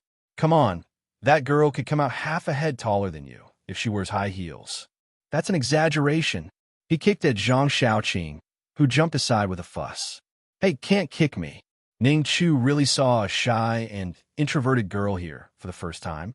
Look at the other girls, each one more fierce than the last, and could easily devour Wen Yang in one fell swoop if he's not careful. Such girls are usually really shy, but girls like this in this kind of world are extremely sensitive, especially in bed. A large raindrop splashed on his forehead, wetting a large area and snapping him out of his strange thoughts. Wang Jie, let's go back to the dorm. The rain was getting heavier. The rainwater under the branches became more and more dense, and it was no longer possible to continue sheltering under the trees. Ning Chu and the others didn't have an umbrella, so they ran madly towards the dormitory building in the rain for about 10 minutes. When they arrived at the lobby of the dormitory building, their clothes were basically soaked. Ning Chu, not being particularly athletic, felt his throat dry and chest heaving after 10 minutes of running. He had to bend over and support his knees to catch his breath. Where's Wang Jie? When Wen Yang asked, Ning Chu turned around and saw that Wang Jie was still far away from the dormitory building, running out of breath. This guy's stamina is even worse than mine. Ning Chu's dorm room wasn't dirty, just messy. Wang Jie's desktop was filled with various cables. The trash can was overflowing with takeout boxes from the weekend. Zhang Shaoqing's underwear was hanging directly on the bed frame. And Wen Yang's desk was tidy, but that was because he didn't have many things. Ning Chu had intermittent OCD. Sometimes his desk could be so messy that the clutter piled up like small mountains, but after a while, it would start to bother him more and more. Then he would deliberately take an afternoon to organize and clean up until everything was in order. Outside, the rain was getting heavier, and the strong wind carried the torrential rain, making the corridors and balconies high-risk areas. The clothes hanging on the balcony were completely soaked, which dispelled Ning Chu's thoughts of rescuing them. Back in the dormitory, he sat on the chair like a dead fish. Let's clean up. I want to take a shower. I feel sticky. Ning Chu muttered as he took off his training suit jacket, pulling at the collar of his short-sleeved shirt with a look of disgust. My whole body is soaked. Wen Yang had just sat down, but when he heard Ning Chu's complaint, he instinctively looked up. Under the influence of sweat and rain, Ning Chu's white short-sleeved shirt inside was tightly adhered to his skin, making his slender body look particularly fragile. The chest muscles that were not prominent in front now appeared somewhat developed from the side. His hair was still wet, and drops of rainwater flowed down along his soft facial contours, gathering at his chin and then dripping onto his delicate collarbone. Ning Chu wiped his face with a towel, feeling the gaze, and looked at Wen Yang, his slightly damp eyelashes trembling slightly as he blinked in confusion. Wen Yang felt inexplicably guilty and quickly averted his gaze. Let's clean up first. You can shower later. Get up and clean. Yeah, let's move. Listening to the consecutive urging, Ning Chu glanced at the others, only to find that his roommates but seemed to be stuck to the chairs, each of them shouting to clean up, but not moving at all. Ning Chu rose to his feet without objection from the others and grabbed clean clothes, giving himself an excuse. I'll clean the bathroom while I shower. I'll leave the rest of you guys. Before anyone could object, he had already dashed into the bathroom. Every time he took a shower, he felt a sense of melancholy. As he took off his shirt and pants, he expressionlessly touched the soft flesh on his chest, feeling the trembling sensation on his small nipples, and then glanced down at his always unenthusiastic penis.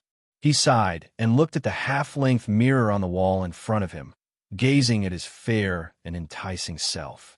His youthful face was still delicate and cute, showing no signs of becoming handsome, like a weak bottom. He was once again grateful that there were no transgender plots in the novel. Otherwise, before even turning into a woman, his storyline would probably have happened prematurely. Since he had only sweated and been rained on, it was more like rinsing off than taking a shower. In just a few minutes, Ning Chu changed into a dry short-sleeved shirt and shorts, and even took the time to wash and mop the bathroom tiles. Returning to the dormitory, the other three had already started cleaning.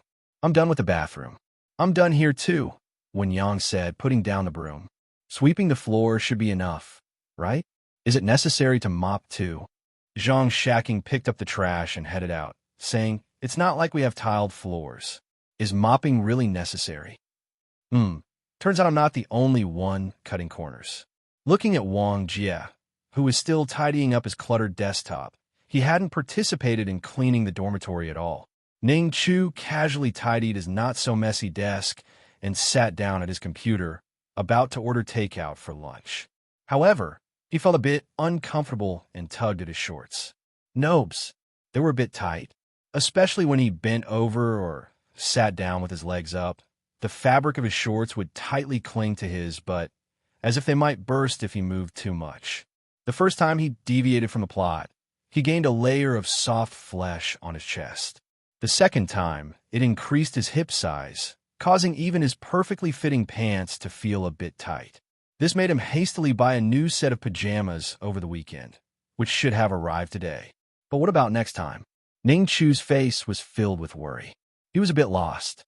Following the plot would eventually turn him into a girl, but deviating from the plot might turn him into a girl prematurely. And if he ran away, he worried about facing dangers without the protagonist's halo of protection from Wen-yang. Suddenly, there was a knock on the door, and the corridor outside was filled with noisy chatter, interrupting Ning Chu's thoughts. As the door opened, the instructor, Han Jingye, and an unfamiliar middle-aged leader entered the room, with a group of students outside, craning their necks to see the commotion. Ning Chu quickly stood up, nervously scanning every corner of the dormitory. The bedding was folded, the trash was thrown away, and the dormitory had just been tidied up and was not messy. Should be fine, right? But why was this counselor here again? He could clearly feel Han Jingye's gaze on him becoming more frequent, which made him even more nervous, fearing that Han Jingye would target him instead of harassing the girls. Han Jingye also looked at him with confusion.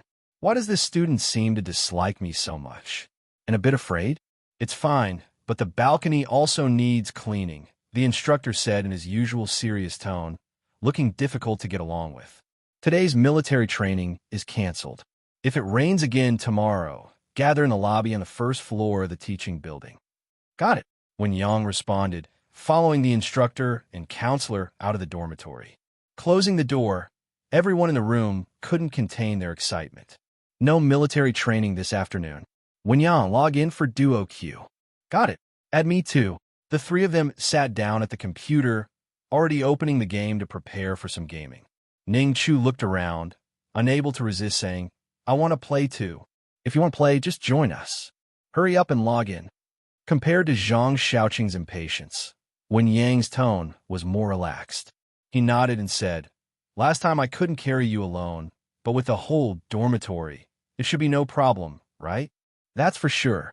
I watched a lot of tutorials during this time. Ning Chu puffed up his chest confidently, suggesting, since there's no military training this afternoon, can you guys play with me more today? So I won't be rejected by you guys when I want to play in the future. Wen-yang was surprised. About that. Oh boy. The instructor just announced that there's no military training in the afternoon, and you're already thinking about going on a date with some girl? You're going on another date? Zhang Shaoqing turned to Wen-yang, teasing, Look at you, every time you have free time, there's a girl asking you out. Can you share some of your luck with us? Well done. Ning Chu silently gave Zhang Shaoqing a thumbs up in his heart. It was the first time he felt that this guy's sarcastic mouth could actually be useful.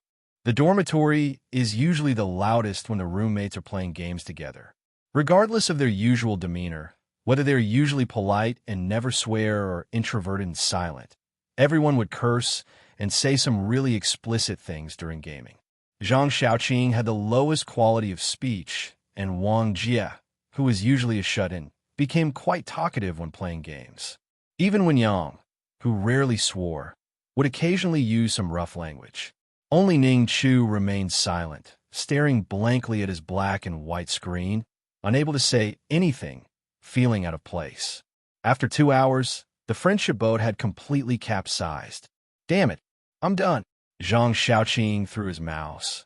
"We played for 2 hours and didn't win a single game. Whose fault is it? Done playing? Then I'll take a nap." Wang Jie stretched lazily and turned off his computer screen, yawning as he stood up. "Let's play again next time." When Yang looked at the time, it was only 1 o'clock in the afternoon, and suddenly he became more active in his thoughts. But just as he was thinking about something not so good, his gaze subconsciously turned to Ning Chu. Surely he couldn't find an excuse to keep him in the dormitory and not go out? He really didn't understand why Ning Chu was doing this. Ning Chu was tired too. As a novice, playing games with his roommates was not enjoyable at all. He slumped onto the table. His eyelids were already fighting each other. He had hoped to play all afternoon and keep Wen-yang in the dormitory. He rubbed his eyes, feeling a bit drowsy, but he still remembered his mission, to keep Wen-yang's virginity intact. "Wen-yang, are you taking a nap?" As long as Wen-yang took a nap, this dangerous afternoon would be over. "I'm going out." Wen-yang refused. "You rest. I'm going to the cafe off campus. The owner invited me to taste some new products on weekends, but I never had time." "Taste new products? Are you sure you're not tasting the owner instead?" This plotline wasn't in the book, but Ning Chu still wasn't reassured. Wen-yang's hentai protagonist's aura was too strong, and most girls were attracted to him. Even if it wasn't part of the plot, there was still a chance he might give in. "It's raining so heavily. Just bring an umbrella." "Well, can I come too? I also like coffee." Ning Chu couldn't find any other reasons, so he had to change his plan. Wen-yang didn't mind. He nodded and bent down to put on his shoes, preparing to leave. "Stick to me, huh? You two might as well be conjoined twins." Zhang Xiaoqing continued his annoying teasing. "You talk too much." Ning Chu suddenly kicked Zhang Xiaoqing's chair and quickly followed Wen-yang out of the dormitory, cursing as he went. The rain outside was pouring down, and flashes of lightning could be seen in the dark cloud from time to time. "This rain is too heavy. We'll get wet, even with an umbrella." Ning Chu frowned at the rain curtain. "Should we really go now? Always acting like a pigeon isn't great, but I don't have much to do this afternoon anyway." Wen-yang took the umbrella and walked into the rain, continuing, "It's fine, it's pretty close by. There are several new types of coffee and snacks. After we come back, you probably won't be able to take a nap." Does this guy really think he's just going to taste new products? Ning Chu remained silent, quietly following alongside. Actually, he wanted to verify a conjecture. Aside from the female characters in the plot who have a comrade relationship with Wen-yang, would other girls not mentioned in the book make moves like offering themselves, seduction, or reverse pursuit because of Wen-yang's protagonist aura? The shy girl who brought sour plum soup in the morning, the lady boss at the cafe, they both belonged to characters never mentioned in the book.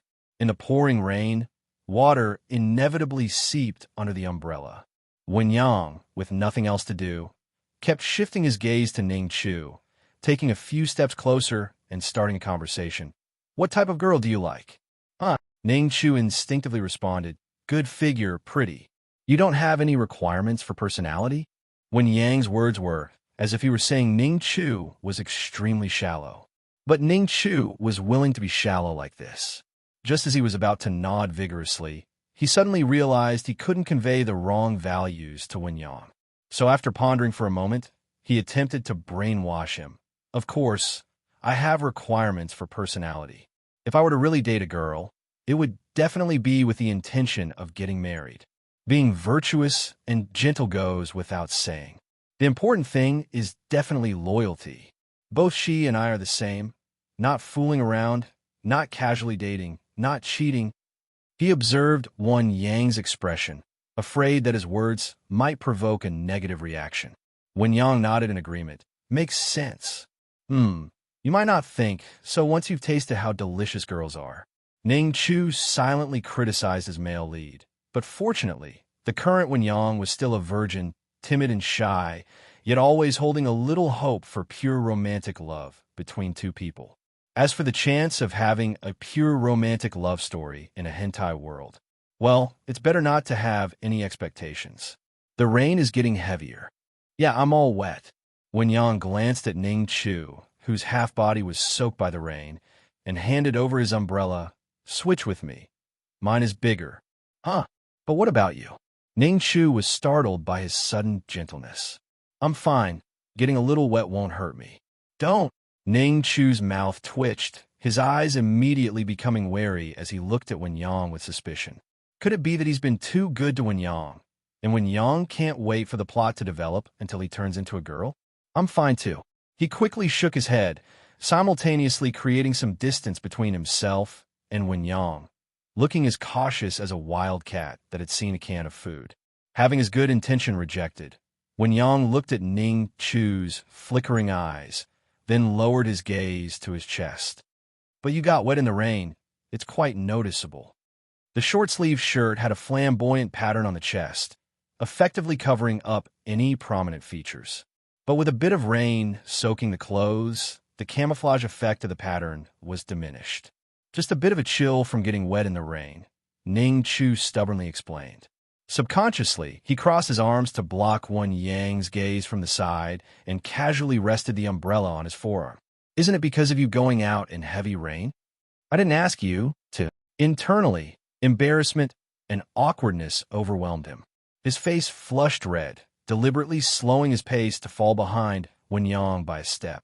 Fortunately, as they walked out of the school gate, the facade of the cafe appeared within sight, located across the street. From afar, looking through the glass into the shop, Ning Chu could vaguely see a figure wearing a black and white maid outfit. Wow, maid cafe. No wonder Wen Yang came out in the rain for this. Too bad it's not a cat girl. It lacks a bit of flavor. Outside of school, this cafe had reportedly been open for several years, well received among students for its affordable prices and tasty drinks. So, aren't you broke? How can you afford coffee? How'd you get to know the owner? It was too hot on the first day of school, so I went in to enjoy the air conditioning and got to know her through a chat. Oh, Ning Chu followed behind Wen Yang, pushing open the glass door of the cafe. They were greeted by the rich aroma of roasted coffee beans. His gaze immediately fell on the owner. This owner was actually his senior schoolmate, rumored to be nearing 30. Unlike the youthful female university students on campus, the owner exuded a mature charm from head to toe, every gesture and expression carrying an irresistible allure. Add to that the maid outfit, black stockings, and the cleavage that was impossible to ignore. Ning Chu instantly became alert. He admitted that the owner was very charming, and this mature charm was the most fatal to a little virgin. If all the plot characters were fooled, it would end up with Wen Yang getting into trouble here. Sis, I'm here and brought a friend. He quickly glanced at Wen Yang's expression. His face now had a slight blush, the gaze of a little virgin unable to meet the owner's eyes directly, his gaze drifting around, not knowing where to settle. It's raining heavily, yet you came all the way here. Her voice was so gentle it made one's bones go soft. The owner stopped her work, warmly welcoming them. You too, have a seat. I'll clean the last 2 tables. We only had time after the military training this afternoon. Wen Yang awkwardly sat at the bar counter. He sneakily glanced at Ning Chu and whispered, "Just call her sis, never call her auntie. Do you think my emotional intelligence is that low?" Ning Chu rolled his eyes at him. The owner quickly tidied up and walked into the bar area with a smile, her gaze scanning between the two, finally settling on Ning Chu's face. What a cute little boy. Leaning forward, she rested her chest on the bar counter with her hands. What does little brother want to drink? Sister will treat you. The more prominent cleavage made Wen Yang even more uneasy. Even Ning Chu felt a bit embarrassed to look directly at the owner, and he replied vaguely, "Anything is fine. Alpha Nu Beta. Then try the new products sister prepared, along with some mini cakes. Then write a 600-word essay about the new product experience for sister." Ning Chu was stunned, about to protest, but the owner lightly tapped his cheek with her slender fingers. Before leaving, she deliberately brushed her skin with her fingertips. "Just teasing you. Wait a minute. This situation doesn't seem right." He became even more confused and looked at Wen Yang with blank eyes, filled with fear and panic. Wen Yang chuckled. "You're being flirted with." "No, I know. But why me? You're the protagonist." Ning Chu considered that the owner might genuinely have a fondness for Wen Yang, hence inviting him to try the cafe's new products. Or perhaps the owner, like the supporting female characters in the plot, was lusting after Wen Yang's body, using the tasting as an excuse to lure Wen Yang into her trap. But he never thought that maybe he was the sheep. As the owner turned to prepare coffee and make mini cakes, Wen Yang leaned closer to Ning Chu with a smile on his face. In a devilish whisper, he said near Ning Chu's ear, "The owner clearly likes you a lot. She seems quite wealthy. If you work hard to get her, maybe you won't have to worry about food and drink in this life."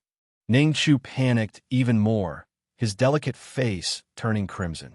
Though he indeed had a sensitive stomach and wasn't suited for living off someone else's wealth, where was this? This is a hentai world. Can you even live off someone's wealth here? Who knows what kind of twisted gameplay there might be? Just thinking about keywords like steel wire ball, master, his lips started to pale. Here, a latte with latte art. Looks nice, right? Sister specifically learned it for a month. The owner placed several new products in front of Ning Chu and a strawberry mini cake. She leaned forward again, shamelessly displaying a woman's assets. "Little brother, my shop also offers delivery. You must take care of sister's business more in the future." "Huh. Okay. This is yours." She placed another set of coffee and cake in front of Wen Yang. "You should try it too. These are new products that haven't been put on the shelves yet. If they're not good, just say it." Wen Yang looked down at his coffee. "Why doesn't my coffee have latte art? That's exclusively for little brother." "Oh," he nodded knowingly, his eyes showing even more amusement. He genuinely felt happy because his roommate wouldn't have to worry about food and drink in the future. And seeing Ning Chu's embarrassed and flustered appearance was indeed quite cute, making him want to tease the owner a bit more.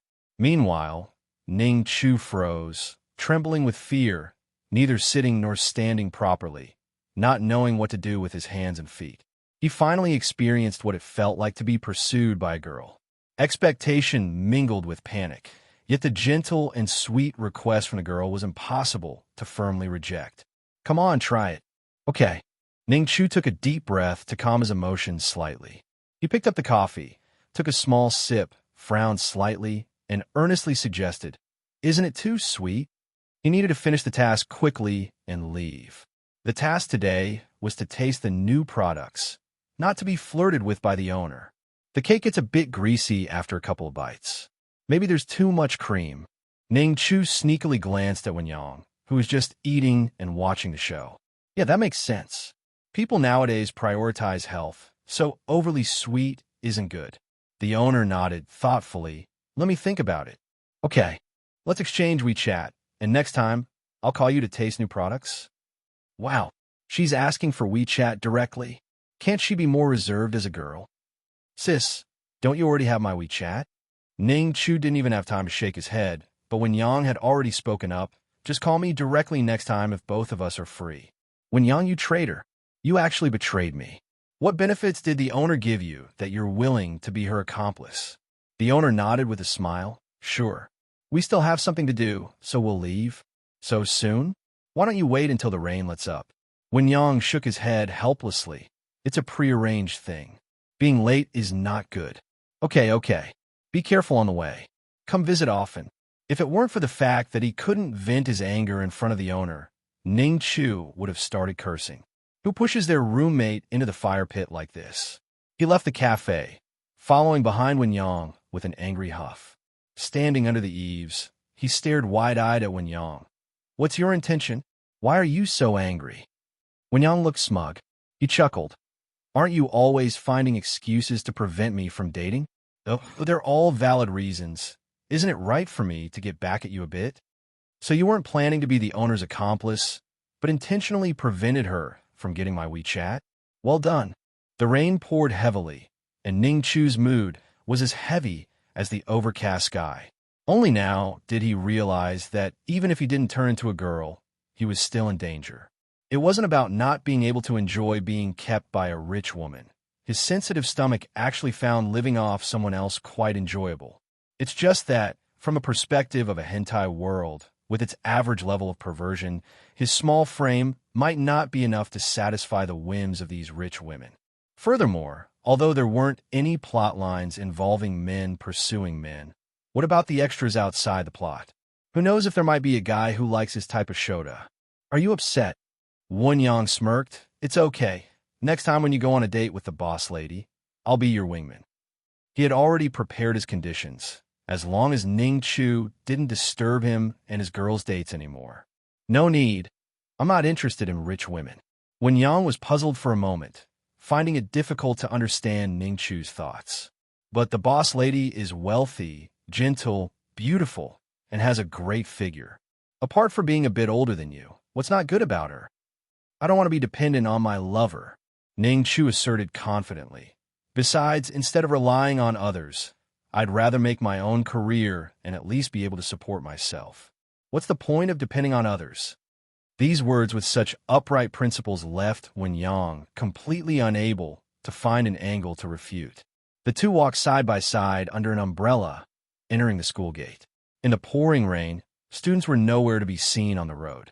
Occasionally, a few delivery men wearing raincoats hurried past. The sound of rain falling filled their ears. Even though they were under an umbrella, Ning Chu's shoes and pants were already soaked, but luckily he was wearing sandals. Let's go back and take a nap. So tired. He couldn't help but yawn, then turned to ask Wen Yang, what about you? Are you going back to play games, or... The rain is so heavy. What else can I do besides playing games and sleeping? Wen Yang shook his head helplessly. That might be true for others, but it might not be the case for you.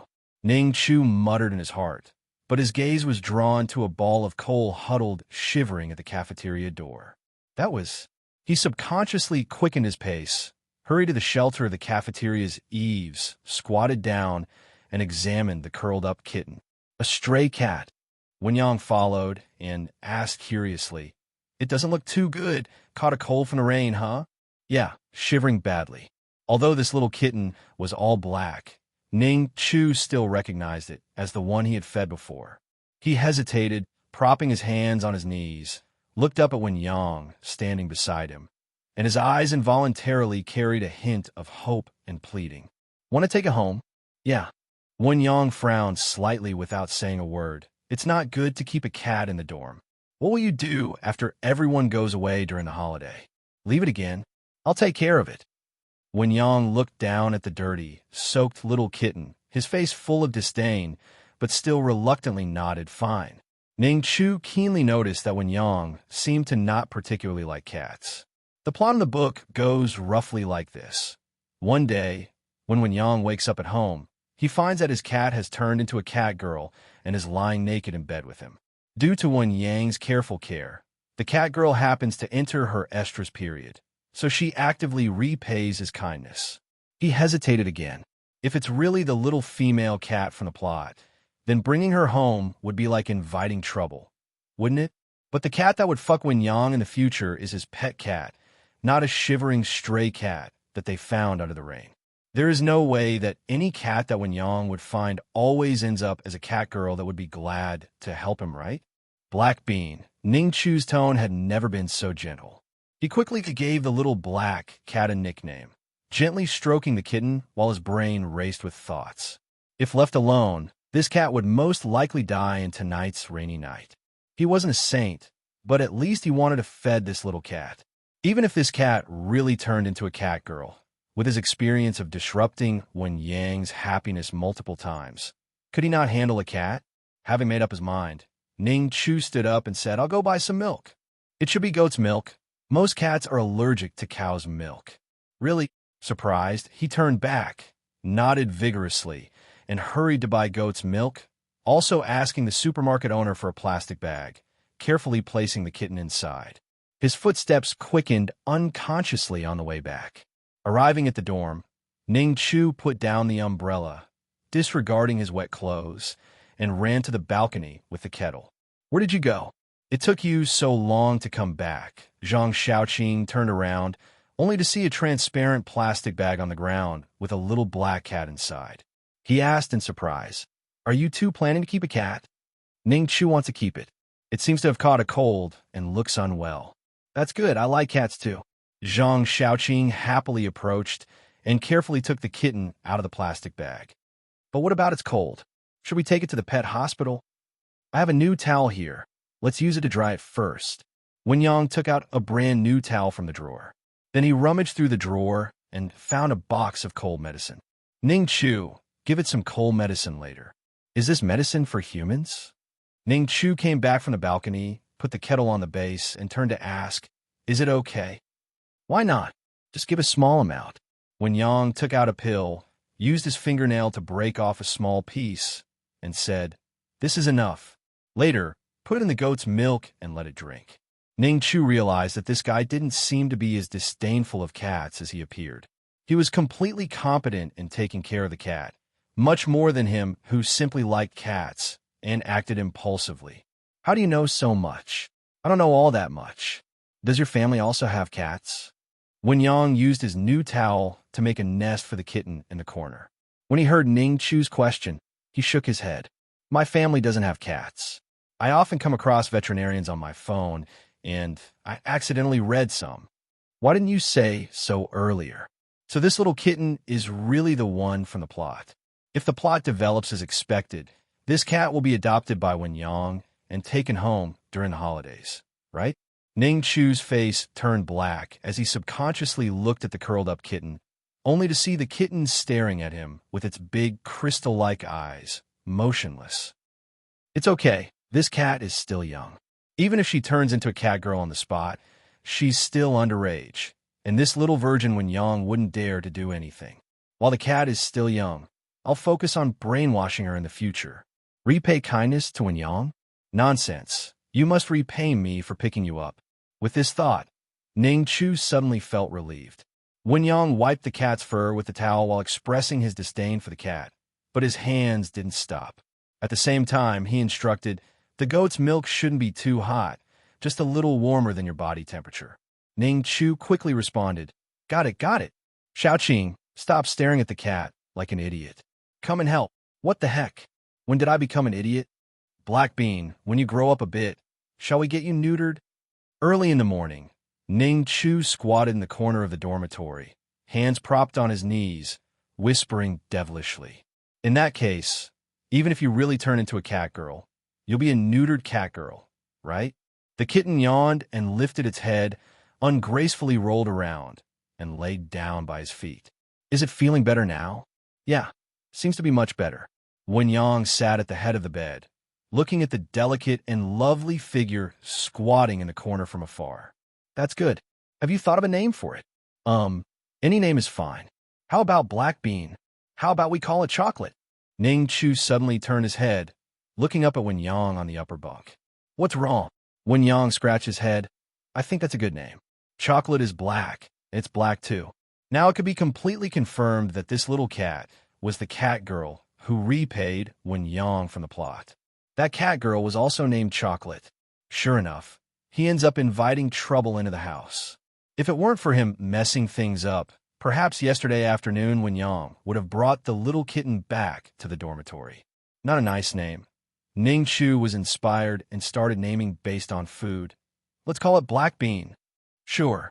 Wen Yang didn't insist, rolled off the bed. It's your cat, you decide. Yeah. Fortunately, it's just a little kitten, currently posing no threat to Wen Yang's virginity. If he's not mistaken, this cat is only about a month old, still almost a year away from maturity. During this year, the plot of the cat girl repaying kindness couldn't happen because minors are forbidden from. Well, you know, no need to panic. Ning Chu gently touched Black Bean's little head with his finger, stretched lazily, and stood up straight, looking out the window. The torrential rain ended last night, and the window was met with the annoying bright sunshine. It's time for military training again. Without cat food, Ning Chu could only leave a bowl of goat's milk and a piece of crushed ham sausage for Black Bean. After having breakfast in the dormitory, he followed several roommates out of the dormitory. The sunny day after the rain felt like being inside a huge steamer. As Ning Chu arrived at the damp sports field, Sweat had already formed on his forehead. The high humidity, combined with the high temperature, made it feel like the air being breathed in carried heat. Left turn, about turn, stand at ease. As usual during military training, the instructor seemed to have a bit more mischievousness today. From time to time, someone reacted too slowly and made mistakes, causing laughter among the classmates, which brought a bit of fun to the monotonous military training. RN. It was rare that Han Jingye also came to the training ground today. He found a place not far away and sat down, gazing at the students undergoing training. He must be looking for prey again. Ning Chu muttered to himself about Han Jingye, but the image of this counselor had already wavered in his mind. No matter how you looked at it, he didn't seem like a bad person. He seemed more like a dedicated counselor. Perhaps sensing the humid weather today, the instructor didn't take long to announce a break. Ning Chu hurriedly ran to the shade of a tree and didn't mind the slightly damp ground as he sat down directly. Crossing his legs, he took out his phone to buy some cat food online for Black Bean. What brand of cat food is good? The prices here were similar to those in his previous life, ranging from tens to hundreds of yuan. He didn't plan to buy top-notch cat food, as long as Black Bean ate something nutritious and didn't get sick. However, even so, he found flaws in all the various brands recommended online. Some had worms, some were moldy, and some caused the cat to die after eating. After struggling, he chose a 200 yuan, 10-kilogram bag of cat food. After clicking to pay, Ning Chu looked at the insufficient balance prompt and suddenly realized that he was completely broke. He had spent quite a bit of money last weekend at the amusement park with Wenyang, and recently he had been constantly fooled by Zhang Xiaoqing into buying discounted bubble tea and late-night snacks. There was still nearly a week left until the end of the month, but he only had a little over 100 yuan left. Oh no, a little over 100 yuan would be enough for him to save, but what about the cat? He couldn't just drink goat's milk and eat ham sausage every day, could he? Thinking of this, he realized that the day his parents gave him his living expenses was approaching. What would his parents be like in this world? Although his family had left early in his previous life, the inexplicable addition of parents here still made Ning Chu feel a bit repulsed. When Yang sat beside him, hearing him muttering to himself softly, curiously turning his head to look. Ning Chu's hair tips were already wet with sweat, sticking to his forehead and temples. It didn't look messy, but rather gave Wenyang a sense of delicate beauty. At the same time, he once again caught a whiff of that indescribable fragrance. Every time Ning Chu sweated, this scent became especially clear. Sensing the gaze beside him, Ning Chu looked up in confusion. Wenyang quickly shifted his gaze to the screen of his phone. Buying cat food for Black Bean? Yeah, but I don't have enough money. Then just buy a sample pack to try. After all, the kitten won't eat too much. That makes sense. Ning Chu's eyes lit up as he immediately searched for sample packs of cat food on the online shopping platform. However, his peripheral vision remained on the pink thermos cup in Wenyang's hand. As if casually, he asked, "Which girl gave you that?" "It's nice. I don't like drinking plum soup either. It's from yesterday morning." Wenyang sighed helplessly. That girl looked so aggrieved. I felt like if I didn't drink it, she would cry. That girl. Ning Chu pursed his lips. It seemed that only plot characters would relentlessly pursue Wenyang, while non-plot characters behaved more normally. Although they expressed their liking for Wenyang, at least they didn't directly demand his DNA. Finally, he encountered a normal person, liking someone but not daring to say it, only being able to silently give a bottle of plum soup, watching the boy you like from afar. This shy and naive romance was so touching in this overly sexual world. What's wrong? Are you upset? Wenyang teased with a smile. Don't you also have someone who likes you? The owner of the coffee shop is a rich woman. I envy you. My small build probably can't handle a rich woman's fuss. You're thinking too much. Wenyang glanced at the screen of Ning Chu's phone again and reminded him. The cat food can just scroll past. Why not buy one? Ning Chu shook his head. It's too expensive, 20 yuan. I'll pay for that. Consider it a welcome gift for Black Bean. But he looked at Wenyang suspiciously. You don't even have enough money for food. Where did you get the money to buy canned food for Black Bean? Did you get a part-time job? Or did some girl give you money to spend? Wen Yang felt a strong sense of pressure suddenly emanating from Ning Chu's body, and he instinctively felt a little guilty, his body involuntarily leaning back. No, no, I just did some gaming boosting for someone last night and earned over 20. Ning Chu suddenly smiled brightly. I see. Wen Yang felt that there might be something wrong with him. Or perhaps it was Ning Chu who had a problem. Could it be because he had been hanging out with Ning Chu since the beginning of the semester? He actually felt like he was Ning Chu's little brother, and he felt a bit guilty and uneasy when he did something against Ning Chu's will. Wen Yang, help me get food. I'll go upstairs to check on Black Bean first.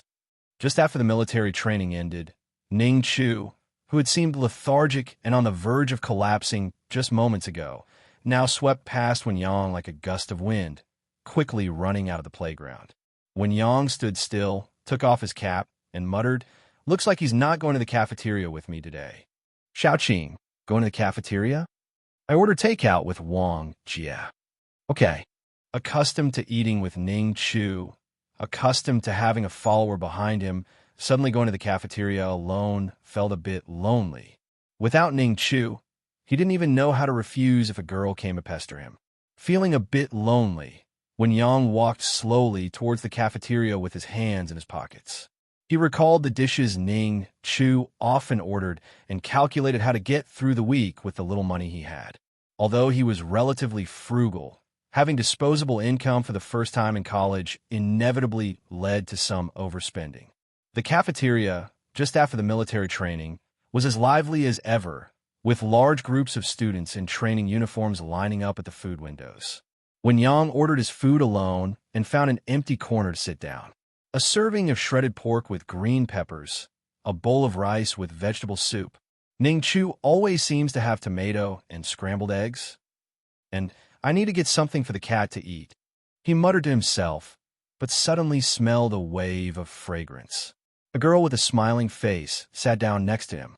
Without even looking up, Wen Yang knew from the artificial scent of strong perfume that it wasn't Ning Chu.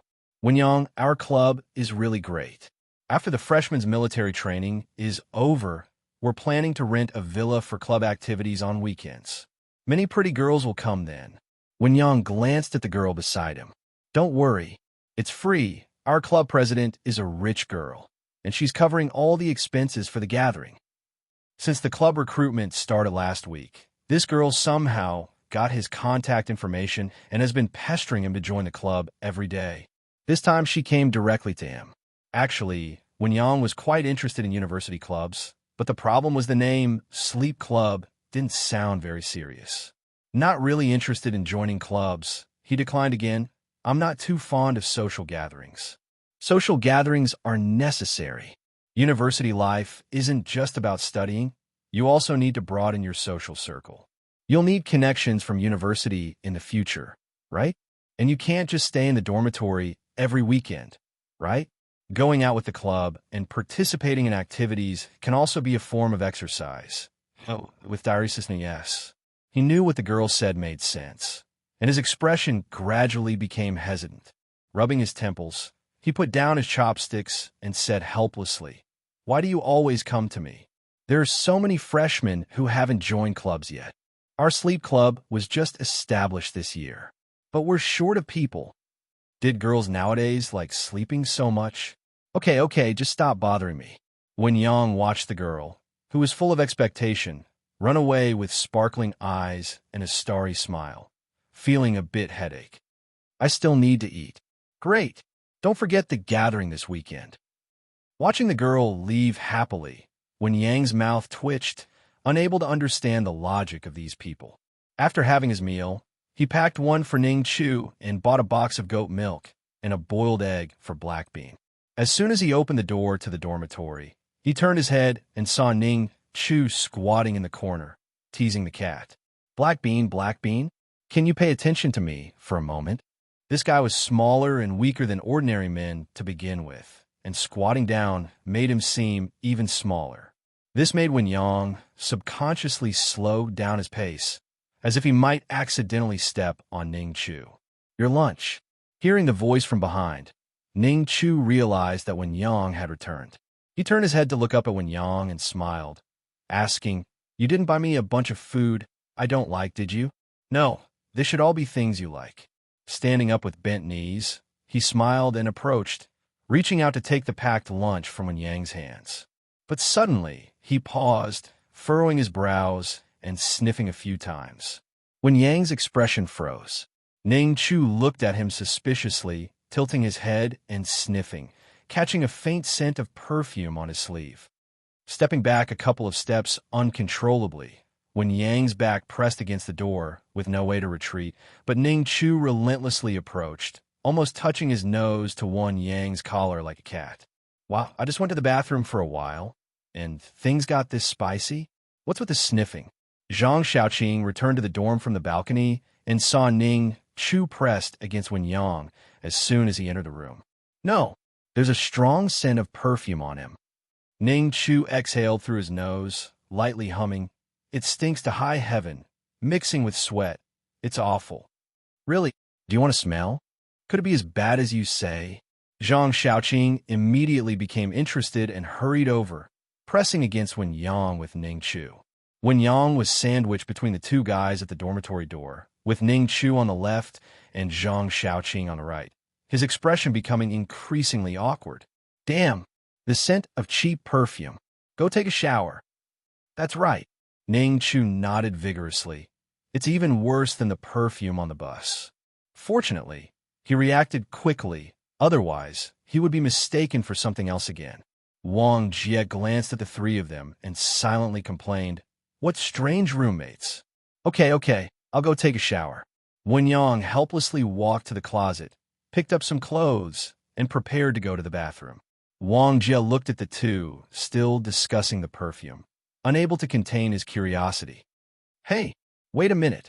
What's up? Let me smell it too." "What? What kind of ridiculous nonsense was this?" Ignoring them, Wen Yang grabbed his clothes and walked straight out of the dormitory. Seeing Wen Yang leave, Ning Chu yawned, glanced at Black Bean, who was still exploring the new world in the corner of the dormitory, picked up the takeout box, and sat down at the desk, opening a TV series to watch while eating lunch. His brows furrowed tightly, and he found it hard to eat. Just letting Wen Yang go to the cafeteria alone for a meal, this guy actually went wandering around again. He just couldn't sit still for a moment. Wen Yang wondered if he had triggered some strange plot again. After lunch, feeling the fullness in his stomach, fatigue and drowsiness rushed to his head.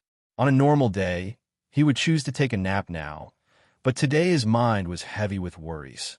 He occasionally glanced at Wen Yang out of the corner of his eye, afraid that this guy would be lured by some girl when he wasn't paying attention.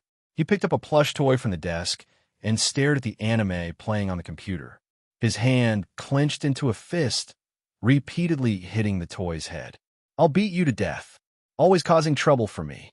The plush toy that Wen Yang had won for him in the past had now become a symbol of Wen Yang, being abused by Ning Chu's fists.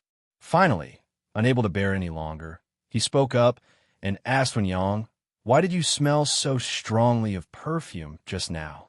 He really didn't want Wen Yang to think he had a strong sense of control, but his restless heart and fear of Wen Yang being influenced by other guys made it impossible for him to control himself. "I was just curious," he added. Wen Yang had already anticipated that he would ask, and he could also complain about his encounter in the cafeteria. "A small club insisted on recruiting me. They contacted me online a few days ago, but I wasn't interested. Today, they caught me at the cafeteria. I had no choice but to agree." Wen Yang shrugged helplessly and sighed. "Instead of joining the club, I might as well take on a few more gaming orders online." "A club?" Ning Chu recalled the large square he passed by every day on his way back to the dormitory from the playground, where various clubs would set up recruitment booths. He had also considered whether to join one.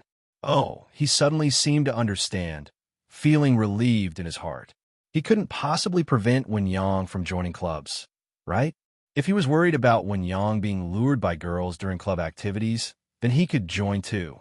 According to Wen Yang, the club was in urgent need of new members, so it shouldn't be difficult. "Oh, by the way, they're having a party this weekend, renting a villa or something. Why don't we all go check it out?" Wen Yang suddenly turned around and asked the others in the dorm. Wang Jie was a little tempted. I've never stayed in a villa before. What's so special about staying in a villa? Villa? Ning Chu's voice involuntarily became sharper, but seeing his roommates looking at him, he immediately echoed Zhang Shaoqing's words. Yeah. What's the big deal about staying in a villa?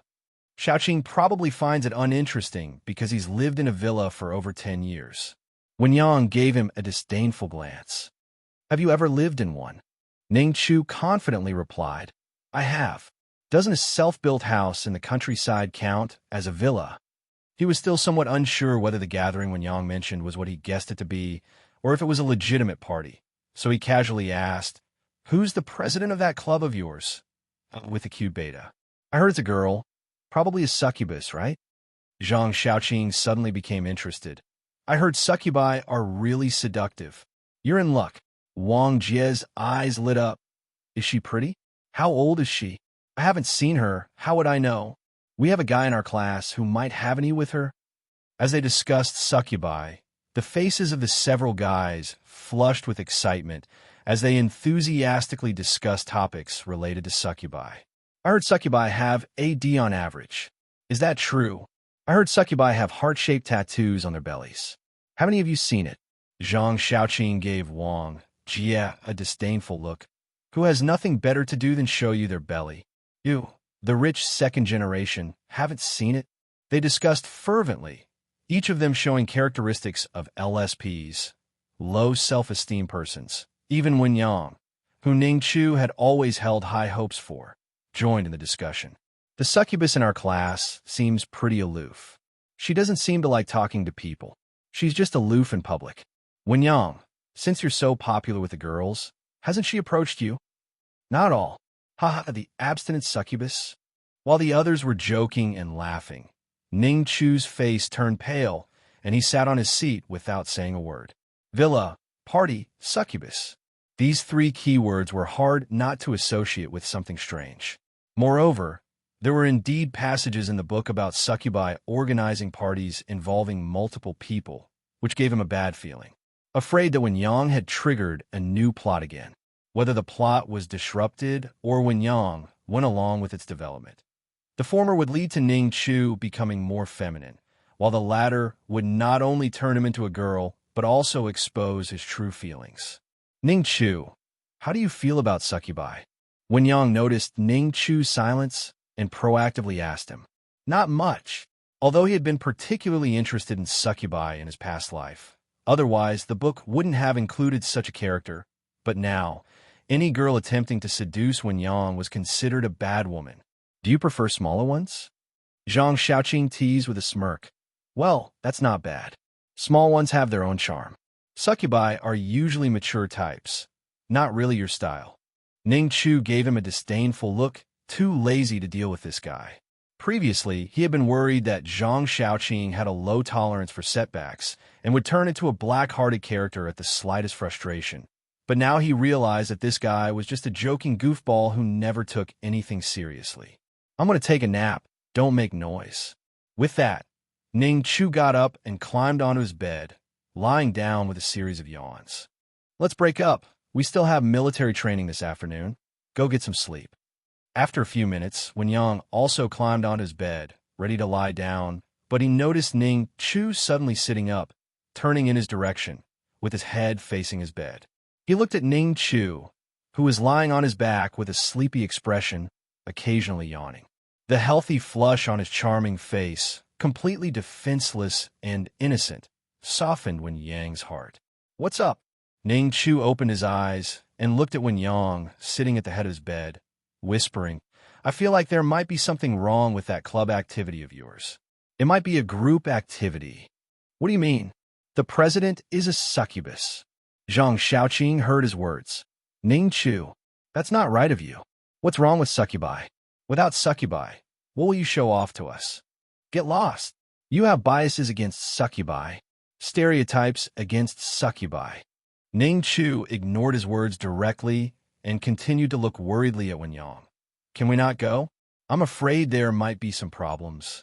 Wen Yang scratched his head, looking at Ning Chu's pleading eyes. Since he was already forced to join the club, he simply nodded, "Okay, that's good." After more than a week of training, Wen Yang had become more and more obedient to him. Last time, even with the twin sisters and alcohol, they couldn't get Wen Yang down, so it's even less likely this time. Ning Chu turned over, but still felt a little uneasy, tossing and turning without falling asleep. So he looked up a number to report pornography online. If Wen Yang really wanted to go, he couldn't blame him for reporting it. In a world where the plot of hentai happening left and right, can those public security officers be relied upon? It would be best to just not get yourself involved. The plots in this kind of story are usually outrageous, but the inspiration either comes from hentai manga or from real-life news and experiences. For example, this time the triggered plot, a party organized by succubi. The purpose is to share multiple high-quality men with a few good girlfriends, and the party lasts for a day and a night, leaving the antagonists unable to get out of bed for several days. Yes, this plot clearly suits Zhang Xiaoqing. Wen Yang's plot tends to lean toward vanilla stuff. Basically, it's a romance story where the NSFW parts are being hinted to the reader rather than written, with ambiguous plot lines, while Zhang Xiaoqing's plot is more outrageous, such as stalking, tram cars, multiple partners. Having lived in this world for a while, the plots of the two do match their characters. Wen Yang is relatively introverted, but becomes more proactive after experiencing some exciting things. But he's still just a little virgin. Zhang Xiaoqing was strictly disciplined since childhood, and his outgoing and adventurous personality was abandoned after he turned into a black character. But he's still just a two-faced guy. Ning Chu is a bit confused. So, if he stopped Wen Yang from participating in the club activities this time, would it count as him disrupting the plot? A few days later, the military training performance. The students marched into the large playground in formation, gradually filling up the huge space. I bet that's the art school area, right? Lost in thought, Ning Chu suddenly heard Zhang Xiaoqing's exclamation by his ear. He turned his head to look towards the entrance of the playground, only to see rows of handsome men and beautiful women filing into the area. They were indeed from the art school. Even in a world where there were handsome men and beautiful women everywhere, the students from the art school stood out as unique. There was a variety of handsome and beautiful individuals, each one as gorgeous as a flower. The students formed a circle around the playground, and once again, a row of tables and chairs appeared on the stage. Several school leaders sat under the sunlight, with sun umbrellas on their heads, smiling kindly at the group of freshmen. These crappy school leaders, they even know it's hot and to use umbrellas. Zhang Xiaoqing crossed his arms and grumbled, "Military training in temperatures of 30 to 40 degrees. I'm getting sunburned to death." Ning Chu nodded in agreement. Indeed, they were crappy. But looking at his still fair and tender-armed skin, he pursed his lips, glaring discontentedly at the sun. Too weak, just turning his somewhat sickly pale complexion into a healthy rosy tone. Why not tan him into a bronze color? Like Wen Yang's skin, so manly. Sit. With the command from the instructor, Ning Chu sat down on the ground. This military training performance consisted of two parts: student talent performances and demonstrations of military training achievements. But he wasn't interested at all. With his legs together and hands resting on his knees, he buried his head in his arms, exuding laziness all over. He was still thinking about the villa party this weekend, so he had no interest in watching any performances. When the last few hours of military training were over, the weekend would arrive. Ning Chu was very worried that pointing out the problem with the club party to Wen Yang would only make him more excited. In a situation like last weekend, he needed to find a way to distract him and let Wen Yang sneak away. But he was just a little virgin, unable to handle Wen Yang even with the twin sisters at the bar. Did he have the guts to attend such a party?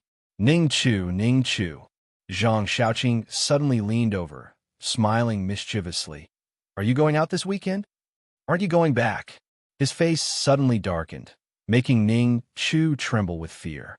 This guy changes his expression too quickly. He was already wary of him turning into a villain, and with that thug-like, gloomy face, it seemed like he could snap and hit someone at any moment. "Just go back for half a day. Just say there's something going on at school." Zhang Xiaoqing ruffled his blonde hair. and his gloomy face quickly returned to a smile, teasingly asking Ning Chu, "Are you going?" "Going where?" "That party Wen Yang mentioned."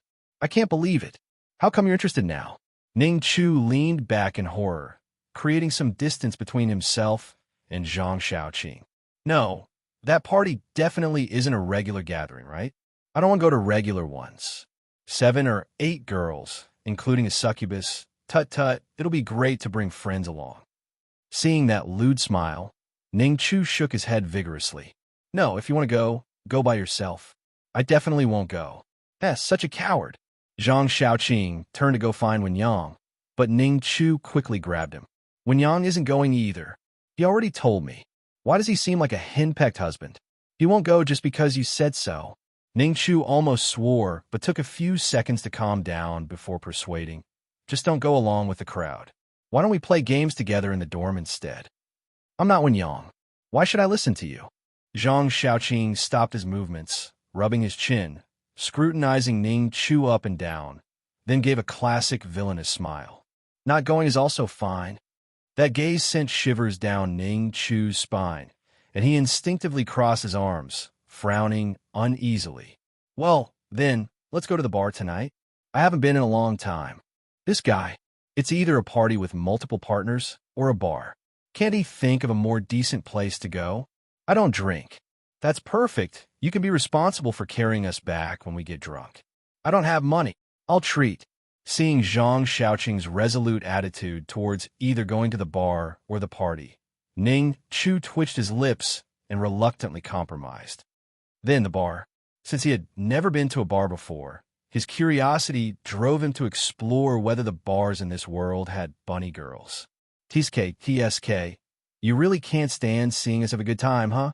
Before, when Wen Yang asked you out, you made excuses not to go, and now that I want to experience succubi, you still won't let me go. If it wasn't for me, Ling Ling would already.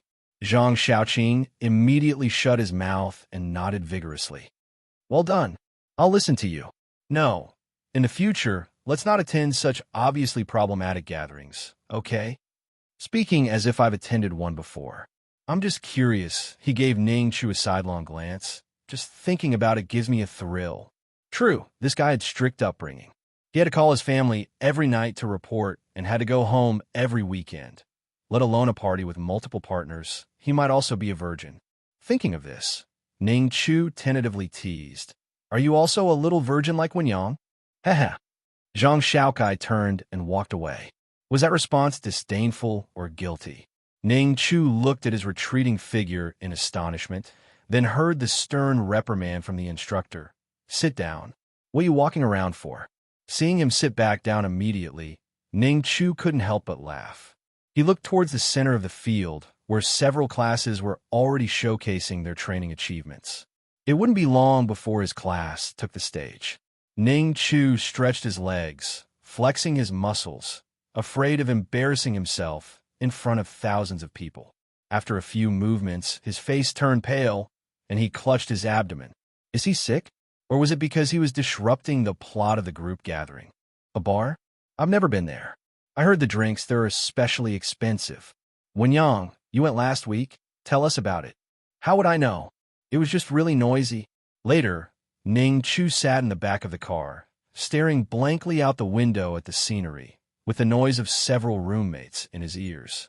He had never been to a bar before, but he could partly agree with Zhang Xiaoqing's idea and also had some selfish motives. The bar plot had already ended completely, so he didn't need to worry about Wen Yang being seduced by the characters after drinking. That virgin was quite timid now.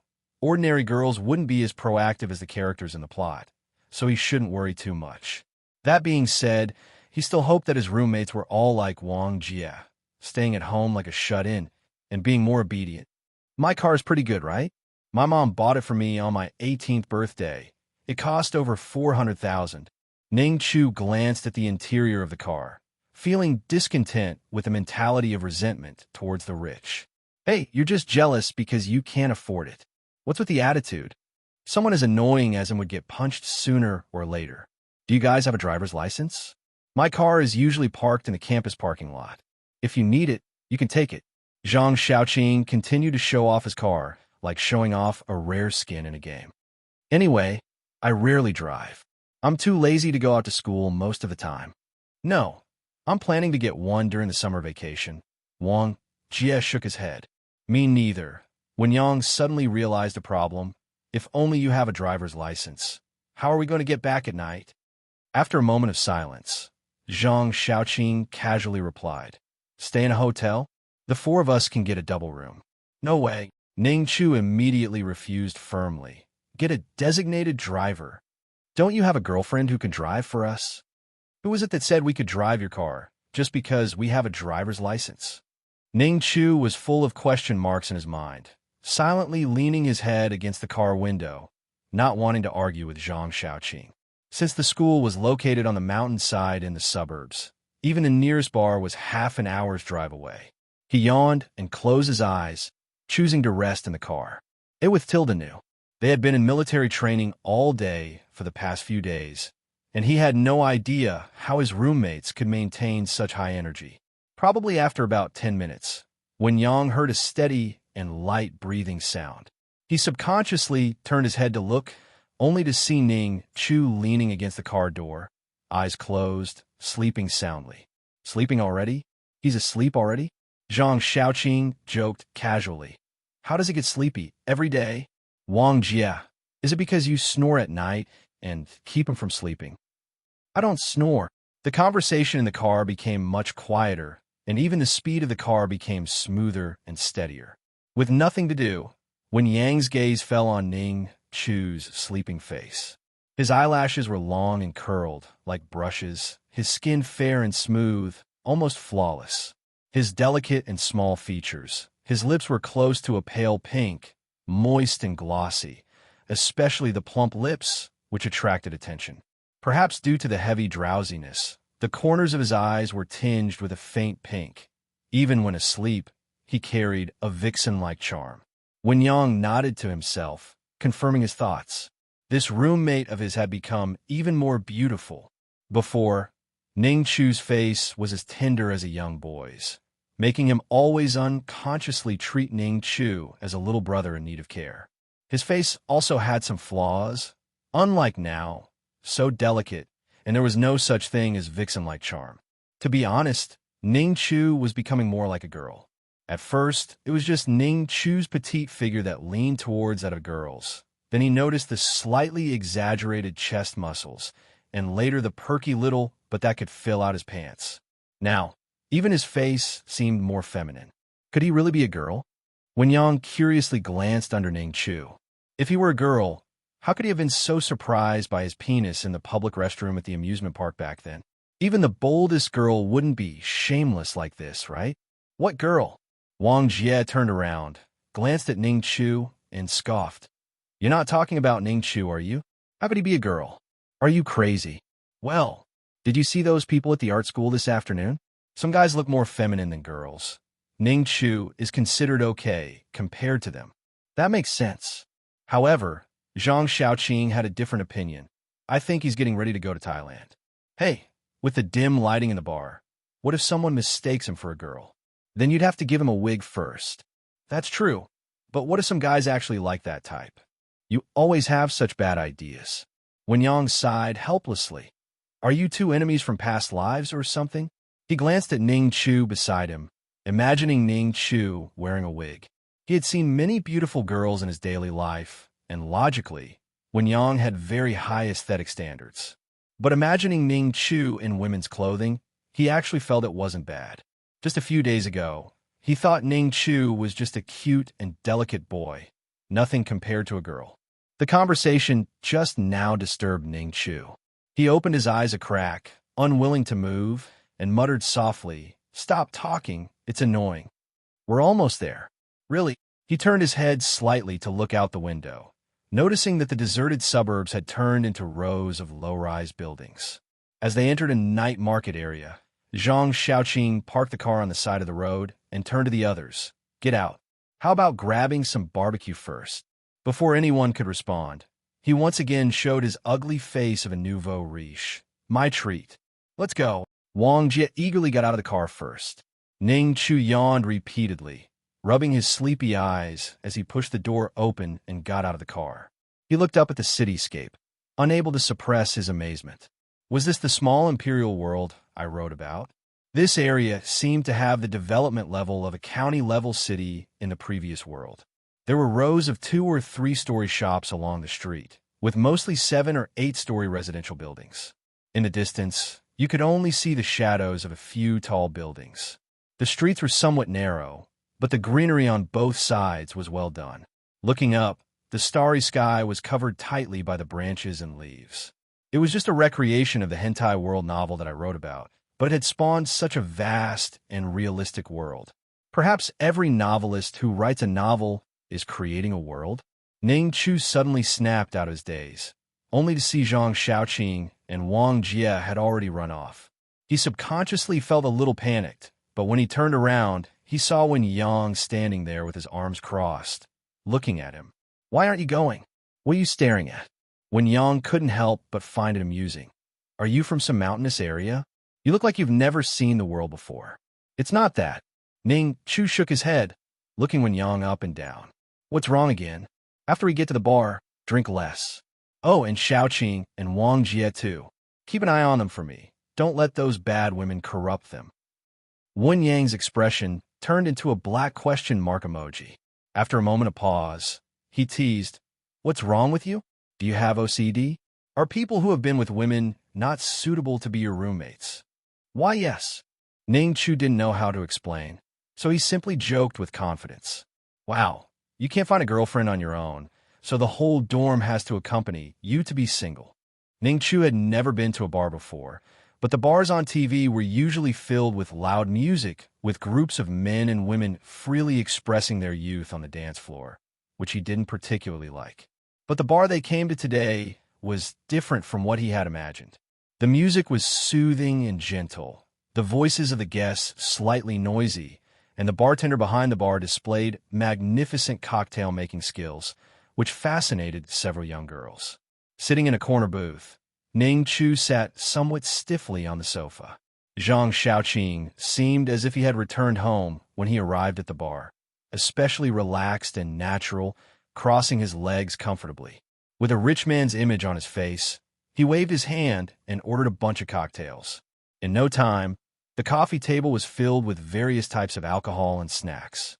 Wang Jie seemed as reserved as Ning Chu at first, but after drinking a few sips of alcohol, his face flushed with alcohol and his tense body quickly relaxed, chatting and laughing with Zhang Xiaoqing.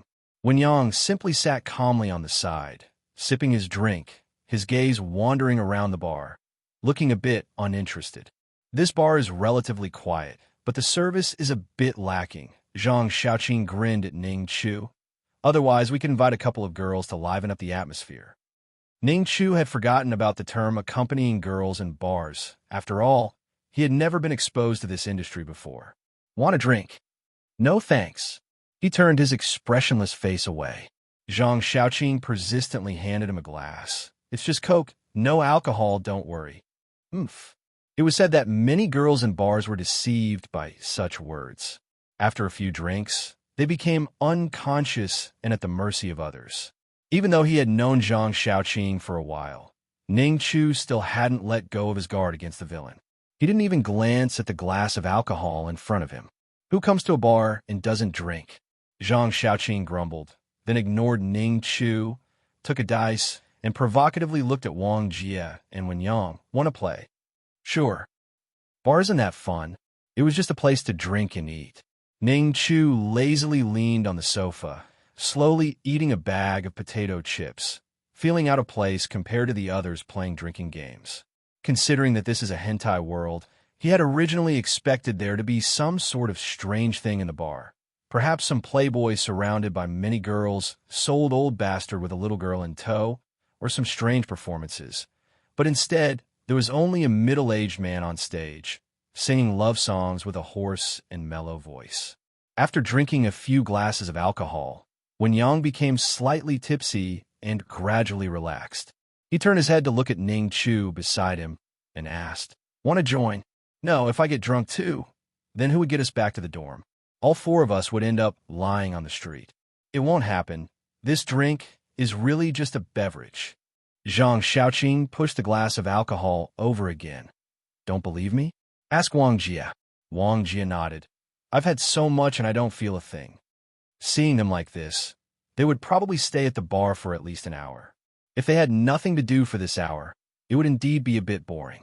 Ning Chu glanced at Wen Yang and pursed his lips. The protagonist wouldn't lie, right?